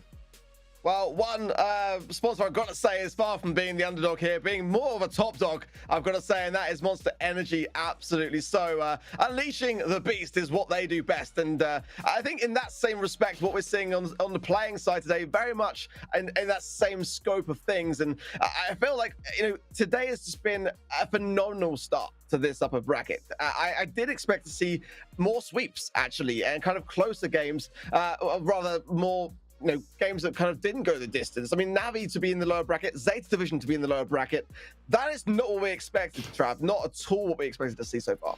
Yeah, no, that's 2 upsets pretty much straight off the start, so it kind of makes you want to look forward a bit further on into the day and see how things are going to play out, because it's double elimination, so these teams are going to be thanking the Lord that we've got that double elimination. They've got an extra life, because they're 2 teams who arguably should be going on to the next phase, and now only one of them can, because only one of them can come out of that lower bracket.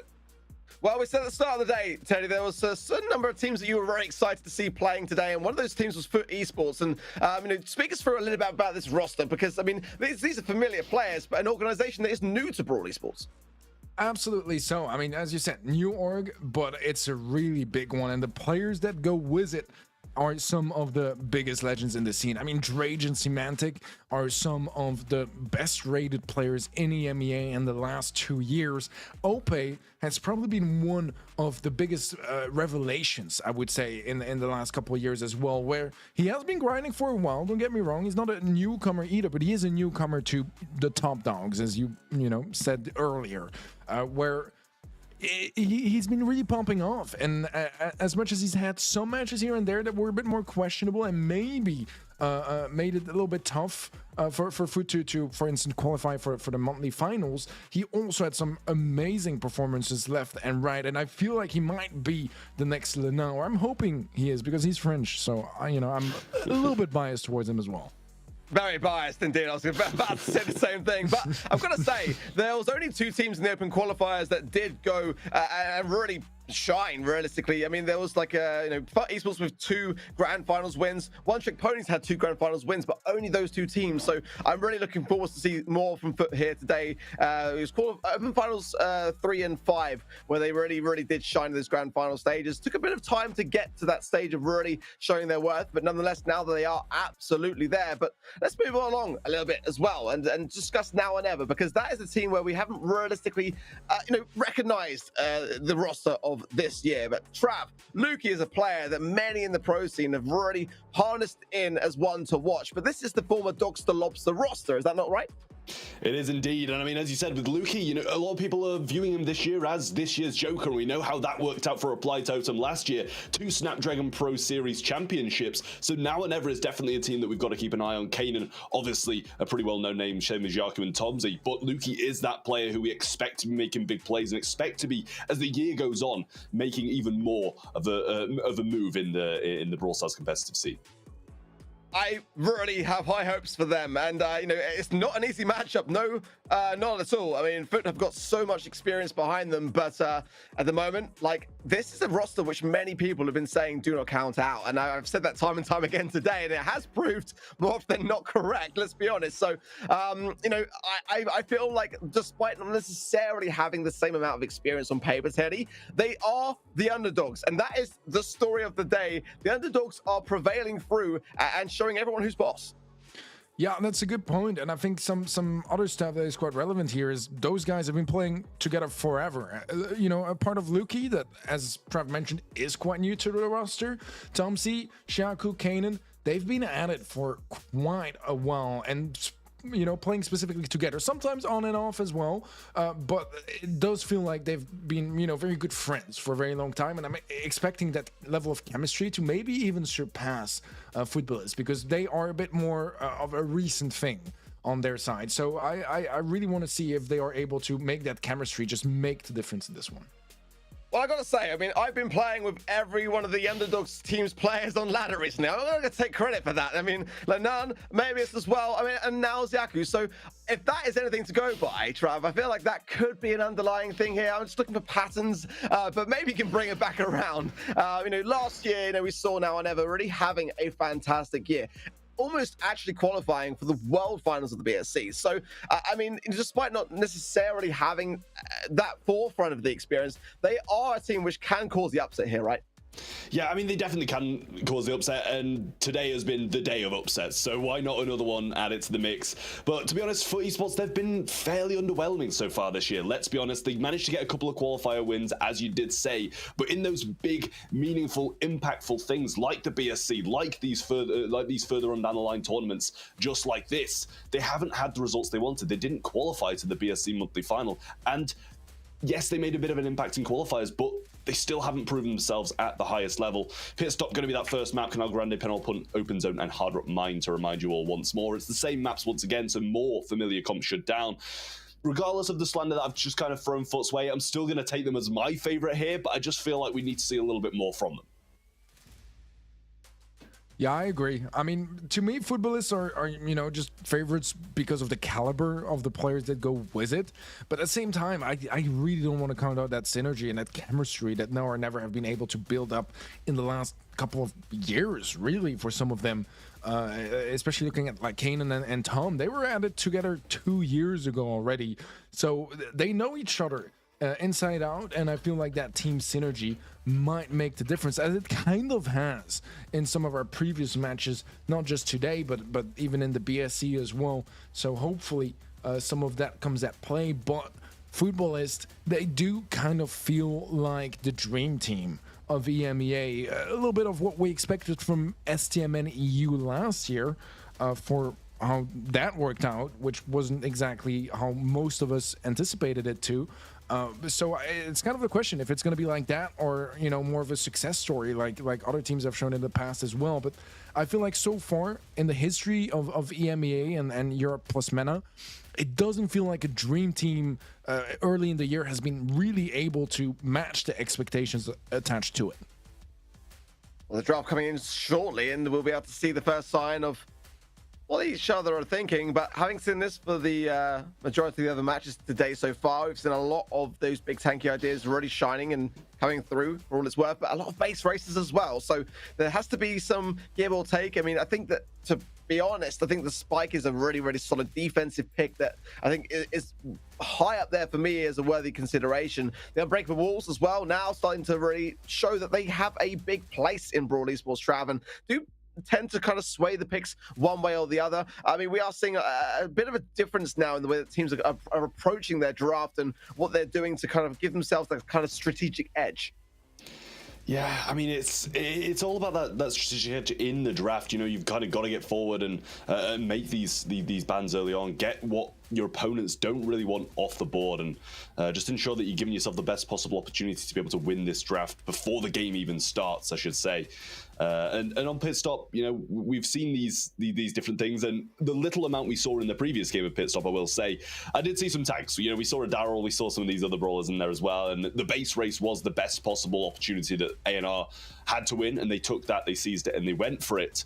So I can imagine we'll be seeing tanks coming through once more. We're actually seeing Primo double banned off on both sides. A couple of throwers out of the way for now and never, which obviously, being this new Unbreakable Wall meta, is quite a big part of it. Otis and Nita on the other side of things as well, so maybe FUT are going to be reaching for these tanks because they've banned out a couple of the best counters to them. It's going to be a Ruff's first pick for now or never. Not one I really mind. It's not as good as it used to be. You can't really open up that strategic line of walls in front of the safe, but you can still open up most of the map. It's really that line of walls in front of the safe is the only part of the map that is unbreakable. So you still have quite a lot of opportunities to shape the map as you wish. It's just not going to be as good at getting damage towards that save for your team, but you can still very much make sure that the map is exactly how you feel like shaping it to your matchups and to your liking. It's going to be matched by a bull on Footballist side of things, which is really not that unexpected, really strong at the moment, and definitely a very viable option when it comes to a direct up-close one-on-one against the Ruffs.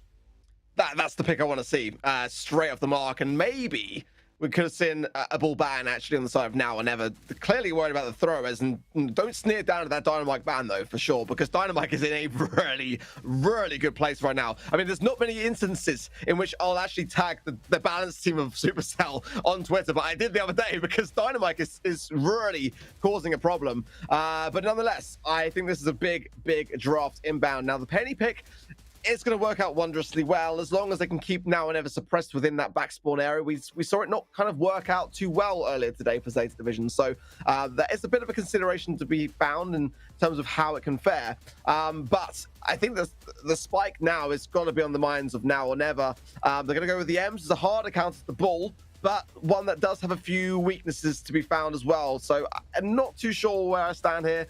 Ems is definitely good, Trav, but it's not necessarily the most common pick that we tend to see now these days on Pit Stop. Yeah, and obviously with Ems, you've kind of got to get very close to the safe to be able to deal some decent damage, or not very close, but you have to flank around these sides, and with the mid being unable to be broken, it can make it a little bit more difficult. They're going with the Daryl though, and I think that rounds out the comp quite well. We've seen Daryl succeed here a couple of times already today, and it just provides so much damage down on that safe. It really is very strong, and now they can kind of use as that Ems as that kind of zoning brawler rather than taking it as that damage dealer. Rico going to be the last pick coming in from FUT, and I do really like that, I will say. I mean, it's just got the potential to be able to beat every single one of these lanes until those walls kind of do come down, and then maybe Ruffs will have a little bit more of a fight up against it there. Yeah, I agree with you. And honestly, to me, the Daryl pick is one of my favorites in this draft, just because I love Daryl in general, but particularly against Bulls, it's been getting picked more and more often as a way to deal with it and just have that little extra edge up close. You get your super a little bit more often as one. Sure, you can't quite go through walls, but it is a bit more maneuverable and you're able to catch your opponent off guard more with it. Let's see though how this one plays out as we jump into game one, and we'll have Drage on the left hand side against Daryl, and Shaco actually playing mid with the Ams, which makes sense since Ruffs is going to be on the lane and Daryl will be too. So I was a little bit surprised, but was really nothing to be surprised about. Yeah, it is a little bit difficult for Semantic to really make too many moves without feeding Kanan pretty much all his wall breaks and his power-ups here. Sandbag's going to be placed over that right-hand side, and although he has got his super, Semantic's managed to pick up his up as well. Tomsy's going to go for Drage, and he's going to get taken down straight away. Robo Retreat going to be the star power choice, and Semantic's going straight towards Kanan. Another Sandbag's used, and another Sandbag's wasted. Really nice stuff from Foot coming out the blocks here. Yeah, Semantic making sure he just cycles through that utility as quickly as possible, and a nice stop there from Semantic to get that pick up, and a little bit of damage on safe. It's only 8%, but it's 8% that puts Foot into the lead. Yeah, Jiaku gonna have some splashing back on Tomsy there, resetting his healing, and Drage is gonna take advantage of that by claiming this right hand side and making sure he's got this valid matchup against the Daryl over here. Just keeping him low, peppering him down little by little, and Semantic with the super. Obviously not going to be able to get through this mid wall, but looking for the right angle, and he finds it as well there. Not going to have the use of Stomper this time, but going to cycle that super, get into a position where OP can get some damage on the safe, and allow his team to take a little bit more of a further lead, but still only 18% regardless of all the control. OP getting some nice tags onto Tomsy. So far, it's a 20% lead. Footballist in the driver's seat as Ope will go down to Shaku. Kanan finds Semantic as well, and there's a little bit of damage on that save. It's only 5%, and Footballists were able to extend their lead just a little bit further as Shaku is in an awkward pinch, but a perfect timing to get his super as well, and that is just incredible value all around from Shaku, finding the first kill, and Tomsy pretty much gets the path cleared towards the save to deal some pretty massive damage. Is that going to be enough though, as Semantic gets some more damage as well, putting Footballists straight up back in the lead? Yeah, power up sent as well. Jiaku's going to use the super, but he's actually going to stand still, going to be taken down by Drage. Nice stuff from him. Bounce Castle thrown back into the corner, but Semantic needs to defend Tomsy here. He's got the roll, he's going for the safe, he's got the super though. Stomper back off it. They need to add some more damage to the safe, and now or never are going to do it in the closing seconds, bring it down to 51, and manage to take this first game. That was close, but they did make it work, and somehow, I mean, it was quite impressive. It was quite impressive because I feel like Semantic played so well on the bull, and he got so much value, and so many times that he managed to not only just run through the Ruff's utility and his sandbags, they were gone pretty much instantly without even giving Kanan the kill onto Semantic. But even then, Semantic still had enough supers to go straight for the save, go straight for damage, and now we're able to only turn things around in the last couple of seconds. That was a close call, not a comfortable win, the one they will take, and so far it is again Footballist was just a little bit better of a start here with some more shots connecting towards that save, and now a 7% lead in their favor. Drage is playing this so well as well. He played the defense really flawlessly in the last game, just up until those closing seconds where he really wasn't able to. Semantic going to get the kill onto the Daryl also, and going to use his super, but Daryl used his and not really got a lot of recharge off it, whereas Semantic got his back.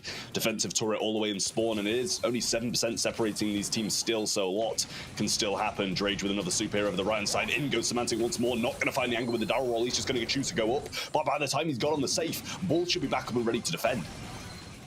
Yeah, well, he's not going to find as much value as I would have expected him to, because Rage was there in defense and was able to deal with him quite swiftly. This the respawn of Semantic as well helping out. A nice pickup there from Shaku. Shaku has a super, he's going to go for it. Somehow still find some decent value. It's going to be a 2-for-1 trade, which leaves Tomsy free to deal some nice damage onto that save. Kanan helping out a little bit as well. And that means now a 22% lead in favor of now or never as we head towards the final 50 seconds of this game and potentially set. Drage is going to miss that super there as well, and he's going to walk straight back into that flurry of M shots, get taken down. Semantic needs to make this defense as Drage isn't there yet. Now he is. Super off as well. Got the defense there nicely. 40 seconds on the clock, more than enough time for a comeback for Foot here, but it needs to start relatively soon, as it might not be the biggest amount of deficit, but still, it is still there. Oh, nice pickup from Shaku, and somehow that mortar actually may have just saved his life, as it knocked him out of this uncomfortable position in the fight, so he could reset. There wasn't really any chance to follow up either. Rolling from Tom Z does get dispatched quite nicely by Drade, but Shaku is able to get some more damage on safe, and with 8 seconds left, there just shouldn't be a chance here for Foot Esports to turn this one around anymore, and that means now or never take this opening set. And the first game was maybe a little bit of a steal, a little bit of a last-second clutch, but the second one was much more convincing. Yeah, you know, I do agree with you there as well. I do think that Drage and Semantic alone were making some really, really solid plays, but as a team, Now and Never Esports just made the better plays, and they just made those decisive ones that managed to get them wins. As you said, the first one was quite a big turnaround, and maybe they didn't deserve it, but the second one, the complete opposite. They seem to have control for the majority of it and didn't let them get the same breakaways as they did in the first. In terms of stats, though, very similar as well. Only three kills to separate it. A little bit more damage to Foot, but a little bit more healing on Now and Never, which kind of goes to show how controlling their comp was in comparison to Foot's, where they did just go for those dives, and the only damage we really saw was off Semantic getting those kind of breakaways. Yeah, exactly that. I feel like the roughs was just not really working out for Foot. I mean, to be honest, Now or Never were just able to kind of harass the safe much more effectively, and the first game, it took a while for them to really get warmed up, but in the second one, they started off with the advantage, or nearly started off. I think Football is at 4% damage on their save before that, but it wasn't quite as drastic of a head start compared to game one, and Now or Never were just able to continuously extend it until Foot were just completely overwhelmed, whether it was in defense or in offense. It was just all over the place, and they didn't really have any easy way out. Yeah, it was just a little bit difficult for them. Foot had some great breakaways, but you see that third member, OP, I just don't know if the Penny was the right pick, especially on this map. Usually it should be doing pretty well against the Roughs, and also that those other brawlers as well, the M's, and even the Daryl should be able to get a lot of supers off it as well. So I just felt like maybe it was a little bit underwhelming. Right, good stuff, really. I mean, against a team like Foot, you've got to come in with a statement, and that's what we saw, wasn't it, from Now or Never? Just a lot of confidence being displayed. Not an easy thing, especially when, you know, this is a team which would love to go to Tokyo. I mean, you know, but considering that they've not really been in the forefront of those big tournaments on the stage itself, it'd be great for them to be able to witness it from the crowd, at the very least, all expenses paid, as we go into Canal Grande then, and the bands being Squeak, Ash, and Lou on the side of Foot, and then the Eve, the Jackie. It's an interesting one, but with the Unbreakable Walls, I do understand why it is there for Now or Never, and the Poker as well. First drafts in is the Gene for Foot. Yeah, and as far as I'm concerned, I believe that you can pull through the Unbreakable Walls. So, yeah. If anything, the Unbreakable Walls are not necessarily too much of a problem for Gene. Now, yes, he can't reset heals as effectively as if they were destroyed, and it's part of why Gene works so nicely. But at the same time, he can use it as cover to his advantage if he has that mid control that can be quite strong. So I really don't mind the idea of it. Penny is a pretty obvious counter. You can use the Salty Barrel to tank the pool. You can use the Mortar as well to tank the pool, but in general, the Mortar is just able to really scout some positions and get people out of that mid bush if they're there, or make sure to prevent them from coming in if you are the ones in control. It's going to be the return of Ruffs, but this time around, it's on the side of Now or Never, and I'm not entirely sure if I prefer him here than in Pit Stop, to be completely honest. So I'm curious what you think about it, Trav. I mean, Ruffs, it did kind of work in the previous one for Now and Never, so nice to see them bring it back again. Penny going to have that Salty Barrel, and the same with the Sandbags. It's all kind of just going towards countering that Gene at the moment. Janet going to be the return pick. I like that. Going to have that kind of splash value against the Sandbags. Same with the Mortar and the Salty Barrel once more. Also the ability to kind of fly, chip people down, keep them low, and maybe even try and flank at certain points if they really need to do that. Need to make that explosive play towards the end of the game, try to get some of that lasting damage down and have that escape route. But so far, I mean, I kind of like the comps a little bit even. Now and Never just have those better counters to the Gene pull, and I think the Gene pull is the main thing that Foot were kind of hoping to deal the majority of stars with here. And now or never are definitely concerned with that Gene pick, just picking two brawlers which really can counter everything it can bring to the table. But the Max is a brawler which is a really kind of, I want to say interesting, but I'm kind of thinking more weird actually myself on this particular map. But in the combo with Gene, it's always good. And more often than not, that Max Gene combo is what's going to be enabling the Gene to close the gap better, to connect the magic hand. But I just kind of worry with the amount of salty barrels and sandbags on the side of now or never, whether they're going to realistically be able to connect a lot of those. Janet being a pick that we just see time and time again as a go-to pick in the LATAM South region. The car now to polish things off for now or never. It's definitely a different kind of draft to what I'm used to seeing in Canal Grande myself. It'd be very curious to see who it pays off for in that respect. But yeah, I'm not too sold on the Max and Gene in this map, but it does scream aggression to me, Teddy. Yeah, I don't mind it. I'm just a little bit scared of how well it's going to be working out with those unbreakable walls. You can't really afford to go for those blind pulls. So making sure that they have information on where they are and where they can connect those pulls from is going to be key. And also making sure they bait out that utility as quickly as possible, because if there's salty barrels and sandbags to deal with as well, as the penny mortar and all that stuff, there's just a lot of different aspects that they need to get out of the way before it's too late. But so far, damage-wise, they're very low on the side of now or never. The Gene trying to reset the heals, not doing so successfully so far, but he will have better success now. And Drake is going to get some nice damage, a follow-up kill that does put in the lead, as Shaku is going to dash in, but gets pulled, and that's a nice 3-star lead now in favor of Foot Esports. Yeah, they can't cry about it too much though, as Drake does have those 4 stars over his head, so pretty easily turned around, or the 2 on the other side as well do just as much. Kanan though does fall low, tries to get some shots around the side, maybe a little bit too overconfident of his position in there, and does go down now to OPE, who got a nice pinch in there with Semantic. Playing this really, really well so far, and Foot at the moment, just the ones who are dominating it, got the positioning as well, and I feel like maybe just a little bit too overconfident off the start now and ever, trying to stay in that grass instead of retreating maybe a little bit earlier, as they did get taken really low. And Tom alone on the left side in a 1v1 against Ope. So far, not one that's been working out too well for him. Is now Foot are leading by 5 in an aggressive mortar, mostly just placed for scouting purposes. And now a dash in from Shaku, that should be a free kill, maybe even a follow-up there from Shaku. He gets pulled, doesn't quite get the pickaxe swing in time. That means that Semantic gets to live. Tomsy gets reset on the heel by Drake flying over him and getting that single connection. Not enough for a kill, but it is enough to reset things just a little bit slower for now or never, as there is a chance here for a big final pinch. Ope dashing into that shot from Kanan. Kanan gets just overwhelmed by so much stuff going on. And at the end of the day, it is going to be a 10-star differential, which gives that first game to Foot Esports. And it's looking quite substantially better this time around compared to that first set. Yeah, I think the same. I think Foot can take this one right now, but if now and ever get a little bit of a better start, not get hit so much, and not get pinched as hard off that initial encounter, then they'll be able to do just fine in this next one and bring it back to 1-1 and possibly even win the set. It's just a question of not if they're going to be able to clock onto that, and they're going to have to go for the blue star. That's what you do with Carl, but maybe just need a bit of a better start, a bit of better control. It looks like that's kind of what's happened. Yeah, the thing was the previous game is they went all 3 on the same side, right? After they picked up the blue star. They did split up now, which looked better, but seems like it's a similar result at the end of the day. Shaku is low now as well. Semantic, Shaku is low.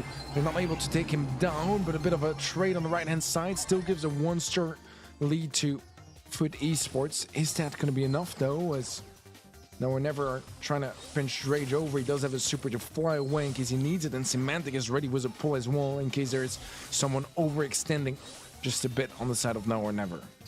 Yeah, Jiaku's got to be looking for this flying hook and super in, but they've just got so many things to counter it out, especially Semantic with the lamp blower and pull, and Drake can just fly away, phase shift from OP as well, and just needs to play this one smart. Pull comes in. It's actually going to be on one of those sandbags. Don't know if that was just to kind of break the grass a little bit or he expected some more. Jiaku going to go to this wall hit, get some really nice shots, and OP's low. Drage is also low. He's just going to try and find Kanan, though. He gets one shot off the super from Kanan, though, and the other 2 are going to be wiped out on the other side. Tomsy very, very low, but Drage should be picked up here, and they add another one to the count. What a team wipe from Tomsy there. surely shouldn't have gotten away with this much, but he did, and I'm sure that Now or Never are going to be very grateful for that. They want to take every little bit they can. Drage low HP gets taken out by Shaku. Beautiful pinch from Now or Never. A buff is placed down. Tomsy will be the one to pick it up as Ope is left in a 1v3 pretty much on that top right side. Not really able to go for too much of a pinch. We do have some kills here and there, but it shouldn't be enough. Yeah, it won't be, as they would have needed to complete that team wipe, and it's just not meant to be for this game. I think your read was absolutely on point.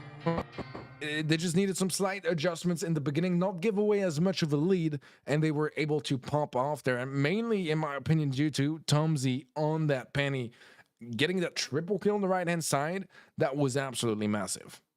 Yeah, really, really nice stuff from Tomsy, I will say. And, you know, as it was just not give up as many stars, and not only that, but the control of the start as well. And I much like this split approach that a little bit more. Drage probably going to place to drop the base early on to try and scout out Tomsy for the majority of this, but he can wait this one out. He's not going to take too much damage, or he can just take it out and hopefully he can take down Drage in an auto in battle. Salty Barrel placing his face, but brought low. Both of them, both one shot now. Needing to be cautious and wait this one out just a little bit longer. Yeah, Tomsy is taking some risks there. Drage trying to help find some value on the left side, has given up on the right side. Kanan is going to fall. That's going to be first blood, and Ope finds another one. Shaku in a bit of an awkward position, somehow gets to live for just a little bit longer, but Drage doesn't want to keep that happening, and that means now 3 stars in favor of Foot, as Kanan is potentially going to be getting pinched there. An interesting supply drop, a bit of a panic one. They are desperately trying to even things out. Semantic should get taken out. Ope in an awkward position as well. Some good damage. A nice pickup, and the lead is straight back into Now or Never's hands. Yeah, Jaku got a little bit of a reset, but also a bit of a pointless drop the base there by Drage. Not sure if it's going to get the value that he desired, but at the moment, just waiting this one out, seeing if they can bring this back, as only 1 star difference isn't going to be the biggest of issues for them. Shots from Tomsy just trying to find a connection and find the splash. Does find it, and drop the base goes down. Penny turrets were established as well. Semantic looking for the pull on it, does find it and managed to take it down this time. Not a sandbag going to be pulled, and they need to get this control back, but I just don't know how they're going to. 30 seconds left. As you mentioned, they will need to come out of their side of the map sooner or later.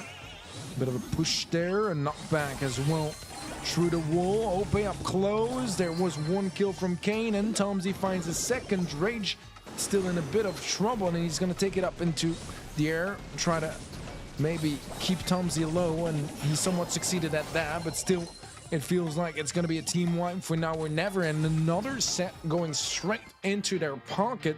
That's 2 in a row now. And I mean, Foot Esports, they better be scared.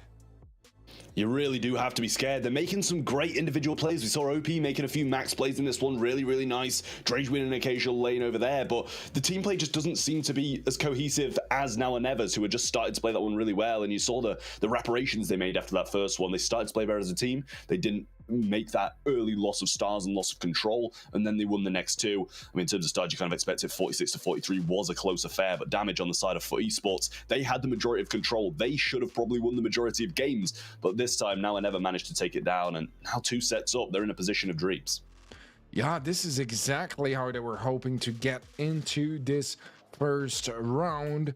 2 sets up, and Foot Esports, they have a bit of a mountain to climb if they want to turn this series around, and we might just have pretty much all the underdogs make it through and all the favorites going down to the lower bracket. It's already crazy to think that either Navi or Zeta Division are going to be leaving us tonight. Now there's a chance as well that Foot Esports might be added to the list. Yeah, and I think you've kind of got to put it down to the point of maybe they're just not the favourites anymore. Yes, we can have an argument for Zeta Division that they just are because they won a monthly final, but at the end of the day, we haven't seen anything from Navi this year. We haven't seen really much from Foot, and we've seen more from Now or Never, and therefore they might actually be the overdogs, the favourites. I mean, my fears were realized, weren't they, really, in those final moments, because the Gene just came back with sandbag after penny turret. You know, it wasn't really kind of like much that it was bringing, and there was only 1-star differential in that final moment that decided it, really. And I know that Semantic was going for the sandbag probably intentionally to break the bush to be able to then separate the two sides, but it just didn't really kind of do it where that could be a really valuable piece of utility to have in this, you know, when turn the game in your favor again. But nonetheless, Pinhole Pun up next, and Foot need to get their foot back in the door here, banning out the B, the M's, and the Surge, the Crow, the Poco, and the Stu being banned out by now or never. And it looks like for them it could be now, because this comp is looking already to me to be quite good. This is a place where you could combine the Max and the Gene, and Semantic, don't get me wrong, was playing Gene phenomenally well in that first game of Canal Grande. I'd like to see him bring it back again now and sort of combine those two brawlers together. But Teddy, your thoughts so far with the draft that we're seeing sort of before our eyes? I mean, I like the Ashe, don't get me wrong, but every time we've seen an Ashe so far, I feel like we've seen a Sam, and the Sam was kind of like winning most of those fights. Not necessarily winning the sets, but the fights themselves have been more in favor of Sam. So maybe some potential to see that happening here again, as we will see a Spike. Again, Spike and Ashe, always an interesting interaction, because if you get up close enough, the Ashe is going to melt through the Spike. I think it's a 3-shot even without any rage, and by then you have some rage, so it's never more than a 3-shot, probably a 2-shot in most situations as well. So I do like that in favor of Ashe, considering that Spike is a tank counter, but with enough distance, with supers as well, you can really turn that fight into your favor as a Spike, and it's going to be about utilizing that utility just about right. Yeah, I mean, it's really going to depend if they play it right. That's the Spike versus Ashe matchup. If they can play it right, if they can use that mythical gear, keep him slowed, keep the teammates being able to pinch in on him, then it's going to work well. But if they do the opposite, then it's all going to fall apart. Lola going to be the last pick, adding some more DPS to the mix on the side of Foot here. I do really like that.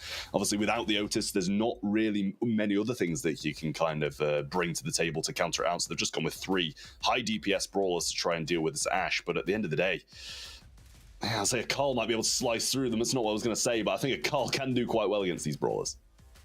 It's not necessarily a bad one to bring into the equation, is it? But I think that Foot are just kind of playing it quite safe and sound. And when the Ashe showed its face, I mean, the Spike has to be there, doesn't it, realistically, to be able to counteract it. But I don't know. I've got a bit of a soft spot for Ashe all the time. And with Otis being in such a good place as well, I kind of feel like now or never might just secure it here and now, Teddy. Yeah, I'm thinking somewhat similar things when it comes to this upcoming Pinhole Punt. I do feel like they have just a little bit more X factor in their comp, and ways to just get a free goal with a great Carl dash or something along those lines. We'll see how this one plays out, but early on, so much damage from the Otis. That's a pickup as well. Ope might be trying to go for a play here. He does have his super, but they're both so low HP. The charge shot, it is going to be caught by Shaku, and as much as it was a nice attempt from Ope, it does mean that that is a super that will not really lead to anything. Yeah, it was an ambitious attempt, but I think he kind of had to do it for his own, for his own pleasing there. And I mean, to be honest, it was an opening, and he thought he saw it and he couldn't quite execute it. Semantic, they're going to be able to slow down Ashe, and this is what I'm talking about. That mythical gear, just getting so much value, having to pop a chill pill in there as well, and cleaning up this round side. OP now pushing with the speed, going to have that phase shifter as well. Drain's going to go down. Can he force this one in? He finds the opening this time. Doesn't even have to put his life at risk, and Foot take an early lead. That Spike super absolutely opening things up, as well as obviously that nice kill that got them into that position. Shaku getting melted down. Kanan trying his best to reset on the right-hand side, and he's closing the gap. Got the ego quite low, but Drage is still standing as well, and Open making sure that he's around. The mute, though, might say otherwise, as Kanan gets the full team wipe completed here for now or never, and that means that they're able to get a nice follow-up goal, even things out. And now getting dangerously close to match point. Tomsy again over-aggressive with those flying hooks. Gets punished for it. Kanan still getting some good value, but Shaku's left in a 1v2, and one that he needs to approach very carefully. A nice pickup there as well, and a wasted super. The mute connects as well, and Shaku is popping off for now or never. Let's see if this can result in a big push for the red side of things. What a play at the end of the day from Jacques. That was some great defenses. It could have resulted in a goal for Foot there if he didn't keep that one off. Tomsy looking for the spin, finds it as well. Protective pirouette going to take him down. Tank's going to be there for Kanan. He's got the ball and the walk-ins there now and ever, going towards a match point, and Foot Esports in a world of hurt. Had the first goal, had great control, and then it all just fell apart. Yeah, this is unbelievable. We might just have 3 upsets in a row, and as you rightly mentioned, it might be time to kind of reconsider our ratings of those teams. Let's find out now as we head to match point for Now or Never. Foot Esports in a world of trouble, world of pain. But so far, the start is not too bad. A flying hook that could have been really dangerous. They'll be all right, and Semantic might even be able to score that one in. Yep. Fertilizer to heal him back up, and there's just not enough damage for Kanan, not without rage.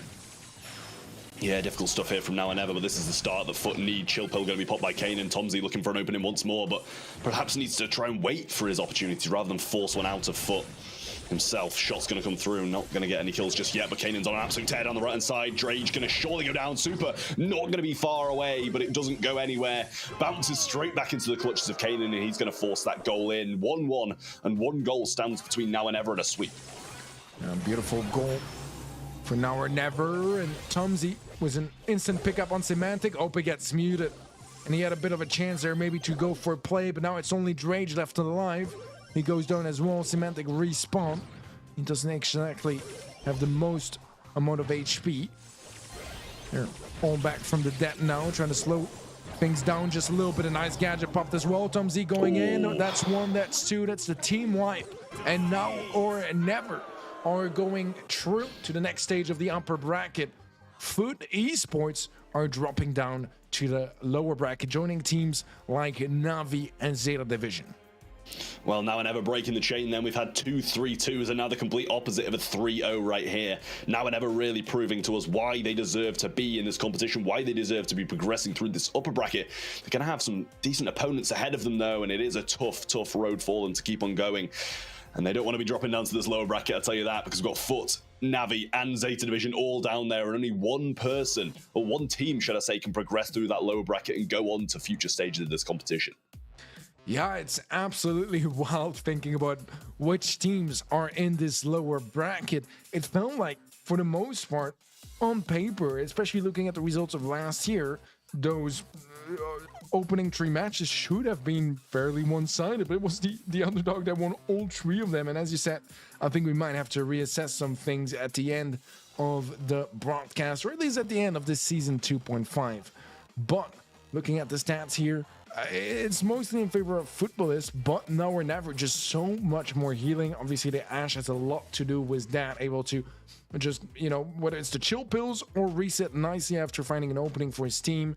He was quite instrumental to the success, but I think it was really a team effort. Depending on the sets, we saw Kanan shine at times, we saw Shaku shine at times, and we saw Tomsy shine as well. And it's really nice to see how balanced it was, because it really depended from one set to the other who really the start player was for Now or Never. Yeah, and I mean, at the end of the day, they didn't even need the supposed wonder kid Lukey to be able to get the job done here. They've done it without him, and Tomsy, Jaku, and the boys have managed to get it done on their own without the need of Lukey Ark.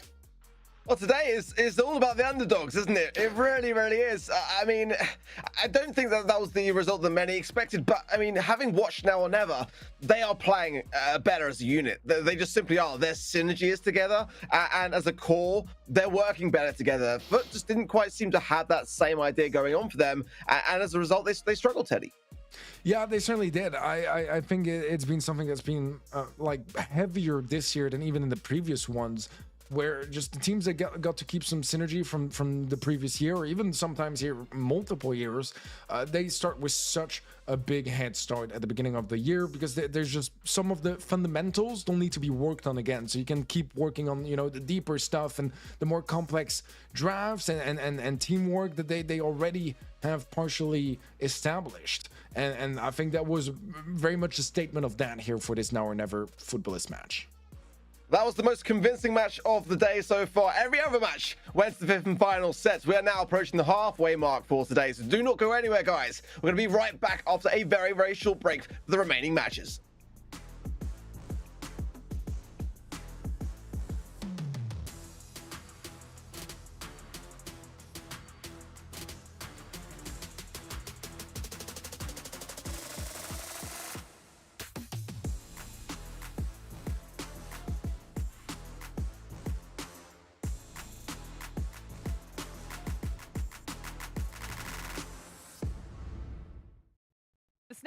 Pro Series is brought to you by Snapdragon Elite Gaming, Samsung Galaxy, Monster Energy, and DHL.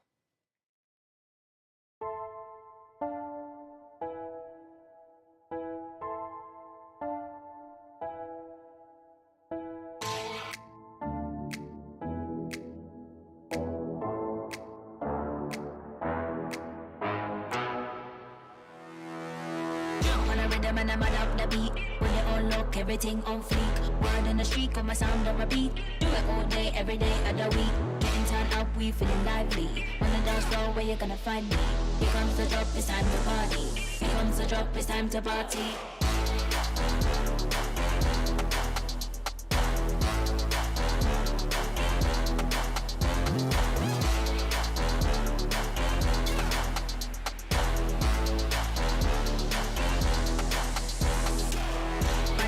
Bad up the beat, with it all look. Everything on fleek. Do it all day, every day. Bad up the beat, with it all look. Everything on fleek. Do it all day, every day.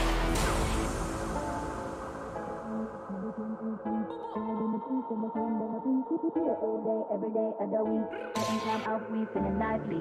On the dance floor, where you gonna find me? Here comes the drop, it's time to party. Here comes the drop, it's time to party.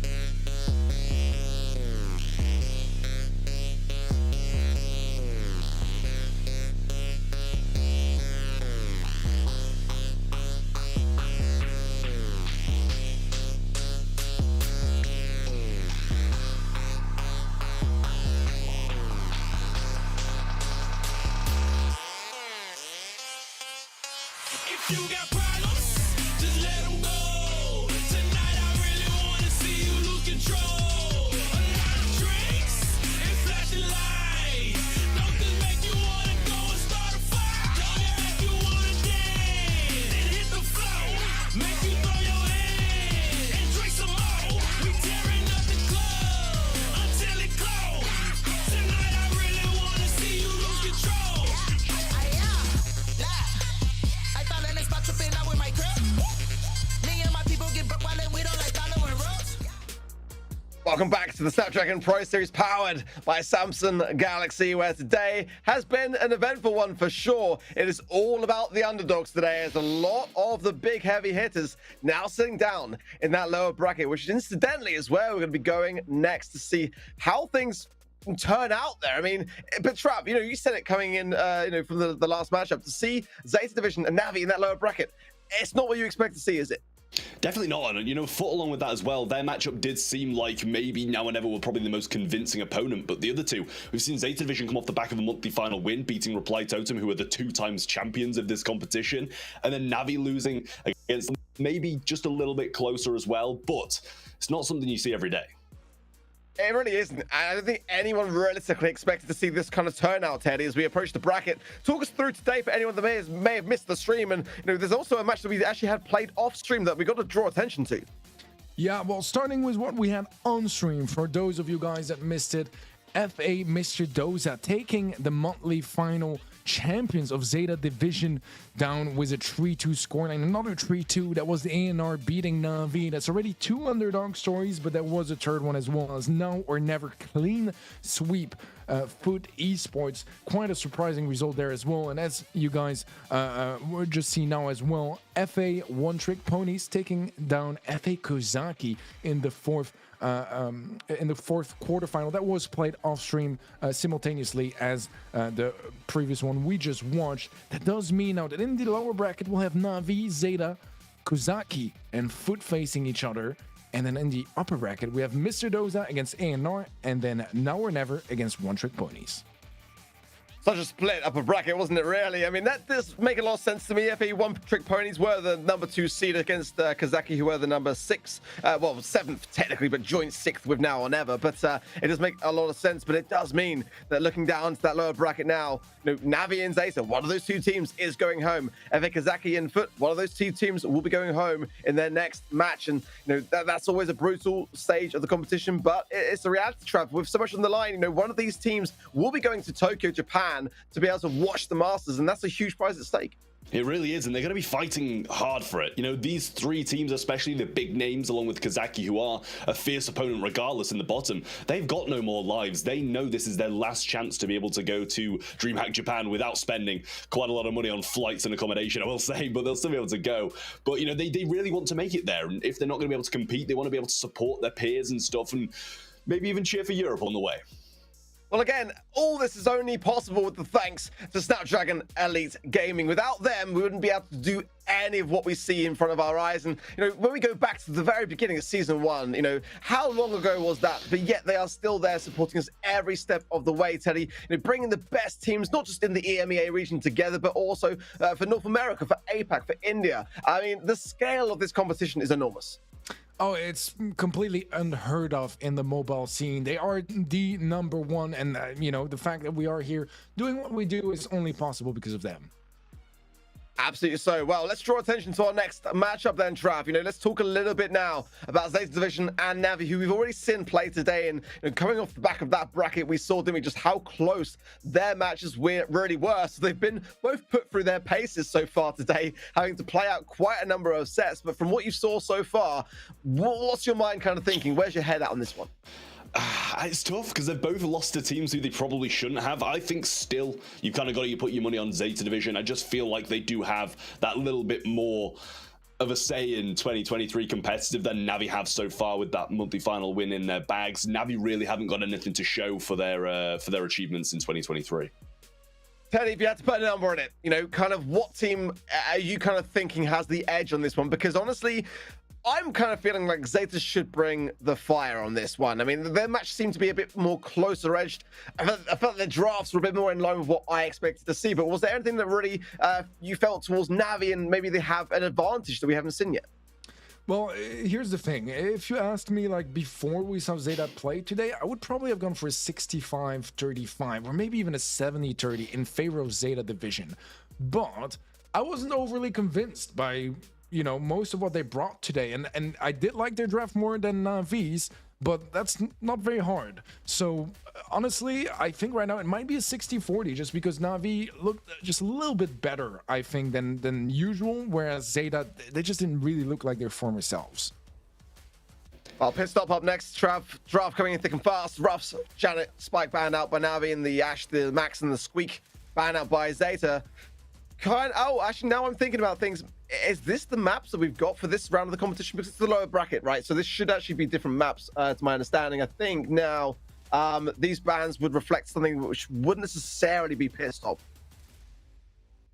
Yeah, that does make a little bit more sense. I mean, however, we can talk about it as a general sense. Gene definitely wouldn't be picked on pit stop. There it is. Crystal Arcade going to be the map coming in, and that's that makes a lot more sense. There you go. Makes a lot more sense. But I mean, at the end of the day, in terms of bans on this map, I think we've got some pretty solid ones. Navi banned out 2 very solid sides. Janet can be mid or side, really. I mean, you don't want a tank running at you, especially with speed. So that's why Ash and Max and Squeak as well with that residue just covers so many of those choke points. And Gene is a first pick. You've got the vision, you've got the pull, you've got that turnaround capability, even with the unbreakable walls.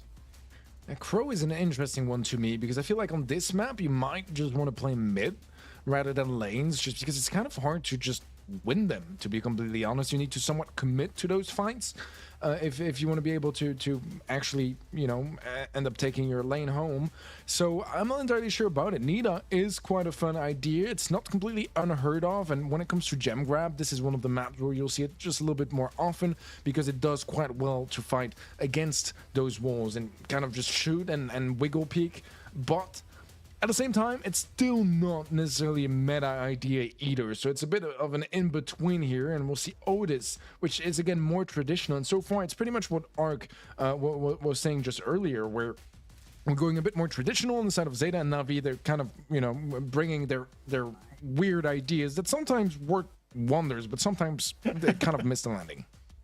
Yeah, that is how it feels to watch go down. I mean, don't get me wrong, Nita can be actually quite suppressive in the approach, and you know, with Falfar as well coming in on the gadget side, you know, it can win lane quite successfully, but I do prefer Zeta's approach here, just kind of keeping things more traditional. Otis there with a fat splatter can also, you know, seek and destroy a little bit on those side lanes, and Penny as well coming in now for Zeta. I like their comp. It feels a bit more rounded, but Navi's, but because of the way of the very nature of how they approach the draft, it's kind of a bit. It's a bit frantic, isn't it, Trev? It's a little bit kind of like, you know, doubling down on aggressive ideas that sometimes will make things happen. Piper as well to extend the gap. I mean, I think that Zeta's more in line with what we want to see, but I think the Navi might be bringing some ideas here which could cause a problem. Yeah, I mean, it is those things. It's like if you get a bear at the right time, just out of pure luck or actually timing it well, then it's going to be pretty good. You know, Gene's going to be pulling that. Crow, if you get a good slow and a jump, then it's going to be the same. But I feel like Zeta should have the greater amount of control pretty much throughout. Piper, if it can get the wall breaks, if it can assist where it needs to, then it's going to be strong. But if it's wall breaking, Nita's not going to have the best time regardless against any of these lanes. Yeah, this is a bit of an interesting one, as we're used to see from Na'Vi. To be fair, Nita is a brawler that they are quite happy to bring, even when she wasn't as meta as she is now. So I'm hoping to see it pan out with some level of success here. And so far, Cube is going to pretty much give up on that left side, at least for the start, and MMA is quite low as well. Meow is being taken down by the poison. They're up close, and it is going to be MMA winning out that right lane. Yeah, Angel Boy using this new pipe skin. What a skin that is as well. The shot animation is beautiful. Cube getting pretty much destroyed down his lane. Nice pinches coming in from the mid there of Zeta Division. Now the turret's going to be connecting, and nice little pinch against that turret shot from Meow over the right-hand side there. Cube once more trying to make the play, but just always being shut down by this pinch of Jiro, and he's been playing it so well. Yeah, Jiro playing more aggressively now as well. Does get poisoned. No slow. I think there was a slow actually. Never mind. Just gonna be waiting it out. Too much of a problem there, as Cube is a bit more aggressive on the right hand side. I have yet to see Cube with a bear, which is a bit worrisome for Na'Vi. Angel Boy low HP. Does get the gem in the end. Needs to carefully reassess the situation. Still a 1 gem lead for Na'Vi. Can they keep it though, as Garrett does have a pull? If he finds the right connection with it, that could be absolutely game-changing. Oh, there it is. That's the connection that he's found.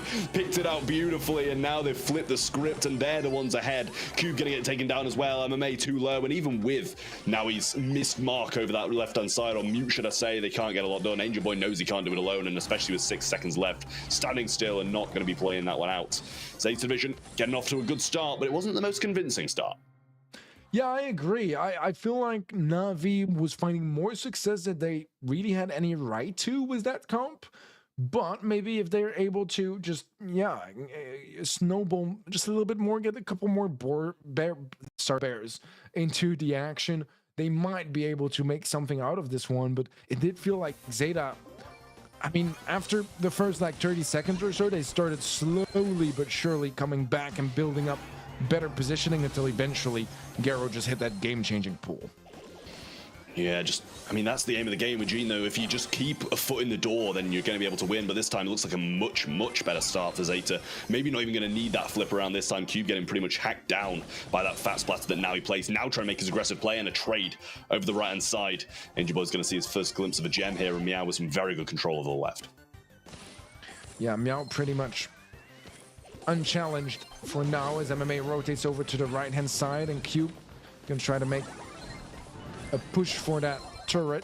Does get taken out quite easily. MMA found a kill on the right side as well to even things out. The gems are gonna be dropped, but not really a chance for anyone from Na'Vi to pick them up. So doesn't matter quite as much, besides just relieving some more pressure for Angel Boy to find some gems at last in the mid, but there's still 2 on the side of Zeta Division, and Garo is going to pick up 1. Will miss the pull onto Q, which should relieve some pressure here and help Na'Vi find some better positioning, especially as Garo is low. He needs to be careful. He might get taken out here. The poison certainly will. Is that enough for Angel Boy to get away? It's going to land straight onto Meow. That is not what was the plan here for Na'Vi and Zeta Division. They're locking in another countdown. Well, that was an anticlimactic reset there from Angel Boy. He just gets it all done. He's like, oh yes, I've got it going. And then just gets taken down on jump. Turret going to be placed down by Meow on this defense, but now all 3 of them closing down. Well, what's Jiro doing? He's up here doing absolutely nothing, trapped by the bear. Can't keep them out, and now Navi are the ones with all the gems in their hands. And this time it was an anticlimactic reset, as Navi going to be walking away, and there should be no signs of a reset this time. How this happened, I am not entirely sure, but the Navi Nation is certainly going to be enthusiastic about it because Navi are not out of this first set just yet. They even things out with a bit of a miraculous play there and probably mostly a misplay from the other side of things. But, I mean, a win is a win. And they quite desperately wanted this one. As we are in the lower bracket, there's no more room for mistakes. And now we're all evened out. Yeah, no more room for mistakes, and seen quite a lot from both of these teams in different games there. Cube getting a hit early on, and that's going to be Vision Gear kicking in. Jiro going to get hit once more by Angel Boy as well. Slow down onto Meow, who's just looking for this turret. Might even lose his side as a result of it, but we'll place down that salty barrel now and just wait this one out. MMA's going to take 4 shots at it and still only bring it down due to that burn down damage. Cube not in the best of positions, and now he just looking to try and not get pinched, having to back off a little bit. Fat splatter. It's going to be enough to pinch alone. Garrett trying to get towards that super because that does mean that Angel Boy needs to just respect him down in the mid a little bit more. Angel Boy a little bit careless there. He's gonna have to destroy some of his own walls and bushes, which is not the end of the world, don't get me wrong. Not necessarily always ideal either. I do like having some of those bushes as a Piper, especially for the speed gear. Let's see what Zeta's plan is here, because they do have that pull. A nice connection from Angel Boy, a big one actually, because Angel Boy is just running for those gems and able to get away with some of them. That means now 7 to Navi's name, and they're 3 away from a countdown. Yeah, now we're going to miss that mute again. Meow going to be having to place this turret defensively on the left-hand side, and it's actually doing quite a lot of work targeting down Angel Boy now, who's going to slide into this right-hand side grass, actually get hit by one of them as well, and Jiro has this pull. Now looking for the optimum chance to use it, but Angel Boy's just going to go down anyway. MMA going to have to retrieve those gems, and now his effectiveness is going to go down. Can't go aggressive with that jump, and now Zeta aren't even going to be scared of it, so they can play that a little bit better. And Angel Boy's going to have to jump out once more and not even get a gem for his troubles. Yeah, Garrett's just holding on to this pull for what seems like forever, but he's right to do so because there's not really any opportunities besides scaring off the Na'Vi players from going for gems, but somehow they still manage to. The mute on MMA will take him quite low, but he's still standing for now. Garo still has a pull. Can he find that ever so valuable connection? Any of the players would do, and Cube is going to be to one that gets hit. A nice pickup though. That might turn things around, but MMA can't connect with his super. That comes down to what you just said, Trav. He can't commit because of the gems. Angel will be able to find them back for his team, but the countdown has been cancelled, and Cube is going to go down as well. MMA jumping back. That is enough, but if he falls, they could potentially maybe reset it. They're going for a pull. They're actually trying to get the kill onto Angel Boy, I believe. Do they have enough gems? No. They were hesitating. They were just unsure what to go for, and at the end of the day, somehow Na'Vi are going to be the ones to pick up the set. I mean, it's just questionable. I mean, the gem they needed was on the floor, and that's the issue. They couldn't get the gene pull off because there was a need to bear there. They had the jump away on Piper, and they were just targeting the wrong players. 65 gems picked up there by Navi, 38 dropped, and 61-36 for Zeta Division. Pretty even statistics across the board. More damage on the side of Zeta, and pretty much all the control in the world. They just had so many turnaround, and Navi were able to just walk away with this one pretty much stress-free. Yeah, it's kind of crazy because Zeta Division, for the most part, looked better to me. I just feel like Na'Vi, they kind of got given some interactions here and there, and I mean, Zeta should really not let them get away with so much. That was absolutely wild. I mean, the second game was an absolute robbery if I've ever seen one. this third one not that far off either. I feel like they had a lot of chances to even that one out, but just didn't really manage to see those opportunities and even less seize them. I mean, the gene pull just wasn't as effective after that first game. You got that beautiful pull on Angel Boy playing that Piper. There it is, as I speak about it, the pull in, the takedown, and the gems because of it. Managed to bring that one home. But, I mean, even still, even having less gems in that one and having to pull to get the win, they seemed in control somehow. And I don't know how it is, but it just was seeming that way. This one as well, Angel Boy jumping straight onto Meow. MMA couldn't do anything either. He was one shot brought down. They should have tied this setup right there. And I don't know what went wrong, but why was Giro down here and not assisting on the defense? I'm unsure. I don't know. Maybe he thought it was already won or was celebrating too early. I don't really know what happened there, but I do know that it went wrong and quite terribly wrong for Zeta Division as Na'Vi are picking up this first set that really they have no right to get. I just want to bring it back around, Trav, to what you said coming into the match, because you said, like, that sometimes navigate a random bear that sort of might just swing the balance, and that's exactly what we saw in that second game. The reason they were able to run away with it was because of a Nita bear coming into the equation. But I think that we're all looking at that matchup feeling as though Zeta should have taken that first set.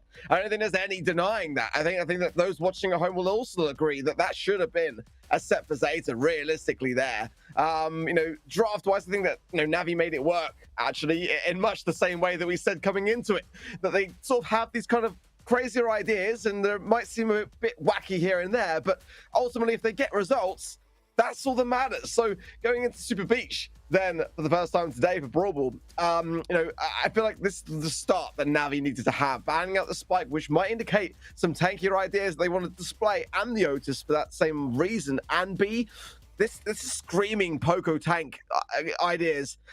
Surge, Barley, and Ems being banned by Zeta, then Teddy, and let's see how the draft starts to shape up.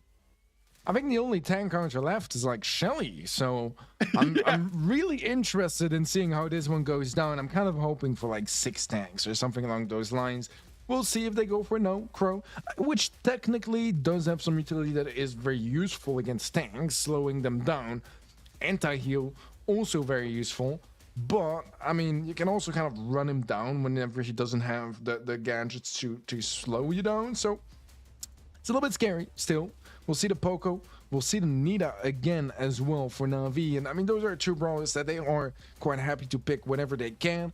The anti-heal is going to be at play here, as Crow will be able to get some value against the heals from the Poco, but it's still a decent amount of healing that he can provide. And, I mean, if you're not poisoned as well, you won't have to worry about that at all.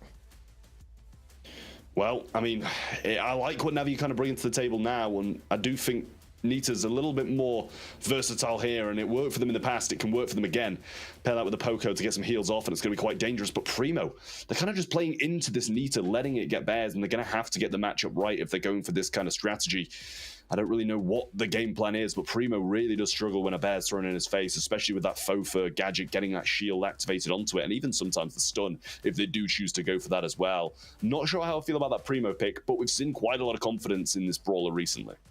It's a brawler which can get a lot of great results in Brawl Ball, honestly, and of course, Suplex gadget can also defend a lot of the goals that could be potentially on the way.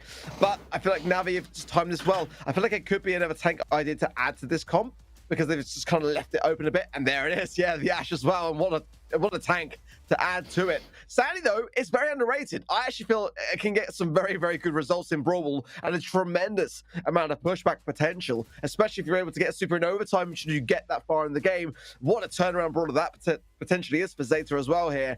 It's a tough one, honestly, to put my mind on who I would favor the draft for.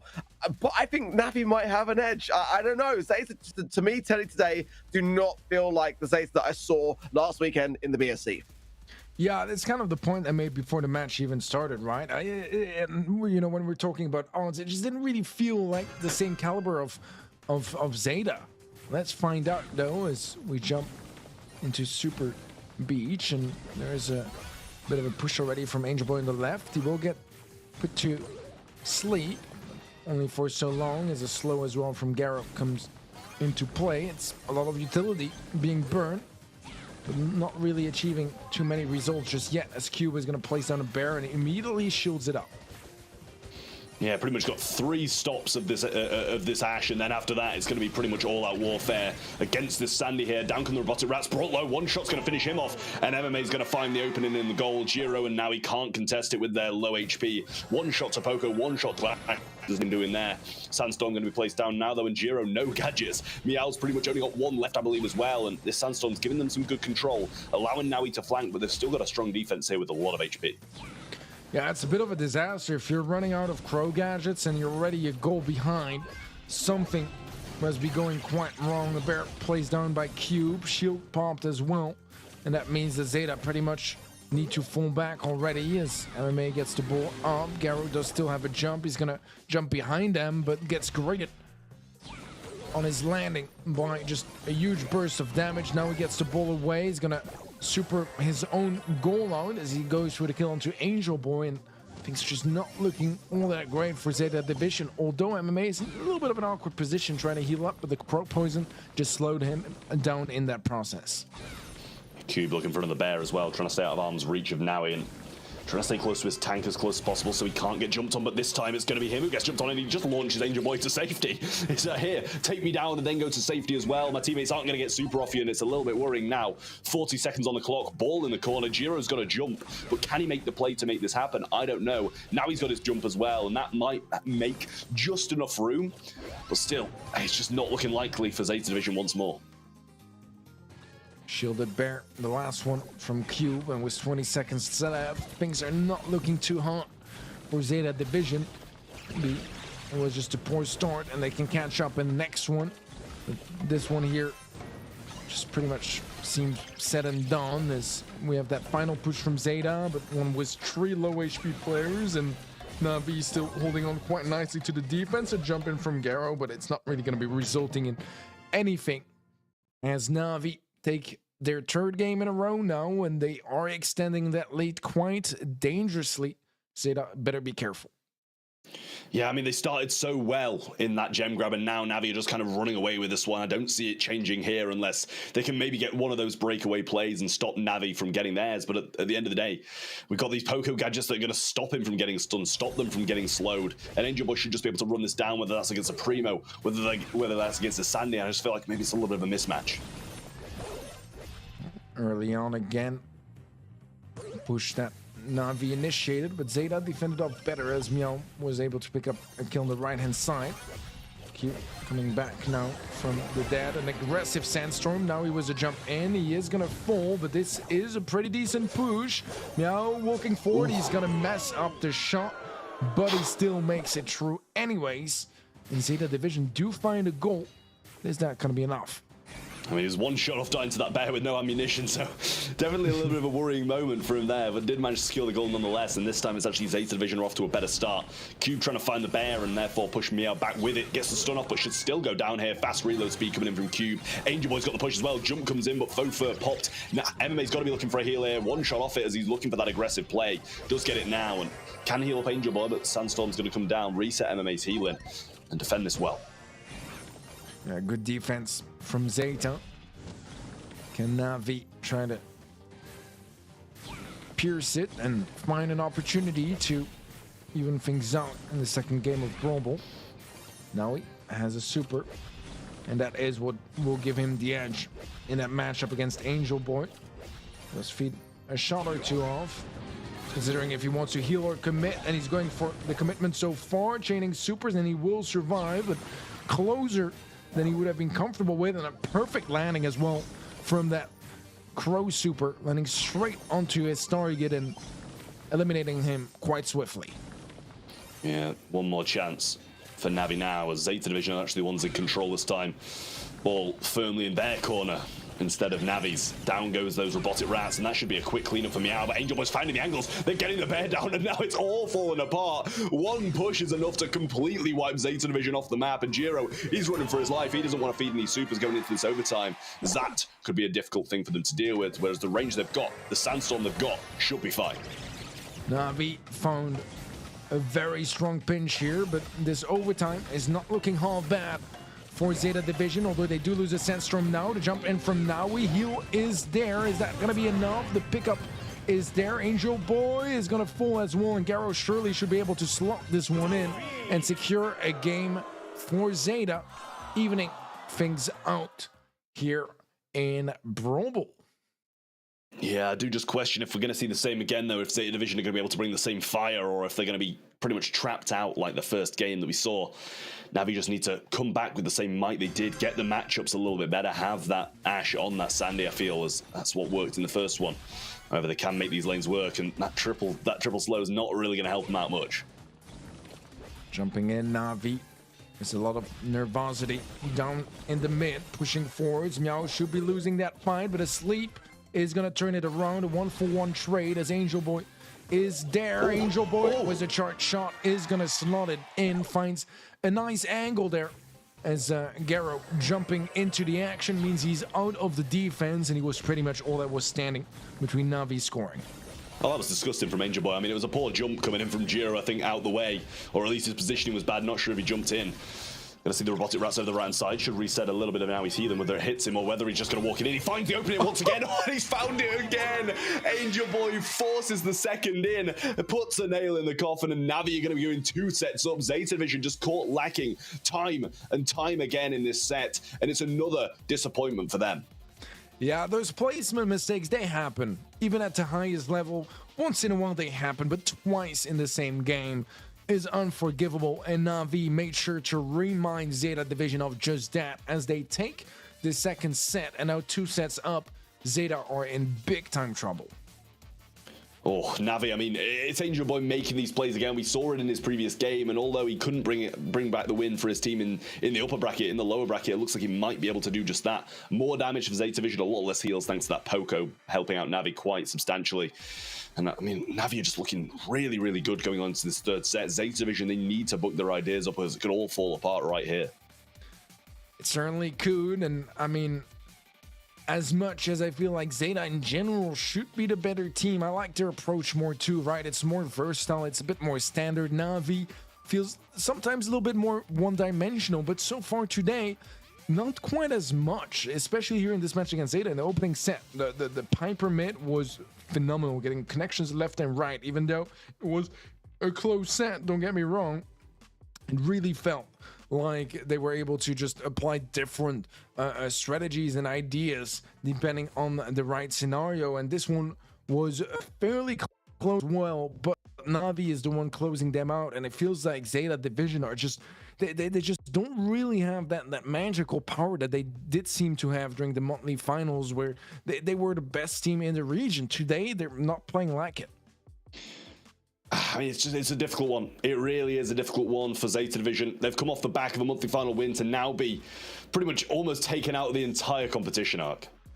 I mean, got to draw attention to the fact that Zeta Division in the open qualifiers had 5 grand final appearances. You know, that is a big statistic here for me, specifically within the Snapdragon Pro Series, that we've got to take into consideration here, because, you know, Navi had that 1 appearance. They lost to Foot Esports in the grand final, so they didn't actually get that win. Whereas they did get their win in amongst those 5 appearances, but nonetheless, like they just thrived so much in those qualifying stages. You know, they are the #1 seed for a reason, and they haven't got 1 win here today yet, and they are up against so much here as the draft is almost actually complete for Dueling Beetles. Banned out was Stu, Crow, Meg, Poco, Squeak, and Sprout as well. The Janet pick for Zeta coming in, but the B pick stands out for me as a big one for Navi. And the Penny here, I'm liking the way this draft is going so far. I wouldn't be opposed to a Grey myself. It has been obviously nerfed recently here, Trav, but we can get a lot of great potential on this particular map. Yeah, I mean, Dueling Beetles, it's that thing where it's kind of like 50% locked off now in comparison to where it was pretty much always opened up completely, and Penny's obviously going to be a lot better because of it. Always going to be a place to place that turret. If it's not over the right hand side, it's going to be behind those unbreakable walls. And with Sprout banned out, it's going to be a lot harder to reach those as well, so definitely a difficult position for Zeta to be in, but I do like the Bell. I like the Janet. You can never go wrong with those 2 very, very versatile brawlers. But at the moment, if Navi can establish a turret, if they can use this range to their advantage, then they're going to be doing quite well. But Lou going to be a pick coming from Zeta Division, and it's not as strong as it used to be. There's not as many choke points once these walls get broken down. It kind of be the opposite way around. I'm losing myself in my own words here. It's going to become more strong because those walls can't go down, and there's going to be more choke points. Yeah, I was gonna say, and I do agree with the second point of your point, the right one. It is an even better play than it was before, and it was always a threat on dueling beetles. A bit more situational back then, but it does have some more use now than ever before. And we're gonna see Barley, which is not a brawler we've seen here too much traditionally, always kind of overshadowed by other throwers. But Sprout, which is probably the best thrower on this map, is banned out. And I mean, a thrower is a thrower, and with the current situation when it comes to unbreakable walls, it might very much be a solid option here for Na'Vi, and one that they also traditionally was a bit of a comfort pick. In Heist, they would pick it quite often, even when it was just really out of the meta. So I kind of like Na'Vi bringing it back. I think it's a very solid pick now that the walls are pretty much going to be remaining there for the entirety of the game, but you don't really want to be paired up too much with that penny turret, as some splash damage can come down regardless from that Janet, and also that super from the Lou can definitely zone you out quite a lot. But Cube just playing over this right side, just going to be trying not to feed an MMA, playing heals on heals on heals, herbal tonic, and also healing star power, medical use. Definitely going to be quite useful, and he's getting hit hard, but a lot of these are going to be used early on. Yeah, he is low HP, but able to reset so quickly with those gadgets. I like the idea. Pop them early and make sure that you try to win that fight mid until eventually, well, he does just now, and he's not going to need them as much as he now has cover to work with compared to earlier, where he pretty much just had to commit to fighting into the open if he wanted to have enough range to be of any use. Angel Boy looking for Meow, but not quite able to find him. Second shot does connect. This gives him a charge shot as well. And so far, the Barley is working. It's paying off. Everyone seems to be just winning their lanes. And Na'Vi, they are quickly getting closer and closer to a match point. I mean, I don't know if we can call it right now, but if we could, then I'd be feeling pretty confident on the Navi side of things. Super's going to come down from Lou, but MMA's still going to be able to find a pathway onto that zone, and it's not even covering it completely. Giro pretty much blocked in at the top over there, can't really move. And I'd just like to note what Cube was doing off the start as well. Lou just sitting in that corner completely, just shooting and shooting and shooting and never going down. He just kept him there and didn't let him respawn, and it kind of held him off for like an extra 20 seconds, which I think was just a really, really smart play coming in from Cube there. Navi going to be going on to match point, and I mean, they're looking undefeatable at this point.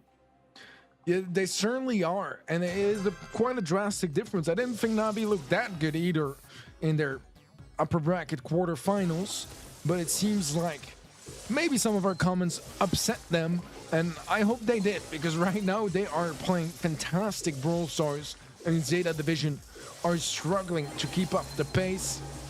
Cube is low, is still trying to bait out some shots, but again, the healing tonics are so valuable, not only to MMA for his fight down in the mid, but also for the lanes as well, where there can be some struggles, and eventually something is going in the direction of Zeta Division, but is that going to be enough to really pick up that much of an advantage? Nice from MMA once more, throw down that super, keep Meow out the mix whilst he's trying to deal with that Bell over the right hand side. Nice shots coming through, and MMA just keeping Giro off now. Meow the same, and they're all just so low. Penny turret over this right side going to be helping out as well. And now we're seeing so much raining down. Penny shots, Barley shots. That Mortar doing such a big job as well. Now he's going to get down by that incendiary damage from the Mortar. Down comes that drop the base, but it's not taking anything. MMA's going to avoid those shots, and now he's going to stay on zone, and the lead, it thickens. Yeah, some nice shots there as well from MMA. He does end up going down, but finds some good value before doing so. And Zeta Division, they're winning some fights here and there, but percentage lead is still so massive in favor of Na'Vi. And Na'Vi are straight back into the zone now as well. This is a worrisome situation if I've ever seen one for Zeta Division, as Na'Vi are slowly creeping up on the scoreboard, getting closer and closer to taking this match home and proceeding to the next stage of the lower bracket. 15% now separating them as Zeta go for a desperate final push, but not one that is going to be succeeding. Na'Vi are true to the next round of the lower bracket. Zeta Division are going home empty-handed. I mean, it hurts to say that as well as Zeta Division have been doing recently. If you don't show up on the day, you're going to get punished, and that's exactly what Navi have done there. They didn't, Zeta Division didn't get the drafts right, they didn't play it right, they didn't do anything right, they just seemed out of their element at the moment, and Navi took advantage of that, and they're going to force them out of the competition. However, Navi's streak is not done yet. They still remain in the lower bracket. They're still going to have fierce competition, whether that be from Kazaki or Foot. And then if they win that going forwards, they're going to have another tough opponent. So they've got to get a couple more wins before they're even with a chance of getting that. Yeah, it's still going to be quite a messy and scary journey for Na'Vi. But, I mean, at least they still get to be a part of it. Zeta Division, not so much. Triple the kills here when it comes down to stats, and about almost 50% more damage as well, more healing too. Everything is going in the direction of the Na'Vi Nation, and Zeta could just not really stand up to the task for this matchup. As much as I feel like their quarterfinal match, they didn't really play as well as I would have liked, and this one, they were doing even more mistakes than before. Whereas Na'Vi, I feel like they were strengthening themselves slowly but surely. Definitely so, and I wouldn't have expected a Barley to be picked in that last one, but when I saw it, I mean, I think we both knew that it was going to be pretty solid against the opposing comp if they could get that control, and I was, happily surprised when I saw pretty much all the heals being thrown out early at the start, just get that control and then hold it, and they held it so well. Really nice plays as well. See that as well, throwing down the super and just zoning them out, making sure it's always a 1v1 and not anything more than that. So, at the end of the day, Navi thoroughly deserved this position. I mean, in the lower bracket, they deserve to be down here, but now they deserve quite heavily to be going on to that next portion to face yet another opponent. Yeah, I think for me, Navi absolutely deserved this victory. I do feel a lot for Inso, I've got to say, because obviously, we know that he was the coach, the brains behind Reply Totem's success last year, who won both seasons 1 and season 2. So he won't be going to Tokyo, but nonetheless, you can't fool Navi. They played it perfect. The drafts are starting to show a little bit more of a sign for me that they've got a real possibility of doing tremendously well in this competition. So good for them. They will proceed, but we're going to be going down to the next stages of the competition shortly as well to see who their competition will be in the next part of the brackets. But got to give a massive shout out before we do that towards DHL, because again, this would not be possible without so many of our proud sponsors, and DHL always deliver for us, as I'm sure the teams today have been delivering to you guys watching the stream from afar, but also to Samsung Galaxy, Teddy, because the best players in Brawl do require the best handsets and tablets in the industry, as I know you like to flex us from time to time with yours. Should I do it again? I mean, if you want to. Let's do it again. That is technology for you guys. Technology. Great stuff. Beautiful. Well, again, today has been so eventful, but the fun is far from over. We've got more matches still to come here at the Snapdragon Pro Series powered by Samsung Galaxy. Going to be taking a very short break for now, but do not go anywhere, guys, watching, because we will be right back very swiftly.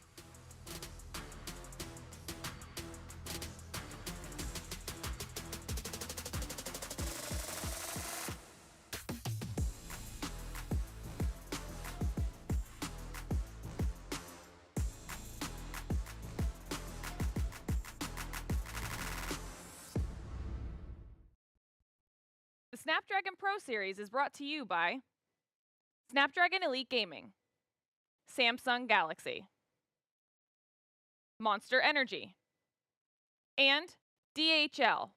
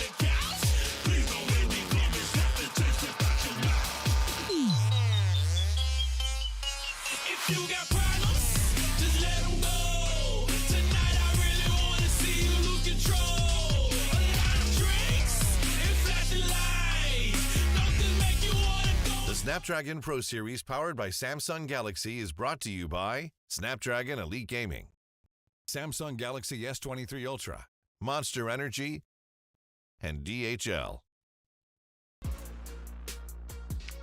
Welcome back, everyone, to the Snapdragon Pro Series powered by Samsung Galaxy. We've had some upsets and some crazy stories so far. Ark, has anything really gone as expected today? I honestly, I don't know what's going on today, if I'm being completely honest, but I'm loving it. I'm really thoroughly enjoying it because the underdogs are showing some of the big dogs how it's done, and that keeps a region always interesting. You know, you never really fully know what's happening until you see some of these big giants get toppled. That is absolutely true, and I feel like, you know, maybe EMEA needed that sort of a shake-up in which teams are leading and which players are the superstars of the region. Trav, what is your outlook for what is yet to come today? We still have 2 more matches to go. Are you expecting more upsets, or do you think we're going back to more normal things? Honestly, I mean, can we even look at it as an upset anymore? Foot got absolutely destroyed in their upper bracket. I mean, Kazaki might even be coming into this one as the favourites, to be honest. I mean, they got beaten quite heavily as well, but, like, pretty even in my eyes. It's a fair point. I mean, it's been absolutely all over the place so far. I have a final question for you, Ark, before we get straight to the action. Do you have an idea of what makes for all those crazy changes that we just didn't really see coming? I think, you know, having, you know, something to spur on your energy throughout the day can definitely make a world of difference, in my opinion, Teddy. Yeah, I think it might, and there is one way that is better than any other at staying energized, and I have one right now on my desk. I'm sure Ark and Trev do too, they're just not gonna show it, and that is Monster Energy. Let's go! That was, I mean, I love it. Team Monster Energy here. Very good partner of ours, and you know, first of all, making sure that this is possible in the first place, but yeah, keeping us energized throughout the evening and the players potentially as well, because they also want to make sure they're in the best conditions to compete. But guys, without further ado, let's give a look at Kozaki's roster.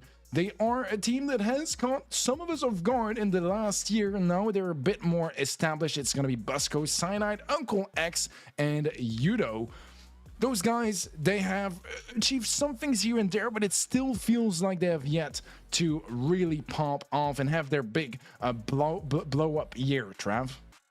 Yeah, I mean, they've made some moves, and we saw Kazaki do some things in the previous year as well, and they're looking to try and do it in 2023 just as they did in 2022, but still need that big breakthrough. We haven't seen them make the biggest moves. Yes, they've always been there, but they haven't been the team who is beating these big teams consecutively like they would desire to do, I'm sure, and Foot might be the place to start for them today, as they don't seem to be on the best of form. However, it's still going to be a bit of a big task, I will say. Yeah, I agree with you. I mean, Kozaki, they have... It's always been a team that looked promising and that would sometimes like cause some upsets here and there, but they've never really been able to pull through and really commit and you know, make it all the way. And that is a little bit scary, but let's check out on their opposition. And that is, of course, gonna be Foot Esports, a team that I feel like is in a little bit of a dangerous area. Drage, Ope, and Semantic. I mean, they're star players each in their own right, but they have yet to really deliver the results that we expect from this class of players, Ark. Yeah, it's been a rough day for them so far, but I'm going to bring things back around to the Open Qualifiers because they did have an absolute blinder. You know, they're the only team alongside One Trick Ponies to win 2 grand finals in Open Qualifiers 3 and 5, and that is a huge turnout. In fact, they actually faced up against you know, Kazaki in the Open Qualifier 6, and they did get the win, but it was actually quite close. It was a 2-1. So this is a bit of a grudge match from that quarterfinal stages. And it does show that Kazaki have got some result against this very team. But, you know, it has been a bit of a crazy day. I mean, the underdogs have been coming out on top. And that does make me a little bit concerned here for Foot. But, you know, there have been some great moments also. And this could be the moment that they start to turn things around. Yeah, I feel like at some point things have to come back to normal, right? And this would potentially be a bit more of a stretch as well for an underdog story, as we haven't seen as much from Kozaki this year as we have from teams like, you know, ANR. for example, just earlier, or even Navi in our previous match. So I don't know what to think about this one. If we had to go for prediction, Trav, what are you going for? I mean, you know, I did say maybe Kazaki isn't exactly the underdog, but I still think I've got to side with Foot. You know, they may have had a bit of a tough performance, but in the Open Cups, qualifying to this, they were one of the top teams. So I think you've kind of got to go with them once again. All right. Well, Ark, I'm going to ask you just about the same question. Yeah, I think I'm with Trav. You kind of have to in the situation with Foot. I mean, could Kazaki cause an upset? Yeah, they absolutely could. I mean, they've already demonstrated which they have some resolve against Foot, but I think that this is where we start to see, you know, Foot bring things back together again. And can Kazaki get a sit here or there? Yeah, I feel like they absolutely can, but this is the moment which I think that Foot should be able to take this one. Well, let's see if it is going to be another upset, or if we will see the favorite win just for once, maybe today. Bans are in here for Crystal Arcade. It's going to be Janet, as well as Sam and Squeak, banned out by Kazaki. Foot taking out the Ruffs, the Penny, and the Poco. So right now, just from a first glance, I wouldn't say anything too shocking. Sam being out of the mix could maybe lead for some openings towards, you know, something like Nash. I mean, yes, I think Ash could be valid, but I mean, there is still quite a lot of these tanky counters on unbanned, should I say, Ems being one of them, and got some decent zoning. We've seen this in the past, and I believe it was actually against Foot in the previous one. We saw it in Pit Stop, where it was able to zone really nicely and actually just provide so much cover against these tanks that Foot did choose to bring in, and also some of the brawlers as well. So definitely not the first pick that I'd usually gravitate towards, but still pretty solid and versatile when it comes to being able to beat tanks and these mid-range brawlers on the lanes. We're going to see Spike and B, and that is a bit more my speed. Oh, interesting. It is a little bit interesting on the side of Foot here, because B can just pack such a sting, and Spike's a really safe brawler to have on those side lanes, because you don't know what's going to be coming next on the side of Kazaki, and if they are going to experiment with something of a tankier nature, now they absolutely are not going to be doing just that, and we've already seen already today that this is a brawler which Foot can play very well. I think it's Semantic earlier playing with the Fertilized Star Power as well, and that can just really alleviate some of the side lane pressure. Carl going to come in for Kazaki. So again, one of those brawlers that we've kind of been a bit on the fence around today, just a little bit to see where it's going to sit now within the meta, with so many changes now to Brawl Esports as well. I'm still a little bit on the fence, even after having seen it today. I'm not sure whether it's the strongest of picks. Piper coming in for Kazaki is quite a bold one as well, but they do need something to be able to counteract this mid, with the B being such a prominent thing to have. Obviously, those Honey Molasses will be coming in quite key for the B to be able to, you know, retain some control and to be able to tank some of the shots that could come in. Yeah, what I do like about the Carl, though, is that he does have that two-shot potential on the B and on the Spike. So to that extent, he does counter them quite nicely, but it's still not exactly the freest matchup either. They do have just, it's a little bit easier for them to hit their shots, I guess, and they're going to go for a Stu. So is that going to be a Stu on lane? I would assume so, and it seems much more likely. And then you'll have the Piper and the B mid duel. But you always have that opportunity to potentially swap lanes if you really need to, or if a side gets opened up by the Piper, maybe that could be the case. I personally do prefer the draft just ever so slightly from Footballists, but I feel like Kazaki, I mean, their draft is nothing wrong with it in my books. Yeah, I mean, personally, I think both of the comps are pretty solid all round. I did kind of question the Ems as the first pick. I don't know if it's really first pick worthy, especially with these bans, but I feel like Footballists have just got that kind of more versatile drafting in comparison to Kazaki, who might struggle a little bit if these walls don't go down on the sides. Drage surely going to be looking to try and open up his and play a little bit more, with a bit more of that movement. Surprised a little bit that it's not Semantic, if I'm honest, but nonetheless, you know, we'll see what Drage is made of. Semantic going to keep on that Spike pick that we saw him on earlier, and I did like the way that he was doing so. It's already a large amount of mid control, but Yudo going to pick up a big kill there onto Drage, which will alleviate some of the pressure, but yeah, the positioning power already has forced OP out of that mid now. Very aggressive stance from Yudo, but jumping away now, opening up the map quite nicely as well. So, yeah, some big plays already as Kazaki showing some flair early on.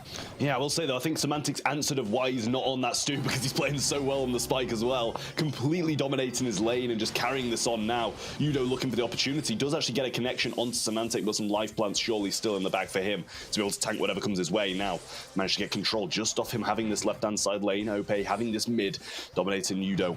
Now super thrown out once more. Slow's going to be down onto him, and he is going to be stationary pretty much. Cos coming in, X just trying to get the kill and just can't quite do it. Has to back off a little bit more, and now Fertilizer going to be placed down, life plant as well, and he's just going to be sitting quite nicely as he gets healed up a massive amount. Semantic is just such an immovable object at this moment in time and still continuing to dominate that left-hand side lane despite the help of Yudo. They just couldn't get it done, and now the countdown is there for Foot, and it just seems like Kazaki are a world away at the moment. There's a bit of a glimmer, maybe if Yudo can connect something, but there's just so many bodies in the way, and I just do not see it happening at all. And this is what we were saying coming in. Potentially Foot have a great opportunity to bring this one back, and that was convincing, especially with that side lane control that Semantic had over the match, which I feel has got a lot to do with the reasons why they were able to run away with that one. Yeah, I mean, they need this bounce back, and with this kind of domination that they're bringing to the table now, that's how they're going to be able to do it. So definitely some strong stuff coming out from Foot here. And, you know, Drage eventually, when he woke up on that Stu, started off a little bit weak and lost that right-hand side lane. When he woke up, he started to make the moves. But, I mean, pretty much the only person who was consistent all the way throughout was Semantic, just dominating so hard. But now Drage getting pinched in. Yudo and Buzz going to be able to get the kill over the right-hand side. OPA just waiting a little bit longer. Map broken up just a little bit by Yudo as well, which is going to make Drage's time maybe a little bit easier against the M's. Yeah, Yudo really is wasting no time at all there. Good honey molasses there from OP. He had to hit that right at the nick of time, and Drage now a nice clear up as well. And he is going to struggle a bit because now that Yudo's broken the map so early, he doesn't really have much, you know, to hide amongst. But Slow doesn't connect from OP either, and struggling to find any of the angles. Gets the amplified shot though, and that will be a saving grace for him as Semantic still continues to dominate. One takedown and a second as well. My goodness me, Kazaki, you've got to start to deal with Semantic. He just can't be stopped. Nobody's seen the left-hand side bush from the side of Kazaki. He's just been all over it constantly. Drage actually waking up this game a little bit as well, getting some great Stu plays, collected some gems, and making the moves because of it. It's quite low, though, so needs to be a bit careful. 8 seconds on the clock. More than enough time for a reset for Kazaki here, and a turnaround might be on the cards, but Semantic, yet again, just staying alive, keeping them out of the way, cleans up the right-hand side, and Drage going to dash to the left, survive out that little bit longer. And now the first set goes in the hands of Foot. I don't think Semantic died once except for that final moment in the 13-second countdown in that last game. I don't think he died apart from that. I'll be honest, for the entire series. What a dominant display, and far different from what we saw earlier. I think that's their first set actually of the day as well, so that could come at just the perfect amount of time. Look at the stats as well. I mean, they are very, very convincing in favor of Foot.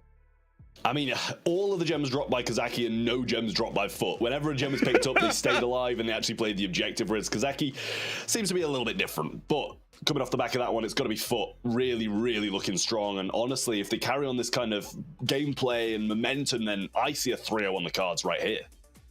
I agree, but this is the big question, isn't it? Because we've struggled to see that so far from Foot today. They really didn't have the synergy that they needed to have realistically in their bracket game. But now this could be the very thing to catalyst that very idea. And there was some very clutch gadgets there as well from OPE. You just saw there that glimmer of animation being the honey molasses to tank those fiber shots. But what a fantastic start to this series! I'm thoroughly looking forward to seeing more, Teddy. Yeah, I'm hoping to see more Semantic on Spike, because he was just shutting down anyone getting close to his lane consistently, and I love that he does it with Fertilizer as well, right? It feels a little bit cheap whenever you connect your shots, you know. Fertilizer is just, it's fair and square, love it. But either way, I agree with your guys' takes. It does feel like so far this is the only variable that is gone as we kind of would expect. But Super Beach is there to maybe prove us differently as our bands are lining up, and Janet, Max, and Carl will not be part of it as Kozaki bans them out. Foot will be banning out Poco, Dana, and Barley. That means first pick of Stu on the side of Footballists, as Kozaki will be matching that with a B and a Ruffs.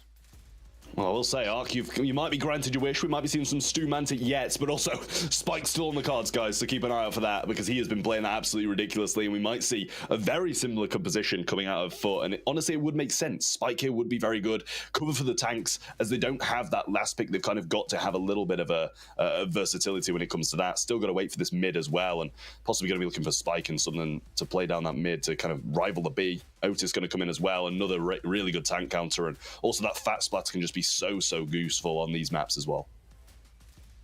I mean, I would love nothing more than to see some Stemantic come through. I think we all expected it, didn't we, in Crystal Arcade? But I'm actually, for once, glad that we didn't. And that's very difficult to say, in all honesty, because it's one of the most spectacular things to see within this region. M's going to be picked up now by Foot themselves. And it has been a brawler which has definitely come through a lot since the introduction of indestructible walls, actually. I think the comp so far for me, very rounded on the side of Foot. But nonetheless, actually, a comp that I quite like the look of already forming on the side of Kazaki's Eddie. Yeah, I find it quite interesting, to be fair. I was thinking about the exact same thing, really. I don't know exactly why Ems is getting better and better. Obviously, the super is better because of unbreakable walls, but I haven't seen really it work as well as I would have hoped to. So I'm hoping that Footballist will prove me wrong once again, as the spike this time around is going to be on the side of Kozaki. And I don't mind it. I mean, it has, decent matchups against Otis and a pretty good one against this too. So I can see it putting in some work, but they are going to be somewhat squishy on that Kozaki side, and Brawl that can be a dangerous game to play. Yeah, I do think the same. I think they have got maybe a little bit more of a versatile comp, I feel. I do quite like what they're bringing to the table. It's all going to be pretty much down to how this Ems is going to be able to play this one out and if it's going to get the value that they desire. But Speed Zone off the start should be able to get them in a good enough position. Drage knocked forward, and honestly, it didn't really hinder him too much. Wow, good amount of side lane pressure so far, but Carl's on the right-hand side is fending things off, and now that OPE comes into the mix, it might make him question his position just a little bit. Speed Zone down for Semantic to be able to juke those curveballs with a bit more success. Push forward, slow and advancing, but that Honey Molasses will tick down over time. Great pickup there from OPE. Just gets the upper hand. A supply drop going down there for Cos, but they're not really in a position to pick it up just yet unless he can just creep his way forwards. Now that Drake comes back in, he can't really do that. Yeah, Drake's trying to push down this right side with this wall break. It's going to become increasingly difficult. Just trying to play this mid a little bit more, but Semantic eventually gets his super here and actually doesn't go for that breakthrough onto Spike, as a lot of DPS would follow. Fat Splatter going to be there, and great pinch from him now. Doesn't want to feed this heal, and actually doesn't give it to him either. Still got that Gasser heal in hand as well with that super. Just pinch coming in from Drage. He's looking for his super as well, just to try and zone this one out, and with this position, they'd be able to do so much with it. It does feel like the walls are closing in just a little bit more as Foot gradually, slowly but surely push their way forwards and try to expel some of that utility and in their position. I'm not sure whether break is going to actually help Cos or hinder him, to be completely honest. It looks like it's going to hinder him. So low in terms of HP now, and the life plant down. Valuable there for Buzz on the left, but I just wonder how long it's going to be. How long can Kazaki hold this off? They got one takedown, but everyone is pretty low. And it just feels like Fut are just buying their time and taking this slow, but they're going to explode at some point near the end of the countdown. Yeah, I mean, the positioning loss really could not have come at a worse time. Now, they're going to get up that map and they're going to start pushing. Semantic looking to try and relieve some of this pressure and stop what's happening from happening. Can't quite do it just yet and not able to grasp a super. Drage has this ability to kind of zone them out now, though, but I don't know how much it's going to help. It's going to be in overtime when Yudo's got this charged up shot, follow up again, and the range that he's going to be able to provide in overtime is just ridiculous, and all the control in the world has kind of fallen apart now. On the right-hand side, Yudo's pushing up so deep, and that's going to be a troublesome thing here for Foot as Samantha goes down. Drage taking some shots from Cos, and the mute is going to be very valuable here for OP, but he doesn't connect it. But at the same time, Kazaki are going to be coming back down the map, and I feel like that was a prime opportunity to actually go forwards. Supply drop handed over now, and the entirety of Kazaki are buffed up, and that is exactly what you want to have in overtime here. And Drage already struggling against the curveball. Not just the third, but starting to bring things back. Semantic dashing forwards. Cost very, very low here. Surely going to go down. Semantic surviving on now, pressurizing Uno. And that is exactly how you want to do it. What a goal there for Foot. It didn't look like it was going to occur, but the way that he made it and orchestrated it, beautiful work from them. I mean, Semantic is just so good at the moment. I'm not sure how they've been struggling because he's been playing incredibly. The spike in the first set, the stew in this set, and all the plays are just thanks to him at the moment, and it really is incredible to watch. That stew play that he made bursting down that right-hand side, really to kind of save the game as they were in control the whole time and thoroughly deserved the win. Then it all kind of fell apart, falling into that overtime, and somehow managed to grasp his super and grasp the win because of it. Chance to break away here. OPE is pushing the ball gradually forwards. Gets to take down a buzz along the way as well. And Semantic now is in a great spot on the left-hand side. Drage also, surely this is going to be another goal in 25 seconds of play. I mean, this is looking very good for Foot now. This time they actually went for the goal instead of just playing it slow. Semantic looking for the kill and actually finds it as well. Warbreak going to come down. It's going to hit Drage also.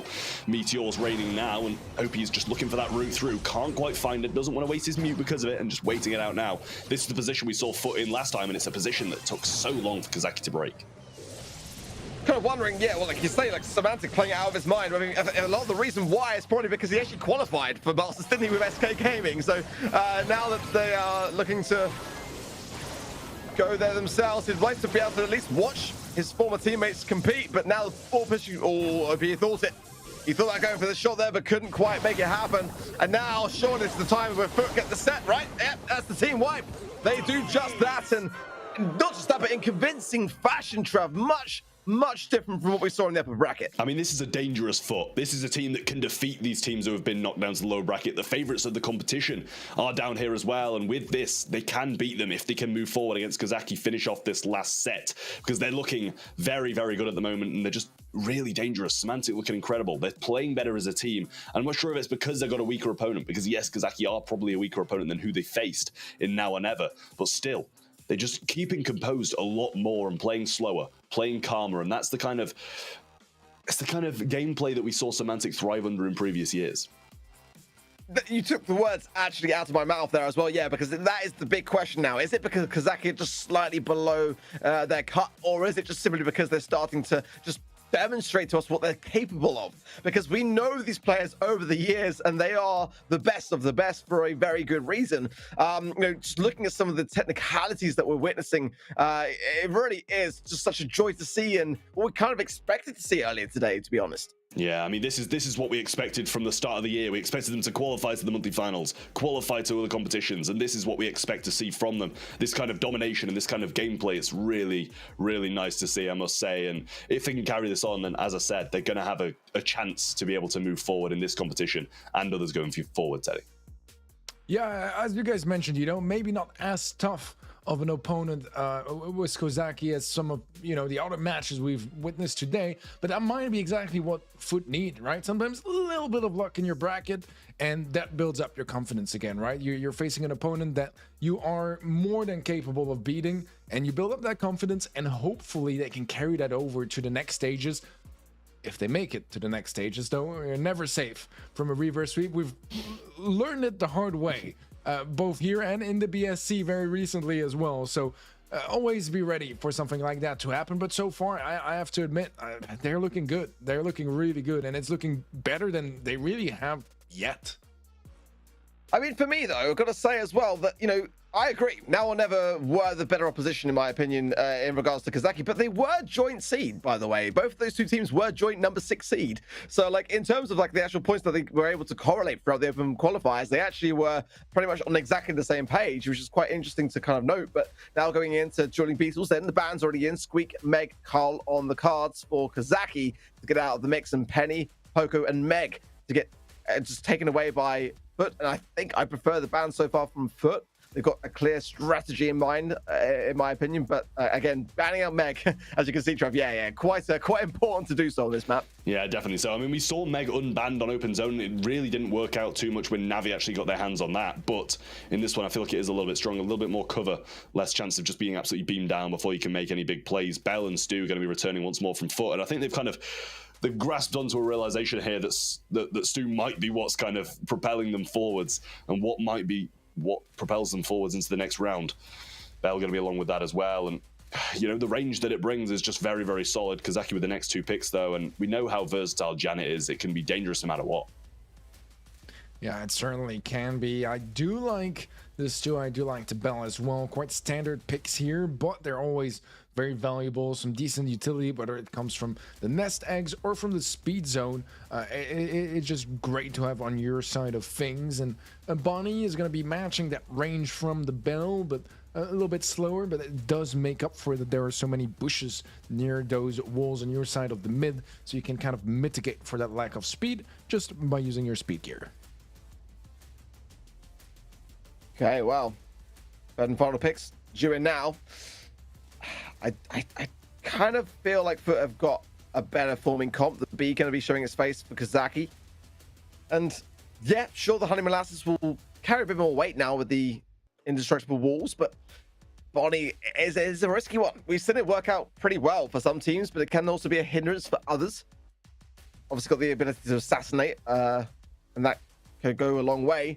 Chance to round things off here for Foot, though, and already with the aggressiveness we've seen so far today, Penny wouldn't be... Oh, the ban was actually there already for them for that side of things, but Lola will be the pick, and it is one that is quite an underrated thing in the current situation of the meta, and many teams underestimating it, forgetting about it. The ego, of course, being able to pop that and can supply a great deal of spray and damage to be dealt, and pressure, of course. The objective is so important in Hot Zone, and that is the thing here, which Foot wanting to just secure now and get the sweep, get themselves back on the board here, because it has been a rough day so far for them. I mean, I think at the end of the day, it's just there to tank so much of this damage. You get that ego down, you get the freeze frame along with it. It's going to tank B shots, it's going to tank Bonnie shots. Occasionally, it's going to tank some Janet shots, but you're going to have to consider yourself lucky if it does manage to do just that. Getting into the game, though, we will see who comes out on top and if Foot Esports are going to be able to finish this one off in 3, or if they're going to have to go forward into another set and try again. Well, slow and steady, see things in. It's going to be a little toe in the water there for Cos, but not too much more than that. Speed zone, of course, is going to trickle down over time, but it is allowing Drage and Semantic to start a lot of maneuverability. Drop the base down for Cos. It's going to just keep everyone just a little bit further back. I want to see some big taps here from Yudo, though, and they're not quite connecting with OP just yet. And the mark did on the side of OPE, so that's a good start so far for Foot, and they start to claim a bit of a commanding lead. Yeah, nice dashes from Semantic as well. See, I literally subconsciously say Stumantic at this point. It's how good he is at this brawler. But Buzz gets a kill in there, but instantly gets traded out. Drage going to survive on 100 HP, and some nest eggs being established by OP over the right-hand side. Really putting himself in a good position to go forward and win this lane once again. If he trips this slow, then it's going to be difficult for him to do anything at all. Semantic going to find another super and freeze frame, and Drage going to be able to tank a lot of that stuff. Well, that is the last speed zone. For Semantic, or Stemantic, whatever way you want to look at it. A lot of nest eggs down for the OPE as well. And now, Kazaki starts to claim back the mid just a little bit. And this is where Foot have struggled a bit to reclaim their position. Big taps, though, from OPE and Drage as well, finding the angle. Big nest egg pop from Cos, and that is where you get so much value from the Bell as the early on. The explosiveness of this leads just the 1v1. It's Drage against Yudo, and it is Drage who's got the upper hand here. Big ego pop, and that is getting now 75% on the zone for Foot. Well, that goes down, and he's got another one in hand as well. We saw Buzz kind of jump directly onto like 3 nest eggs at once, and that was a difficult end for him. 9% left for Foot to collect now to put them on match point, and Bonnie can do nothing. Cos just trying to fly up. He can do nothing either. Foot Esports going to be moving on to a match point in a commanding fashion, as that one looks as convincing as the rest.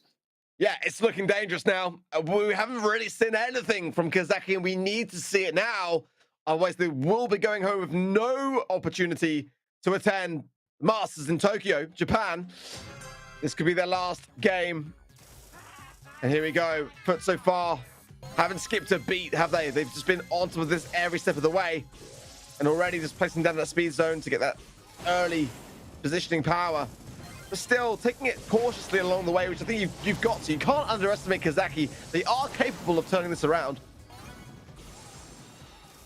Yeah, indeed. Drage got the flank on here. Doesn't want to be hit by Cos, but trying to pick him up at the same time. He's going to get along with the pinch from Semantic. Got the body over the right-hand side marked up, and OP's just healing up, and he's just going to continuously carry on shooting. Definitely not the right choice to make. Speed zone going to be burning down in just a second. Drage instantly back up. Got this freeze frame, not going to be taking any of those Janet shots, but Semantic's going to be bouncing left, right, and center, and he's going to get some damage on him anyway. Take flight and not able to find a connection onto Drage. He's going to be healing up, but now the pinch from Yudo comes in, and Semantic is left out to dry. Takes one with him, but still, 2 remain. Semantic is he's just juggling his tasks so spectacularly well, isn't he, really? Yudo, though, has got shield. Just going to place the Honey Molasses down now to really pressurize OPE, and the slow as well does connect with Semantic. Obviously, we're not able to break the wall as he's running speed zone, so because I can know they're safe and sound, but not anymore. The team wipe is there, and all 3 members of Foot now standing firm in the mid. Nestic pop as well from OPE, and we've got to see Kazaki push hard now. They've got to retake this, or they will be going home. No more second chances now in the lower bracket. I mean, I do kind of question that drop the base there, to be fair, from Cause. It just really didn't do too much. Tanked a couple of shots, but would have been much better used behind one of these walls, especially the unbreakable one. Semantic managed to avoid out a few of these bombs, and he's just walking in circles. Cause can't find him, and Semantic gonna survive, gonna take him down. 15%, and Foot are gonna be walking away with this one. No chance of a Kazaki comeback now. It's gonna take Bonnie the entire time to walk up. Never mind retake. 2-1, and Foot Esports are gonna move on to the next round. They got some fierce competition waiting for them, but they live to fight another day. A night and day difference. It really was for Foot there, as the day did not start in their favor. They are in the lower bracket now as a result of their loss earlier to now or never, but looking like they are turning things around nicely so far. They just looked more confident, didn't they? Every step of the way, realistically, looking like they were playing a lot more together as a team, and winning the lanes more often than not was a key component to bring them to victory. Great stuff from them, and much more like we expected to see. The stats say a very, very similar story. 19 kills, just the 9 there of Kazaki in hot zone, and a great deal more damage as well, Trav. Yeah, I mean, usually heals are quite a big part of staying on that hot zone, but this time it didn't really matter too much. 9,000 less for Foot, but the damage kind of made up for it with the 40,000 more, and along with the 10 kills more as well. Definitely on the side of Foot Esports in that one. Kind of just seemed like Kazaki, they brought a decent comp. They could have fought at the range, but Semantic wasn't really letting them fight at the range. And we saw a lot of nest eggs over the right-hand side, which made it so difficult to push up that side. And also over the left-hand side, Drage was just popping ego after ego after ego. We saw some freeze frames left, right, and center as well. Really, really nice stuff from him. And overall, it was just a great team performance out of Foot Esports. It's always a great thing to see Semantic on Stu, but I've got to bring things around to the fact that, you know, we've seen him playing some brawls that we haven't really seen him on for a while, like bringing in the spike, and just wow, he played that so well in Crystal Arcade. We also saw him on Gene earlier as well in Canal Grande, and despite not getting the win there, I felt like he was playing it really, really well. And it's just a nice thing when you have these big roster changes and team movements, we get to see brawlers that, you know, players have not necessarily been playing with for a while. But Teddy, from the sidelines, you're watching that one. Give us your thoughts. Did it go the way you expected it to go down? Surprisingly, it did. And honestly, that is quite a surprise because so far today, I think that, you know, if we actually had to count our predictions, we could not have been wronger. And even that's wrong. So yeah, it's been quite a journey so far today with all sorts of upsets and just crazy results. But this is the one that I feel like we all were somewhat safe, somewhat felt safe getting into. And honestly, it really seemed like footballists were feeling safe themselves as they were building up that confidence, testing the waters a little bit, maybe in the first set. But right after that, second and third one, they didn't leave much of a chance to Kozaki.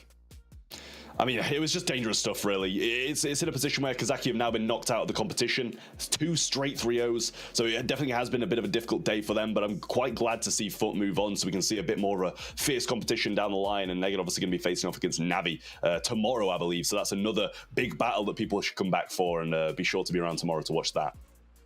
Absolutely. So, well, guys, we will have one more match today, and I believe it's going to be one of our upper bracket semifinals. So we'll see you guys right after a short break for the upper bracket semifinal.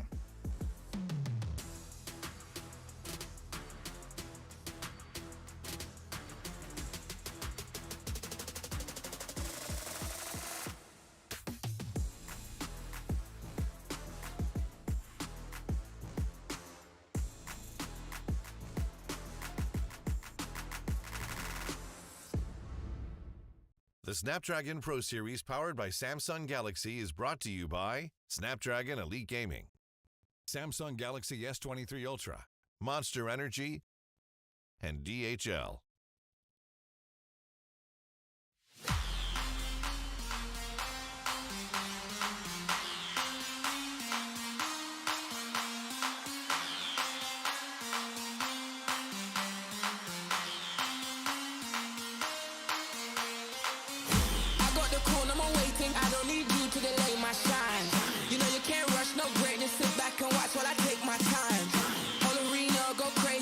like I'm Hercules in my prime.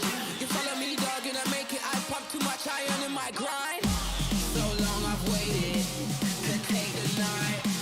Got no more patience. I think it's time. The man of the year, show the right. I waited all my life and now it's showtime.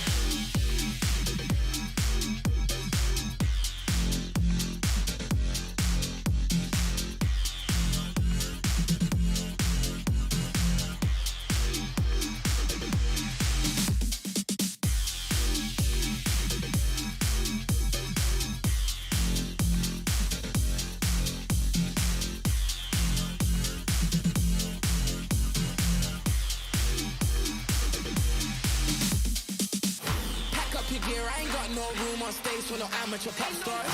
Me and my clique don't fear, trashing hotels like some animal rock stars. You opened up with a bang up job, but it's time for a real deal headline. Line so big that I can't find the end, I'm gonna kill this airtime. Don't get too comfy, you make the scene now, they gon' love me. I got the keys now, get your own seat. You must be senile if you think you tag along. I'm sorry, my friend, you pegged me wrong. You must be lost, man, your time is gone. If you think I give you the blueprint, you better be stupid or else you're deadly wrong. So long I've waited to take the night. Got no more patience. I think it's time. The man of the year, show the right.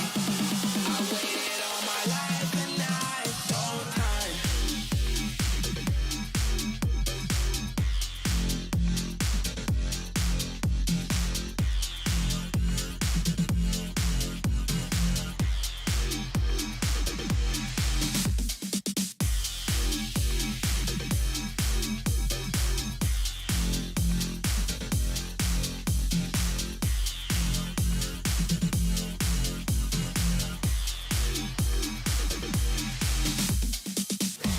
So long I've waited to take the night.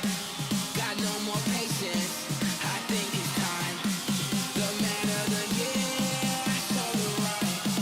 I waited all my life and now it's showtime. Showtime.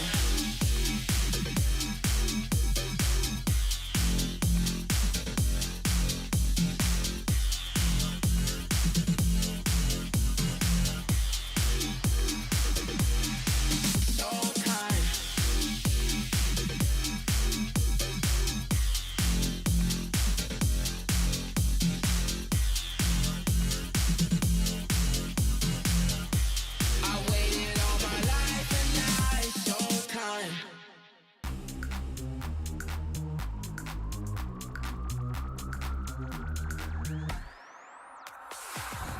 I feel eyes all over me. Welcome back to the Snapdragon Pro Series powered by Samsung Galaxy. We've had an absolutely phenomenal day so far, full of upsets and great underdog stories. Things seem to be making a little bit more sense, at least when it comes down to the latest match we just watched. Trav, just sum up what happened today, because it's been all over the place. Well, I mean, to be fair, it's a little bit difficult to sum up, but we had a couple of closer matches to start with. Obviously, Navi being taken down to lower bracket in quite an unfortunate loss for them, and the same with Zeta Division as well, in 3-2s close up at the start. And then we had pretty much, was it 3-3-0 since then? So it's pretty much all been convincing. Kazaki and also I can't forget, but another team had been knocked out of the competition now, and disappointing losses. But honestly, the teams who have moved on have been thoroughly deserved. Yeah, the team you're thinking about is Zeta Division, and that's probably why you forgot about it. Because who would think that they are out already in out of the competition? 2 losses out of 2 matches. That is quite disappointing. We've had a lot of kind of stories like that, Ark, and this is probably the biggest one. Any idea why things are being shaken around so much today? It's what happens every year upon year. We see it everywhere in Brawl Esports, don't we? When different rosters start to form and different teams start to kind of like, congregate, it tends to be those that have had the longest time running together have the most synergy. But it does mean that the region has been getting a lot closer together, as that does seem to be the case today. Well, guys, there is only one way to be able to compete at the highest level. That means you need the best equipment possible and the best chipsets that you can get in any sort of mobile device. That is going to be from Snapdragon Elite Gaming, and they are just the leaders of the market at this point. Most of our pro players' devices are going to be rocking that, especially in LAN events, getting everyone on an equal footing and making this event possible in the first place, Ark.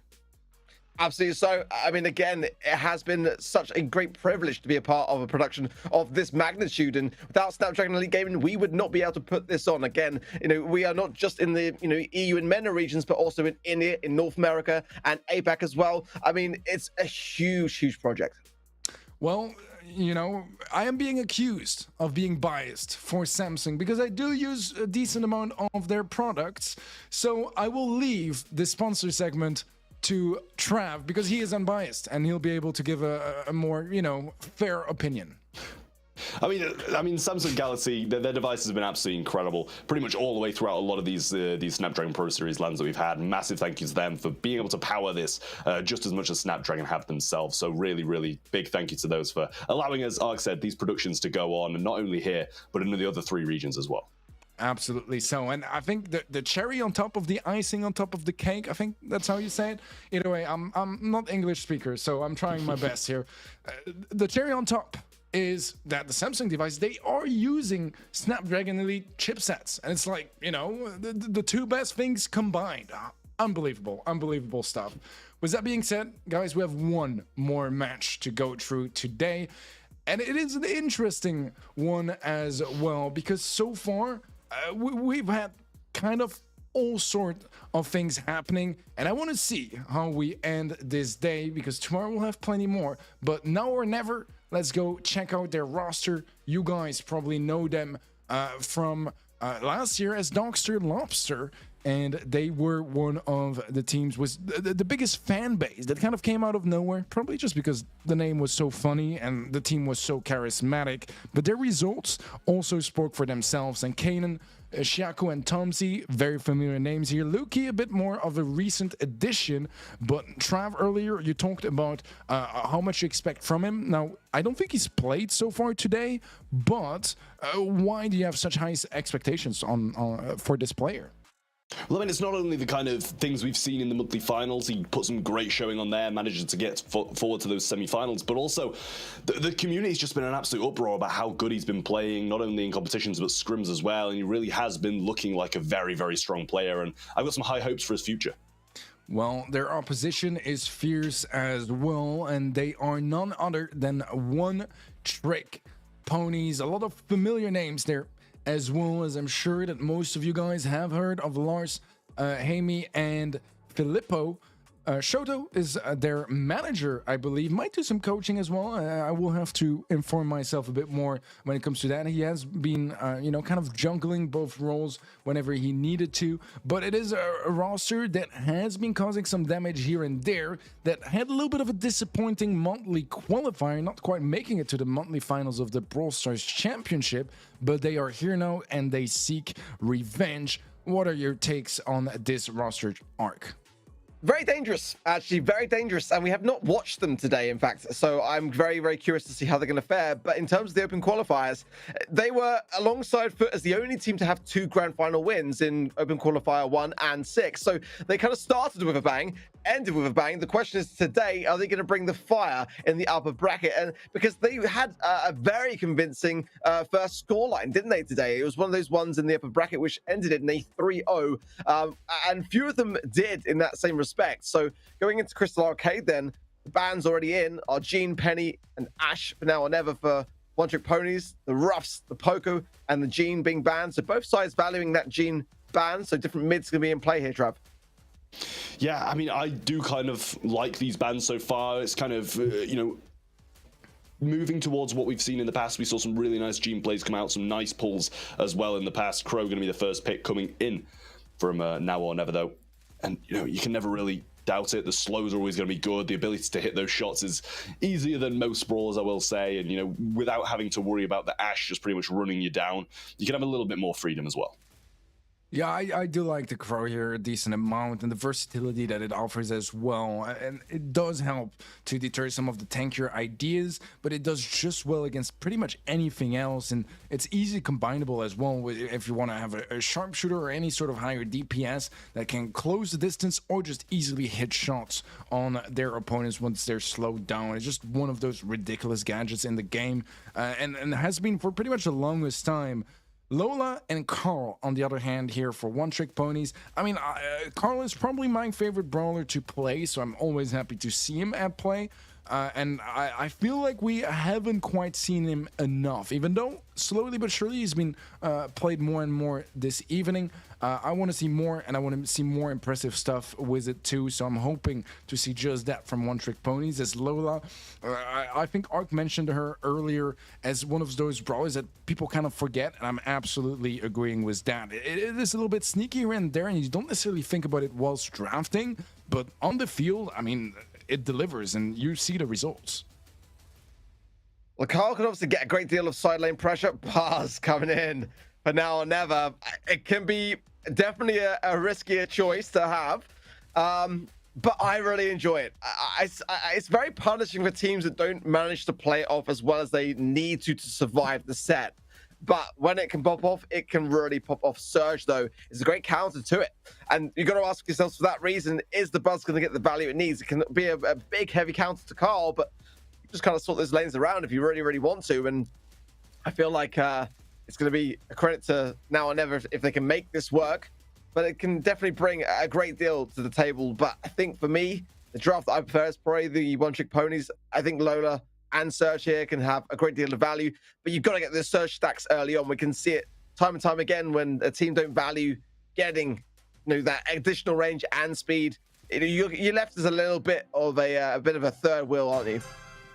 I mean, as any game of Brawl Stars, you kind of got to get these matchups right, and if they manage to get the matchups right, then they'll be fine. Tom's going to be over on Jaime. I wouldn't say these are the best matchups, as they kind of want to get that surge onto the Buzz to get that early stacks, but he has been taken out on the other side. Jaime over the left-hand side did manage to clean up the Buzz, though, and they've got quite a nice super off that, so now he needs to be careful. Well, 3 gems already in the pocket. Now Felipe coming in now at the pop of the gadget, but Thompson shuts us down pretty quickly, except for the fact that he dies in the process. Felipe, though, surviving on. This is the stacks that are given over, though. That's the concern realistically here, and it has given over a bit more territorial control. Deku pushed back now, far back into the spawn side. Ken trying to make some space, but goes down himself on that right-hand side, and now One Trick Ponies are getting and feeling a bit strong about the situation.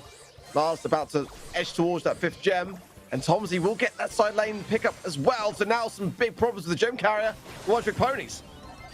Yeah, I mean, Jaku went very aggressive, felt confident about that. Felipe was going to jump forward and try to get the kill, but actually burned up, so he'll be scouted out in the bush. Now he's going to get hit by that fire, but not Jaku, sadly for him, as he managed to survive just a little bit longer. Picks up that gem, and now being pinched in by Lars, who do have a little bit of a gem deficit, but nothing they can't come back from with a little bit of control that they've got. Race frame for Lars will give himself a bit more of a assertiveness into the mid. The gems drop, though, but you don't think you can really creep towards them, not whilst Kanan and Tomsy are protecting them, but Filippo clears it up. Not enough time to pick them up, though, because Deku comes back in up the spawn. 7 to now the 8 of One Trick Ponies. Very, very close, honestly, though, but some mistakes on both sides being shown. Now, the Ego placed in a more aggressive position for Lars. He wants to get on this countdown as quickly as possible. Yep, super comes in from Toms. He managed to get the connection on Jaime as well. Another pinch there. The sun should be there as well. The hit, the take. Shots, can he survive just a little bit longer? He does manage to get out, and Jaku, 9 gems, 5 on the head of Tomsy. Either one of them will be a reset. Filippo coming in, trying to get the finishing blows, but I'm not sure if he's going to be able to. Jaku, 150. What did I just watch? He's managing to get out a little bit further, but Tomsy manages to take it back, and it was a little bit of a risky play from Jaku. Not sure why he risked that much, but still, they're holding on to the gems. Reset didn't mean too much, as they shouldn't be able to get another one. It's a troublesome thing when you accrue with gems, but nonetheless, they're able to hold on to it on the side of Now or Never. They claim the first set of this series. Again, we are in the upper bracket, so whoever loses will not be going home. They'll have a chance to fight on still. But nonetheless, the winner be able to proceed will be a huge, huge deal here. But so far, Now or Never, making it work for the most part. I don't think we've seen the last though of one-trick ponies. Definitely not. Now and ever starting strong, but they definitely had some good opposition. Lars getting hit pretty hard, Tomsy being pushed back, and this is the sides that I thought they'd want off the start in the last one, but didn't manage to get. Filippo getting some great shots. Tomsy should go down on level 2. Level 3 with this gadget in the hands of Filippo now, and the pinch should be following up shortly, but Lars is just too low to maintain his mid control. You want to start for Filippo here, he's not done yet. All gets 2 connecting shots, probably 1 away now then. His next stack as Jaime chooses to go in, knocks back and in a troublesome position. Filippo is now way out of position. Tries to go in and does get the pick up there, and he's the last man standing for his team, so great work from him. Like to get on to the next stack quickly though, and it looks like he's going to be there already. Great work, but he's carrying 2 gems and not the ideal position for a Surge to have them. Man, not only is he carrying 2 gems, he's carrying his entire team as well. He's been the one doing the majority of the work. Super available, level 4's there, and just keeping Kanan at bay, keeping him back, keeping him away from his gem carrier, but I mean, now he gets close, Lars is going to deal with him himself. Doesn't have the prioritized lanes, but at this point, Filippo's got range to be able to deal with pretty much anybody. And Jaime doing a good enough job against Tomsy. Can't really let him heal up, though, as he's going to be coming straight in his face with that super. Yeah, Tomsy's juking Jaime really, really well here. The slowing toxin there from Deck as he chooses to go in for Lars. And Lars was surely not expecting it either, but the gems are dropped and given over. You've got to question that a little bit, in all honesty, under the circumstances, and it's going to give one-trick ponies surely now a game. I mean, it's all on Kanan's head, really. Can he get the shots through? He gets the evade on that shot, takes one down, but that's still enough gems to remain in control of the countdown. One-trick pony's going to even things out, and now and ever, very, very questionable jump in. You've really got to question that, because that was just not the play to make. They had a decent amount of control of the mid. I mean, surely Lars wasn't expecting it. We weren't expecting it, in all honesty. So, but, you know, it puts you so out of position. There's really no way to rekindle that kind of situation. It's just... it's one of the reasons why, you know, you don't realistically want a Crow to be, you know, gem carrier, because your mentality as a Crow player is to go on the aggressive, and you can't do just that. Let's see now as it is extremely level. Jaime going to go down that right-hand side, but Filippo really wants those stacks, and everyone from now and ever just clustered behind those 3 tiles on that right-hand side. Yeah, difficult stuff. They're not really able to move just yet, and Filippo's actually getting some shots. Wherever he shoots, he's going to find someone, surely, in this massive clump of people. Kanan trying to find a bit of a flank, but he does get that level 2 straight away, and nice cleanup from Jaime on the backside of things as well. Jaku looking for the kill, but actually might go down because of it. Lars with 5 gems and make that 6, possibly even 7 if he gets this one from the mid. Is looking quite good. Lovely gadget there from Filippo, closing the gap just enough to get the kill and get that next stack on the way, and what a great position now. He can go on the offensive even more to protect Lars as well. The freeze frame just for good measure. And Jaime keeping Tomsy low, incredibly important now as the second gem that they need to get this countdown spawning in. Tomsy's going to make a big push on this left-hand side to get the kill, and he does, and that will push back one-trick ponies. A chance to rekindle the situation now, for now and ever, but they've got to really start to hold these lane controls. Yeah, can't let anything go, really, and Jaime can even pick up a gem and fly and hook back, but he actually chooses to go aggressive, try pick up Jaku. Super going to be missed by Tomsy, and Jaku now dropping those gems. Pick another one up, though. Tomsy going to go aggressive. Can he get the takedown? He can't just yet. Jaime's going to come back and clean up, help his team out in a much-needed position, as both of them are incredibly low. He's low as well, but now should have some time to heal up before they aggress once again. It's not going to be enough time, I don't think. Everyone together for one-trick ponies, the freeze frame as well for good measure, and that will be the set going their way.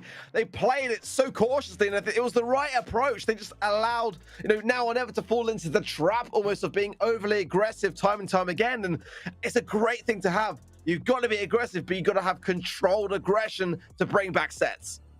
Yeah, it just wasn't the right play to jump in with that Crow. I mean, you're giving them gems, but you're also not really thinking about your team and thinking about the control that you could have. You need to think about that as well. But one-trick ponies just managed to get the win, regardless of these less gems picked up. They also dropped less, and quite a significant amount more damage, 22,000 more for one-trick ponies. And honestly, it didn't look that much of a difference. It was incredibly close and pretty much could have gone either way, but just a few mistakes from now and ever really did cost them. Yeah, it's always sometimes just those moments of weakness that a great team can really capitalize down on. And one-trick ponies, like I say, are a bit of a dark horse. I mean, not in terms of their achievements. They're the number 2 seed for a reason. 2 grand final wins in open qualifiers 1 and 6. But simply because we haven't seen them play today, for many probably just wondering like whether they're a force to contend with, but they absolutely are, and you can see why at the moment. They just have a patience that some of the other teams don't seem to have in that same level. You can just see here why they dominated a lot of their moments, but I'm going to give a lot of hand over to Filippo because it's not easy to make a surge work as well as he made it shown. I mean, you've got to be cautious, but also aggressive, and get that balance is never an easy thing to have with a particular brawler like that in terms of its nature. Yeah, definitely not. But I mean, we did see some hopeful plays like this from Now and Ever, but it just wasn't enough. There's the jump in with the gems, and he drops 5. You just can't be doing that. It's literally even pretty much before he goes in with those gems, and pretty much just costs his entire team. I'm not sure how I feel about that, but Teddy, how about you? Yeah, I think desperate times call for desperate measures, right? And if it wasn't so desperate, I doubt he would have gone for it. But either way, I agree with your point, though. And I think what One Trick Ponies did really well, too, is that they made sure that the impact that the Buzz was able to find in Game 1 would just not be nearly as much in games 2 and 3, because, you know, they were able to shut it down much better and limit its effectiveness. So I did like that quite a bit. But moving on to Super Beach for some brawlable action, we'll see Crow Sam's 2 banned by Now or Never, One Trick Ponies banning out Poco B and Stu as well. And the first pick of Max for Now or Never, OTP, going with Bonnie and Ems. I love the Max pick. Gotta be honest, I feel like this already is something that I love to see from Now or Never, and the Surge as well, taking away that One Trick Ponies had in the previous set, gave them so much power. It really is a nice combination, especially if the Surge is struggling to gain those stacks. Dynamite, I'm sure a lot of people at home now are wondering what is going on. Dynamite is so incredibly broken right now, I'll be honest, and whether it is just a ladder thing or whether it is going to be something which comes into draft more and more, we'll have to see. But I do love it in Brawl Ball, and especially if someone is on point with their shots, I feel like that is actually going to work out well if they can land those shots. I mean, that's the name of the game, really. If you can land your shots, you're pretty much going to win no matter what brawler you're going to play with. Yeah. But it's kind of more specifically centered towards Dynamite. I'm going to go with the Sprout on Super Beach is definitely not something you see every day, but needed something to combat that. I'm surprised they didn't just go with a Grom or something like that, which is definitely a little bit better in this kind of meta at the moment. But Sprout is definitely an answer. I'm not sure if it's the answer, to be honest.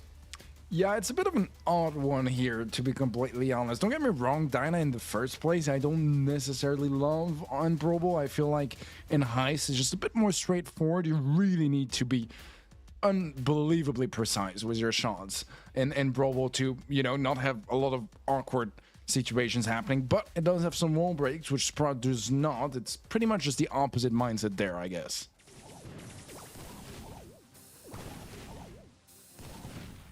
Oh, going in. Left to the side, we got both throwers, which is always a good start, realistically. Decker going to pop the gadget, didn't quite connect there with the stun, and Lars spots the opening and doesn't hesitate to go for it. A goal within the first 16 seconds, and that has put egg on the face of Now or Never. Yeah, painful really. Wall coming down once again from Filippo, and he's just not being hit. Super coming in now, and he does go down to that.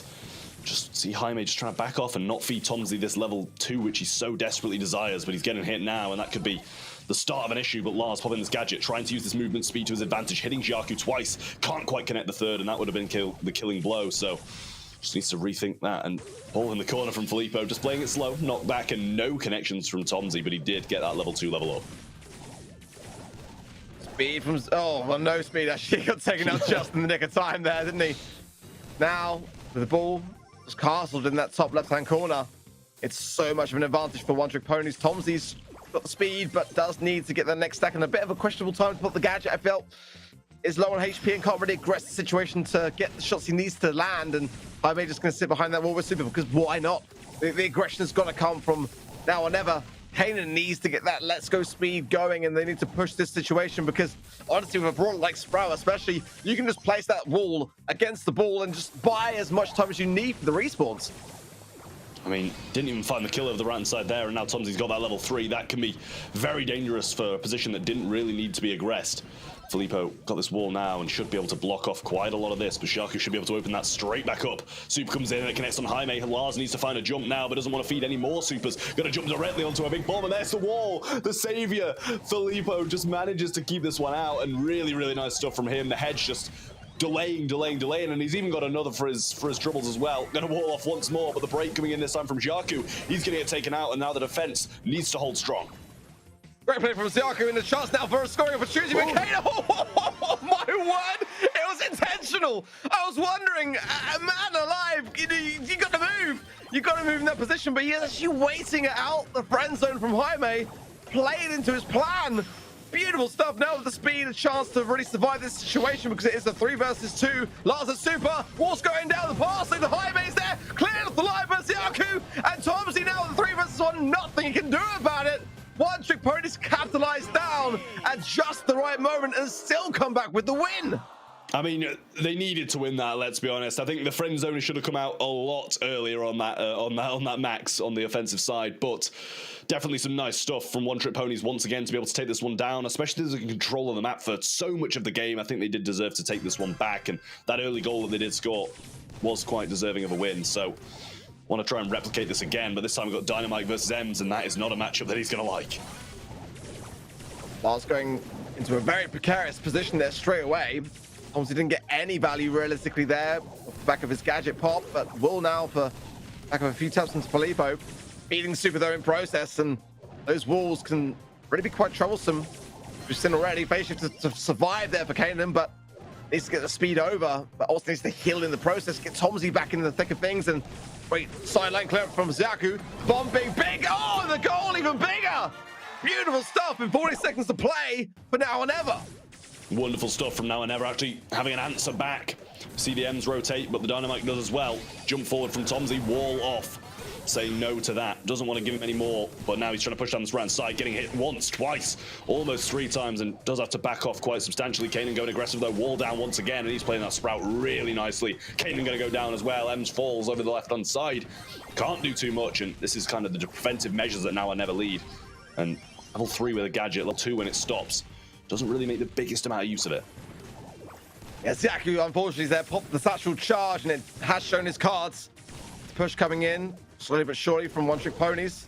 Gonna whittle down their opposition. Tomsy will actually come up on top quite nicely though, as a result of that transaction. He's got super to hand, but Lars taking no chances, jumps back there to ensure that Tomsy didn't go for the goal. Speed though coming in.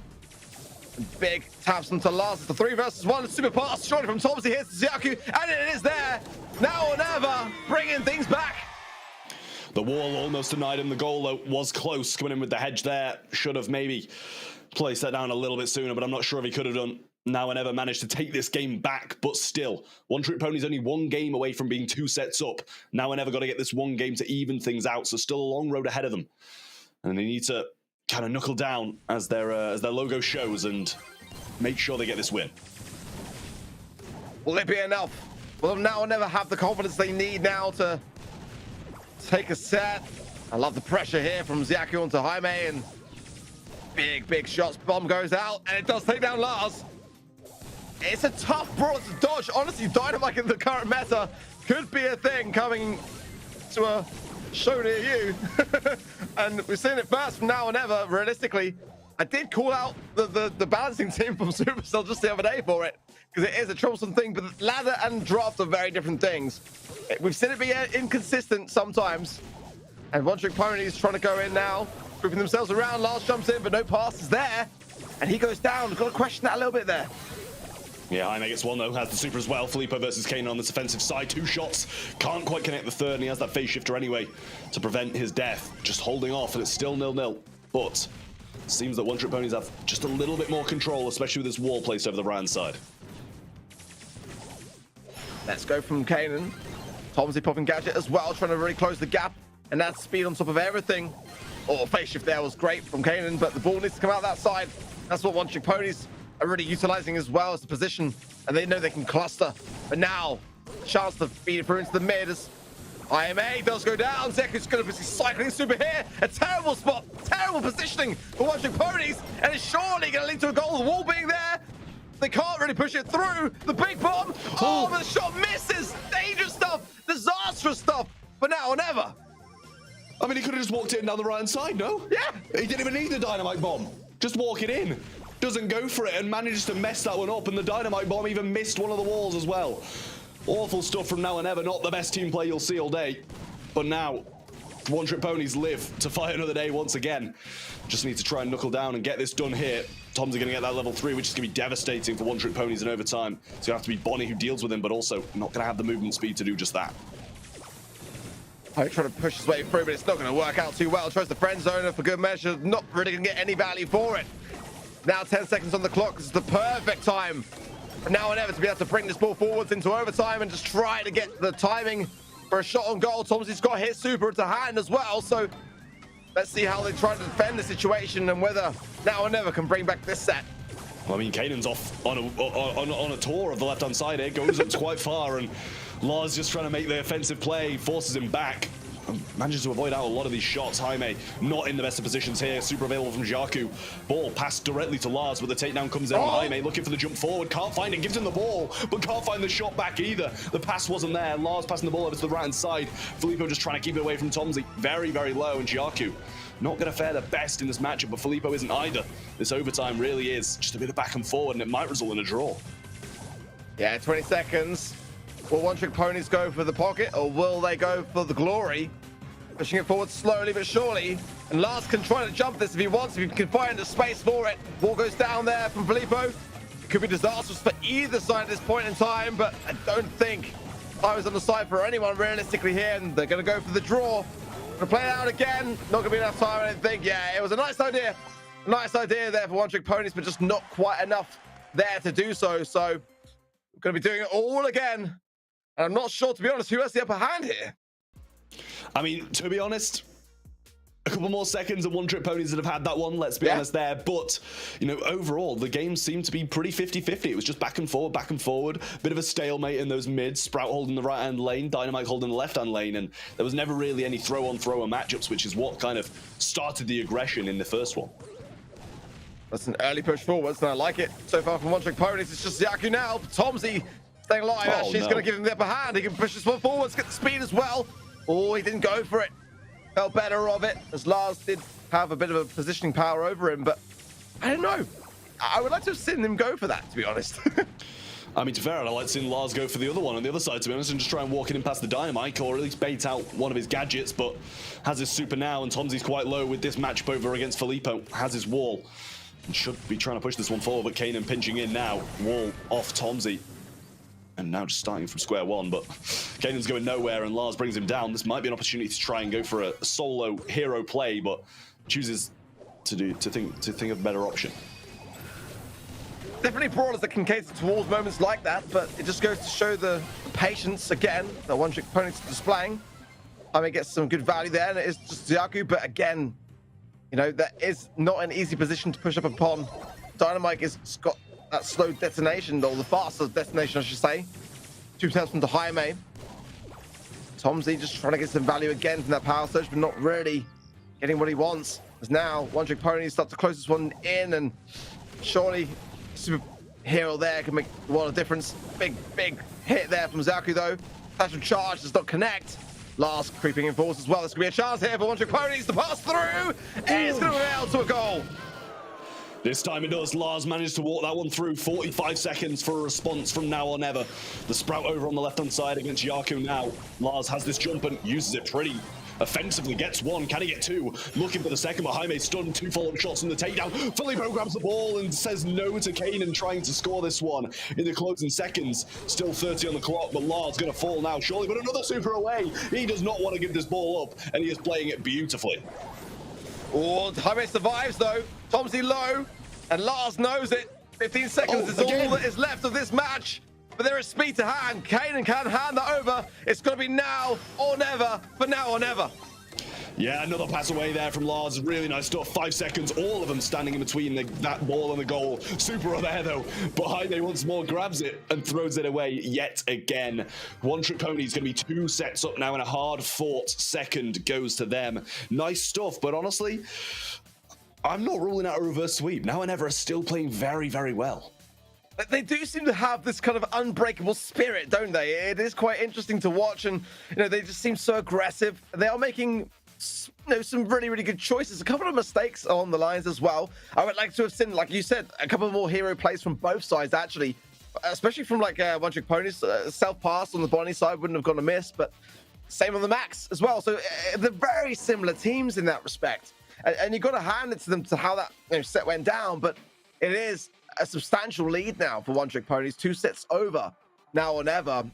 It's going to be a tough one to come back from. But this is a team that I feel can do just that. Yeah, they definitely can. And I mean, if anybody's going to be able to do it, it's them. And One Trick Ponies, they're not looking the most convincing. There's certain moments where they make mistakes. Now or never have made mistakes as well. But if they can polish up on theirs and exploit One Trick Ponies, then there's definite chance of 3 sets in a row going their way here.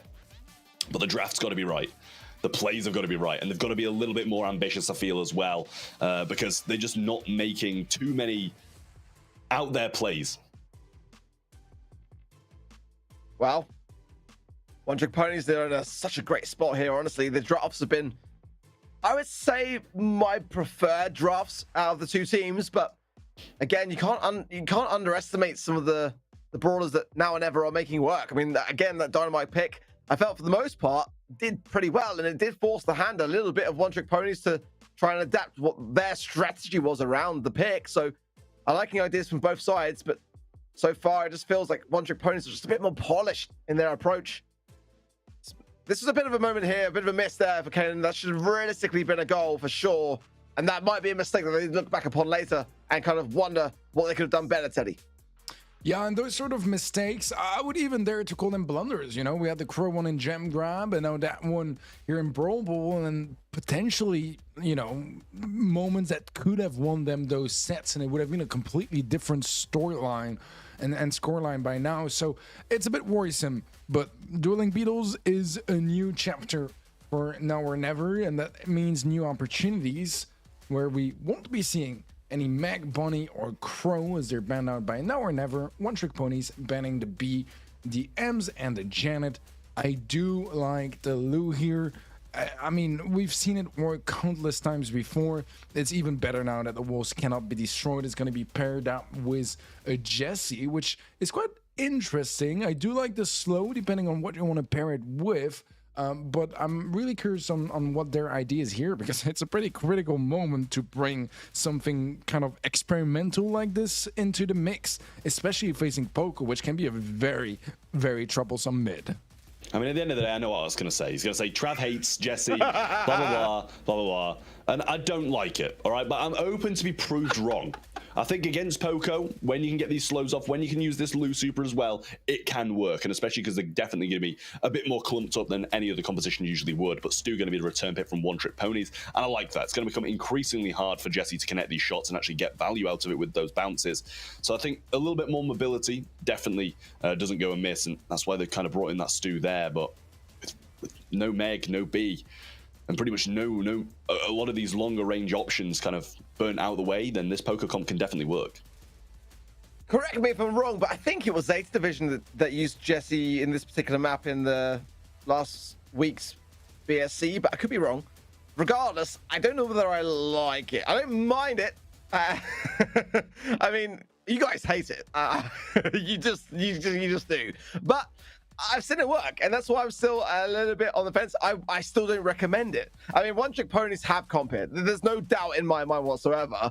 I mean, you know, Stu with the speed zone plays a massive part of this map, especially now with indestructible walls coming into mix. Sam, if you get in the position of power, it's GG. Pam could have come in now for now and ever to round things off, Teddy. But I mean, what are your thoughts on these 2 comps? I mean, One Trick Ponies, as you said, pretty straightforward ideas there. Now or never. Yeah, I don't have a whole lot of thoughts, to be honest. As you said, I don't like Jessie. I think she's pretty bad at the moment. Don't think that has really changed. I think sometimes it can pair nicely and the slow can be quite strong, but I don't really see what it's paired with here. And maybe there's some unknown synergy with Lou that we're gonna figure out now, but it better be, because I mean, it's 2-0 now for One Trick Ponies. Well, starting off strong, Filippo running in a straight line, tanking all of those Jesse shots and actually finding a kill along the way. Picks up his super as well, and now looking for Sharky with his next option. Tom's going to get the stun onto Lars, though, and not really much backup over there.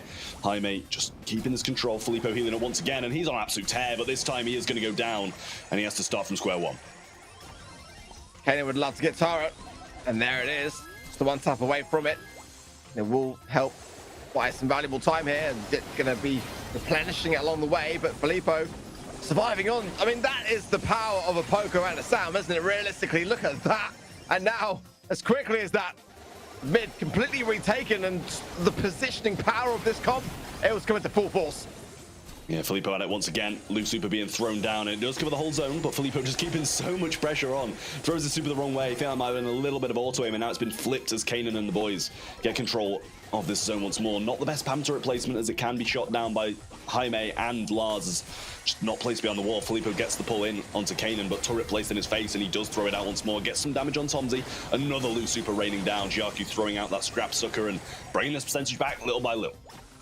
Speaking of scrap, why scrap? What are we witnessing? It's just literally punches being thrown, ice being placed, and healing stations just there to keep Ziaku able to keep the pressure on. But the scoreline is very, very close, honestly. Now Jesse Toro goes down, the hill going out. It's just chaos, Trav. I mean, they're at it once again. Back forward, back forward. Filippo going to go down, though, this time. And Lu Super's just absolutely raining down on mid. Got another one here as well, and he's just too low to stay in that zone. Bounces onto Lars as well, just trying to stay in as long as he can, looking for the Super. But Filippo, he's just running in a straight line once more, trying to get the shots in from the side, throwing out these Supers. But in reality, he needs to be throwing them at the opposition, because they're going to be too little too late in a second. Not enough damage can come down now, surely. But the Pogo's trying it. Lars is trying it. But now or never, going to come out on top of this one, and just so scrappy, as you said. Absolute chaos. I love it though. Frantic and furious, but now I'll never get one on the board, and it has felt like it's been a while. They need to start to bring this one back if they're going to have a chance to survive on in the upper bracket, as One Trick Ponies have 2 sets over them now, and with a Jesse Trav, with a Jesse on their side, they were able to bring back that win. Yeah, the Jesse did absolutely nothing. I don't want to hear it. But still, I mean, they're winning. They're winning. That's what matters. Now or never, just control early on again, and Lars can't quite heal up this Sam enough to be able to keep him in the mix any longer. Even Stevens, but now taking the lead. Jaime trying to get the flank on, and it's working as well. Tomsy's brought low, Super being thrown out by Filippo. Heal onto him again, but just can't do anything more. Jaime around the flank and actually getting some percentage, but shut down yet again. I mean, correct me if I'm wrong, Trump, but the Jesse seems to be doing quite a lot, in my opinion. The slow is on point. The shots are being really difficult to dodge on the side of One Trick Ponies, and there's just cycling happening over and over for Kanan. And at the moment, One Trick Ponies are in a real difficulty, much different to what we just saw. Take back control here, 61% and climbing consistently now, for now or never. And One Trick Ponies just don't seem to have a trick in the book left to be able to counteract this, but this could be the moment they do push through, and finally they managed to get some time in the mid. The last remaining trick clearly trying to be pulled out now. Filippo just throwing his Super off the walls again, and maybe even going too aggressive, you know. Kanan's going to go down, Jiaku's going to push up with that scrap sucker, going to be taken down, and this time One Trick Ponies are going to hunker down and maybe even take some percentage along with it. 20% behind still, though. Don't want to be feeding another one of these turrets, but he does get taken down, pulled in, and wiped out. The Super comes in from Tomsy, and that should probably enough to finish off this game and set. Yeah, you'd think so now. If Tomsy and Ziaku now with Kanan coming back in with turret 2, should be able to get into a position of power, but Filippo's pushing through as well, gets to take down Tomsy. And this could be a moment where actually One Trick Ponies turn things around beautifully well. Filippo now as well, able to survive on in, and look at the scoreline. It's now completely even, 10% remaining, and for now and ever they've got to retake this mid really quickly, and it's just Ken. It's not going to happen. Match point for now and ever. For One Trick Ponies, sorry. Luther is super defensively, just throw it onto the zone and then it probably won it. The two teammates probably could have dominated that zone along with a little bit of a slip and slide on there, but he threw it on top of himself, on top of the Sam, and I'm not sure if that was the right decision to make, but now they are faced with a match point, and now One Trick Ponies can take away with another sweep if they manage to win this one. What a moment for them. What a turnaround as well, it's got to be said. Not an easy thing to do, and they do know that the early game is in their favor. Look at this. The push is massive. Jaime with the takedown. Kanan one shot as well. Couldn't find that. Meanwhile, Tomsy's so low. Surviving on, though, with the help. There's the freeze in the zone. But big value from Kanan. Got the turret. And is not going to actually use it just yet. Waiting his timer out. Places it on the speed zone. Yeah, a little bit of unfortunate turret as well from Kanan. Lars just trying to find a use for this heal, but waiting a little bit longer for Filippo to go into more aggressive position. Lu Super going to be thrown down, but there's the heal. He's going to get stunned along the way. Can't throw another super, but Tom's going to fall anyway. 2 Lu Supers on the map, and Jaku's going to get wiped out by that. The healing station's there, and the turret placed defensively should be taken down with a slow onto 2 of them. Really nice stuff, and the energize as well. Beautiful from Kanan, but just not enough to still even get them off. Scrapsucker onto Filippo, but the super's doing a lot of work. Mars just trying to throw out some shots and keep himself healed up nicely. Speed zone going to be defensive, and it's providing quite a nice amount of jukes for Jaime. Great use as well of protective tunes there for Lars, just keeping things afloat, because it's not an easy thing with these Jester turrets being cycled. And now a chance as well for Now or Never to bring back this deficit. Heals available for Zaku and the turret down as well. Now, but One Trick Pony's just looking to recongregate here and trying to tackle this situation, but it's not really looking good for them as Jaime's punched right into the corner. Filippo coming in to try to help the situation, but he's going to be heavily outnumbered here. And for Now or Never, this is perfect. Yeah, it's going to have to be this breakaway play. Up comes Filippo, the gadget onto him as well, but the Scrapsucker says no. Then another one says no as well. Tomza gets some shots in, Kanan gets some shots in, and Now or Never have made their stand, bringing it 1 set back. Still 2 more needed, but One Trick Ponies have not walked away with it yet. We said it, didn't we, going into this matchup, that this is a team that can turn things around, that don't seem to have a spirit that can be broken. And they demonstrated it just there before our very eyes, because that could have been the last game of the day. But Now or Never starting to really show that they can just bring some interesting drafts to the table that sometimes do work. I mean, we cannot deny that Jesse draft did some work. Come on. Come on, give me something here. It did do somewhat of a bit of work, especially after that first game when I was, maybe not talking the best about it. Clearly heard me and clearly put a little bit of a response together in the second 2. I'm glad you were able to dig deep enough within yourself to be on my side on this one. I loved it. I just frantic, completely frantic and chaotic gameplay on all sides, but it did have purpose. It had meaning. It wasn't just random. It was all intentional, and it was really quite an enjoyable set, really. From here, I think this can go to a 5th and final set now. I mean, going into that set, I was a bit on the fence, but now I'm actually confident that it can. Yeah, no, I do think so as well. Now or Never have really got to kind of get together and play pretty well again, just as they did in that one there. Really nice plays from Tomzy, quite a lot throughout, and we saw a lot of Lu Supers go down on that zone. Only really query I had with him was when he threw it defensive in those closing few seconds of the last one. Not the right choice to make, but overall, they just played it really, really well, and just turrets galore, and when it wasn't a turret, there was a Lu Super, and he was just able to play it so well overall Now or Never, and they need to bring that same energy once again. Wow, it was very exciting, absolutely so, but that is the first set that Now or Never have been able to get in this series. Will it be the last? That's the question, as One Trick Ponies will surely be having a bit of a conversation as to how they could have improved that set so far. I mean, they've been spot on, but I got to say, a small detail, but I really did love a lot of those protective tunes from Lars. Obviously, Filippo was taking a lot of the big flashy plays in that respect, but nonetheless, I do like those little subtleties as we bring things back around to Teddy, get his thoughts on the matter, and find out whether his predictions now are going the way that he was expecting. Well, I'm not entirely sure what I was predicting here. I still don't like Jesse. I think it worked, don't get me wrong. And it's what I said before, Exactly. right? With the right setup and with some synergy. And I think Trav was pretty much on point earlier saying that the Lu Super, was very useful because it was either the Lu Super or the Jesse Super or both. Or one would help the other get it, right? So once there was a Lu Super and someone was frozen up, free shots for the Jesse, and that can be a bit of a nightmare as well, as we've seen in the past, especially on Dueling Beetles, where sometimes the Jesse just doesn't really get that many turrets, and then suddenly it's like, why is she there in the first place? So I did like the way they introduced it, and I also like the confidence to bring it when being behind by 2 sets on the lower bracket. I mean, you just gotta appreciate that sort of stuff, when you have those sort of tricks up your sleeve and you're willing to take big risks like that and they work out. I mean, you love to see it. I think, to be honest, we said in that Brawl Ball when they lost Super Beach that they need to pull something a little bit more ambitious out, whether that's the plays or the brawlers, and they clearly did do just that. Bells Rock's going to be up next, and it's the first time we're seeing this map today, so clearly some new brawlers might be in the mix. Mandy going to be banned out. There you go, straight away. Bonnie and Tick going to be banned out from Now or Never along with that, and Brock of this unbreakable wall that is there. We got the Max and the Gene coming along with it as well, and you can't really go wrong with the Grom. You really can't. I mean, it's a very strong first pick. There's no denying it from One Trick Ponies. Of course, a lot of gadget utility as well. And you can really go to town with that on your side.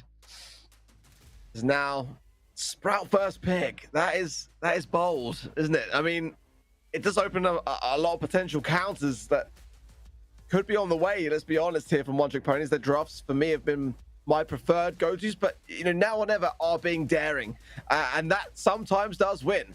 Gus coming in as well to combine with it. They start to build up an idea, but I like the way this is faring already with just the one brawler compared to the two. One Trick Ponies with a great opportunity here to really polish this draft.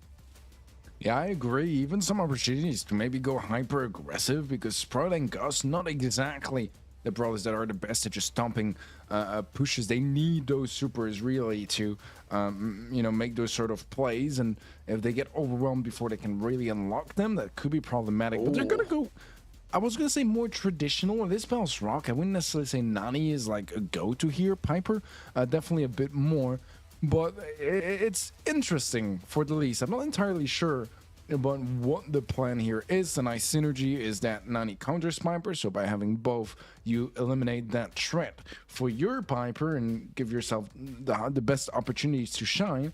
But still, it's an interesting direction to go, because Spell's Rock is not like that long range either, and I do kind of prefer the ideas on Now or Never side, to be completely honest. Yeah, no, I kind of do as well. I really do like how they kind of bring in the Gus and the Leon to the table, possibly even pairing them up, with that shield. But then again, with the long range, it's always going to be very, very difficult to get that super in the first place, and especially with kind of Grom raining down, I feel like One Trick Ponies maybe do have a little bit of an edge here, especially with just the Piper and the Nanny down the lanes, and Grom pretty much outdoes Sprout down the mid anyway, so you can't really be seeing much pinching going on down there, which is maybe why I feel like I have a little bit of a query with the Now comp, and I don't know, I just got a feeling One Trick Ponies might lock it down. Gotta get an early break, haven't you, really? And those protective walls, it will bring a lot of advantages over to having brawlers like the Sprout. And that could be why, Now or Never were thinking it as an early draft here. It does change things a little bit when you've got somewhere to hide in the late stages. Turn to sender, but Tomsy wants to bring it out regardless. Doesn't connect, though. Might be a good thing. Oh, beautiful there. Comes out on the bottom left, just in the nick of time there to pop down the lollipop, dropping it. To Jaime, but he's not done yet. Continuous taps, and now Zeker's a bit in trouble. Yeah, very, very low, and Kanan gets punished because of it. He's covering for his teammate, and he also falls because of it as well. Jaku looking for the shots onto Filippo, but he can't quite yet find them. Almost gets taken down. Lars got a super for the start of the next round as well, but they do focus on taking this one first. Jaku nice and healed up, but Tomsy one shot. Gadget not going to take Lars down. Turn to sender wasn't popped, or maybe could have finished him off there. One Trick Ponies are comfortable, don't they? I mean, Jaime is tapping big time. And that is going to be the final blow for the first round. Plenty more still to come, though. That break might be able to open things up for Jaime in these early outsets, though. That could be a bit of a decision turner. Peep going to be coming in. Does connect. Oh, with the lollipop drop and Zaka in the process. Big pick up there for the Nanny. Yep, say goodbye to Kanan as well. 1v3, and Tomsy has just surely got to be accepting defeat here. Gadget used, taken down, and as quick as that. Redemption for Now and Ever. They say no to that, and they get the first game back. Match point once more for One Trick Ponies, and honestly, I can't see it going any other way. From all that back and forth in Julian Beatles in the previous set, to that, which was over in the blink of an eye, let's be honest, and, it was so one-sided. That's the thing. It wasn't really as though it was, a two-sided affair. It was very much one-sided. One Trick Ponies want to go for their dinner reservation this evening, I think. And if they don't start to iron out some of these mistakes from the side of Now or Never, they could be going down to that lower bracket stage. So a bit of a lane swap here, and it seems to be working for Tomsy, but not so much for Jaku. Tomsy brought very low now as a return, couple of hits from Jaime with that damage gear as well. Kanan looking for the pinch, but can't yet find it. Now, on the other side of things, seeing the exact same. Jaku very low. Gadget surely going to be popped by Filippo. He finds Kanan. He just completely baited him in and then switched on him and taken him out. Lars going to find Jaku. 3v1 once again, and it's Tomsy staying alive, so you got to commend him for that. But it's not going to matter because it's a 1v3 and his teammates just aren't there to support him. Yeah, beautiful radio check there from Filippo, and Bit of a reality check needed for now and ever, as they are going to be faced up against now all the might of all the world. One more round, and One Trick Ponies proceed forwards in the upper bracket. Yeah, would not surprise me if it's this done right here. We've got the Grom Bomb as well, which is going to be devastating for whoever it lands on, or even two, if it makes it that far. Nani just trying to get these shots down the right-hand side once more to Tomsy, and Jacques, who's been found out again, has to use that lollipop drop in retaliation. Wall break available from Jaime, but his pressure is really solid. Down goes the Grom Bomb, not going to get through that unbreakable wall, but just wanted to try and maybe commit to getting that kill. Invisibility, first time we've seen that from Jacques, and he's looking for the shots. Can he find him? He does get one, but taken down as a trade. 2v1. Kanan's got the gadget on him. Down he goes, and Felipe guarantees the win for One Trick Ponies as they move further on, and we do see them move down to that lower bracket on the other side. Big plays, big stuff, and One Trick Ponies didn't miss the mark today. Absolutely, really phenomenal from them. I mean, they look so composed, you know. There's moments where they struggle sometimes, but they bring it back around full circle, and they'll proceed now to the grand finals for tomorrow. And what a position, what a day for them. I mean, they've just absolutely smashed it out the park. Now or never, just a little bit here and there, struggled. Some daring drafts, so you got to hand it to them, but in that final set, it wasn't really, it wasn't really a question for me. I mean, if you look at the amount of damage that was dealt, that really says so much. I mean, that was the decision maker for me, and One Trick Ponies, they are the team to beat now, and especially when you consider that Zeta's division as the #1 seed are out. One Trick Ponies in the 2nd seed are now really taking that top tier positioning, and I think they are the team to beat in this competition. It does seem that way, and they're just so strong as well. The amount of damage they managed to get there in comparison to the 17,000 of Now and Ever is just absolutely two sides of the coin. And I mean, One Trick Ponies are just really walking away with this one here. Let's not forget though, Now and Ever aren't out. They're going to be going down. They're going to be facing another team in the lower bracket, so they're going to be glad they've still got that life. But as you said, going on in tomorrow, One Trick Ponies, they've got 2 lives now. They're in an even better position, because even if they lose this, they can still go down and win 1 game and move on to the next phase of the competition. Exactly that. It's a tremendous position of power, and that's the advantage, you know, as you said earlier on today, Trav. You know, if you just want to win, hit your shots, right? Well, if you want to stay in the competition, stay in the upper bracket, and that's exactly what they've done. It's the perfect position to go into tomorrow with, and will definitely allow them to sleep just that little bit easier tonight when it comes down to it. But I felt like the drafts were just. I mean, this was the kind of wackiest draft we really saw from One Trick Ponies, bringing in the Nanny. But I mean, Lars, you can't deny he made it work. And very curious as we bring Teddy back in to hear his thoughts as we finalize the day.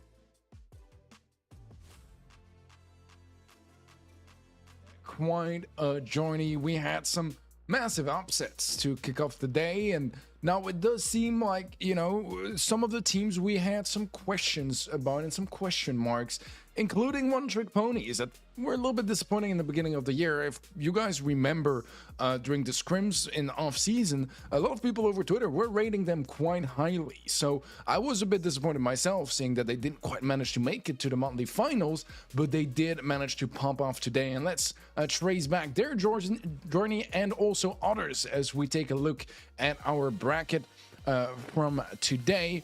Zeta Division off the bat was a very narrow loss to FA Mr. Doza. That was quite the upset, but far from being the only one, as ANR won 3-2 against Na'Vi, causing yet more chaos, making it all the way to the semifinals, where they beat FA Mr. Doza off stream, which means they will be One Trick Ponies opponents in the upper bracket finals. Tracing back to rest of that upper bracket, Now or Never was a trio against FUT Esports.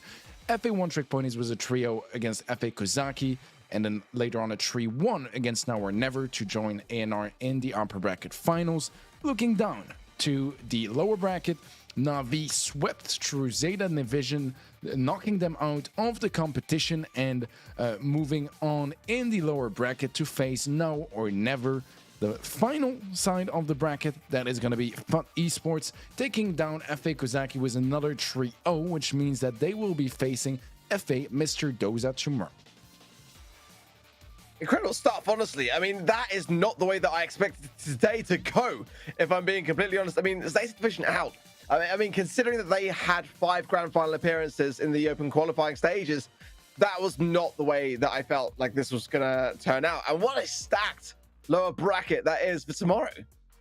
It absolutely is. I mean, crazy stuff all around. As you said, I don't think anyone in their right mind would have been able to predict this bracket because there's not been 1, 2, or 3 ups. It's all over the place, and the storylines are absolutely crazy. Guys, a final thank you though to Monster Energy for being one of our partners, and they make these sort of events possible. We've had 2.5 seasons. It feels weird to say, but it has been 2.5 seasons here just in Europe plus MENA. We have countless other regions too and other games making moves in the mobile esports scene. It would not be possible without them. So massive shout out to Monster Energy as well as DHL for just continuously supporting us as well and making sure that we are in the best hands possible and have just the best setup we could expect when it comes down to mobile esports. Those guys and all the other sponsors as well, of course, they make it possible, and they are pushing the limits of what this scene has really seen until now. And I'm really excited to see what the Snapdragon Pro Series will have in store for the future. With that being said, we will have another show tomorrow as well as 2 next week. I'll get your final thoughts. Ark, first, just share your opinion on today. Yeah, I mean, just never underestimate the power of a new year. I think, you know, when we've seen a lot of these roster movements and question marks as to how things are going to fare, you know, it is a clean slate, and you just can't necessarily pinpoint who is going to be the front runner. The front runners are being, you know, generated before our very eyes. The underdogs are thriving, and I think that will resonate greatly. I think that our expectations of this region have been blown away today, and I'm, for that same reason, so much looking forward to seeing what's to come. Super strong words, Ark. Love it. Well, Trav, you know, speaking about tomorrow, we will have a ton more action. What are you most looking forward to seeing tomorrow? I mean, I think it goes without saying I'm looking forward to the 2 teams, seeing which 2 teams are going to be going forward to the next stage. But I think we've still got a lot to see. You know, I'd like to see some more from Foot after their kind of uprise through this lower bracket. They took a bit of an early loss and then kind of bounced back really nicely. But we've also got many, many more teams who are really, really strong, still laying in this bracket and some amazing matchups ahead of us. All right, well, guys, that should be settling it for today. I hope you guys had a great time. We certainly did here in, you know, as the casting team. A big shout out, obviously, to everyone who makes those shows possible, the production team, the admin team, everyone behind the scenes working for ESL, as well as a big shout out to you guys for watching and supporting, you know, these sort of shows. We wouldn't be here if it weren't for you, and of course for the players, the staff, all that good stuff. You know, every person involved in the process of making this a thing in the first place. Well, a big shout out to you guys because, yeah, we wouldn't be here, and I think we are having a pretty good time, so we're very grateful for that. With that being said, guys, we'll see you tomorrow for the rest of this double elimination bracket. The Snapdragon Pro Series powered by Samsung Galaxy is brought to you by Snapdragon Elite Gaming, Samsung Galaxy S23 Ultra, Monster Energy, and DHL.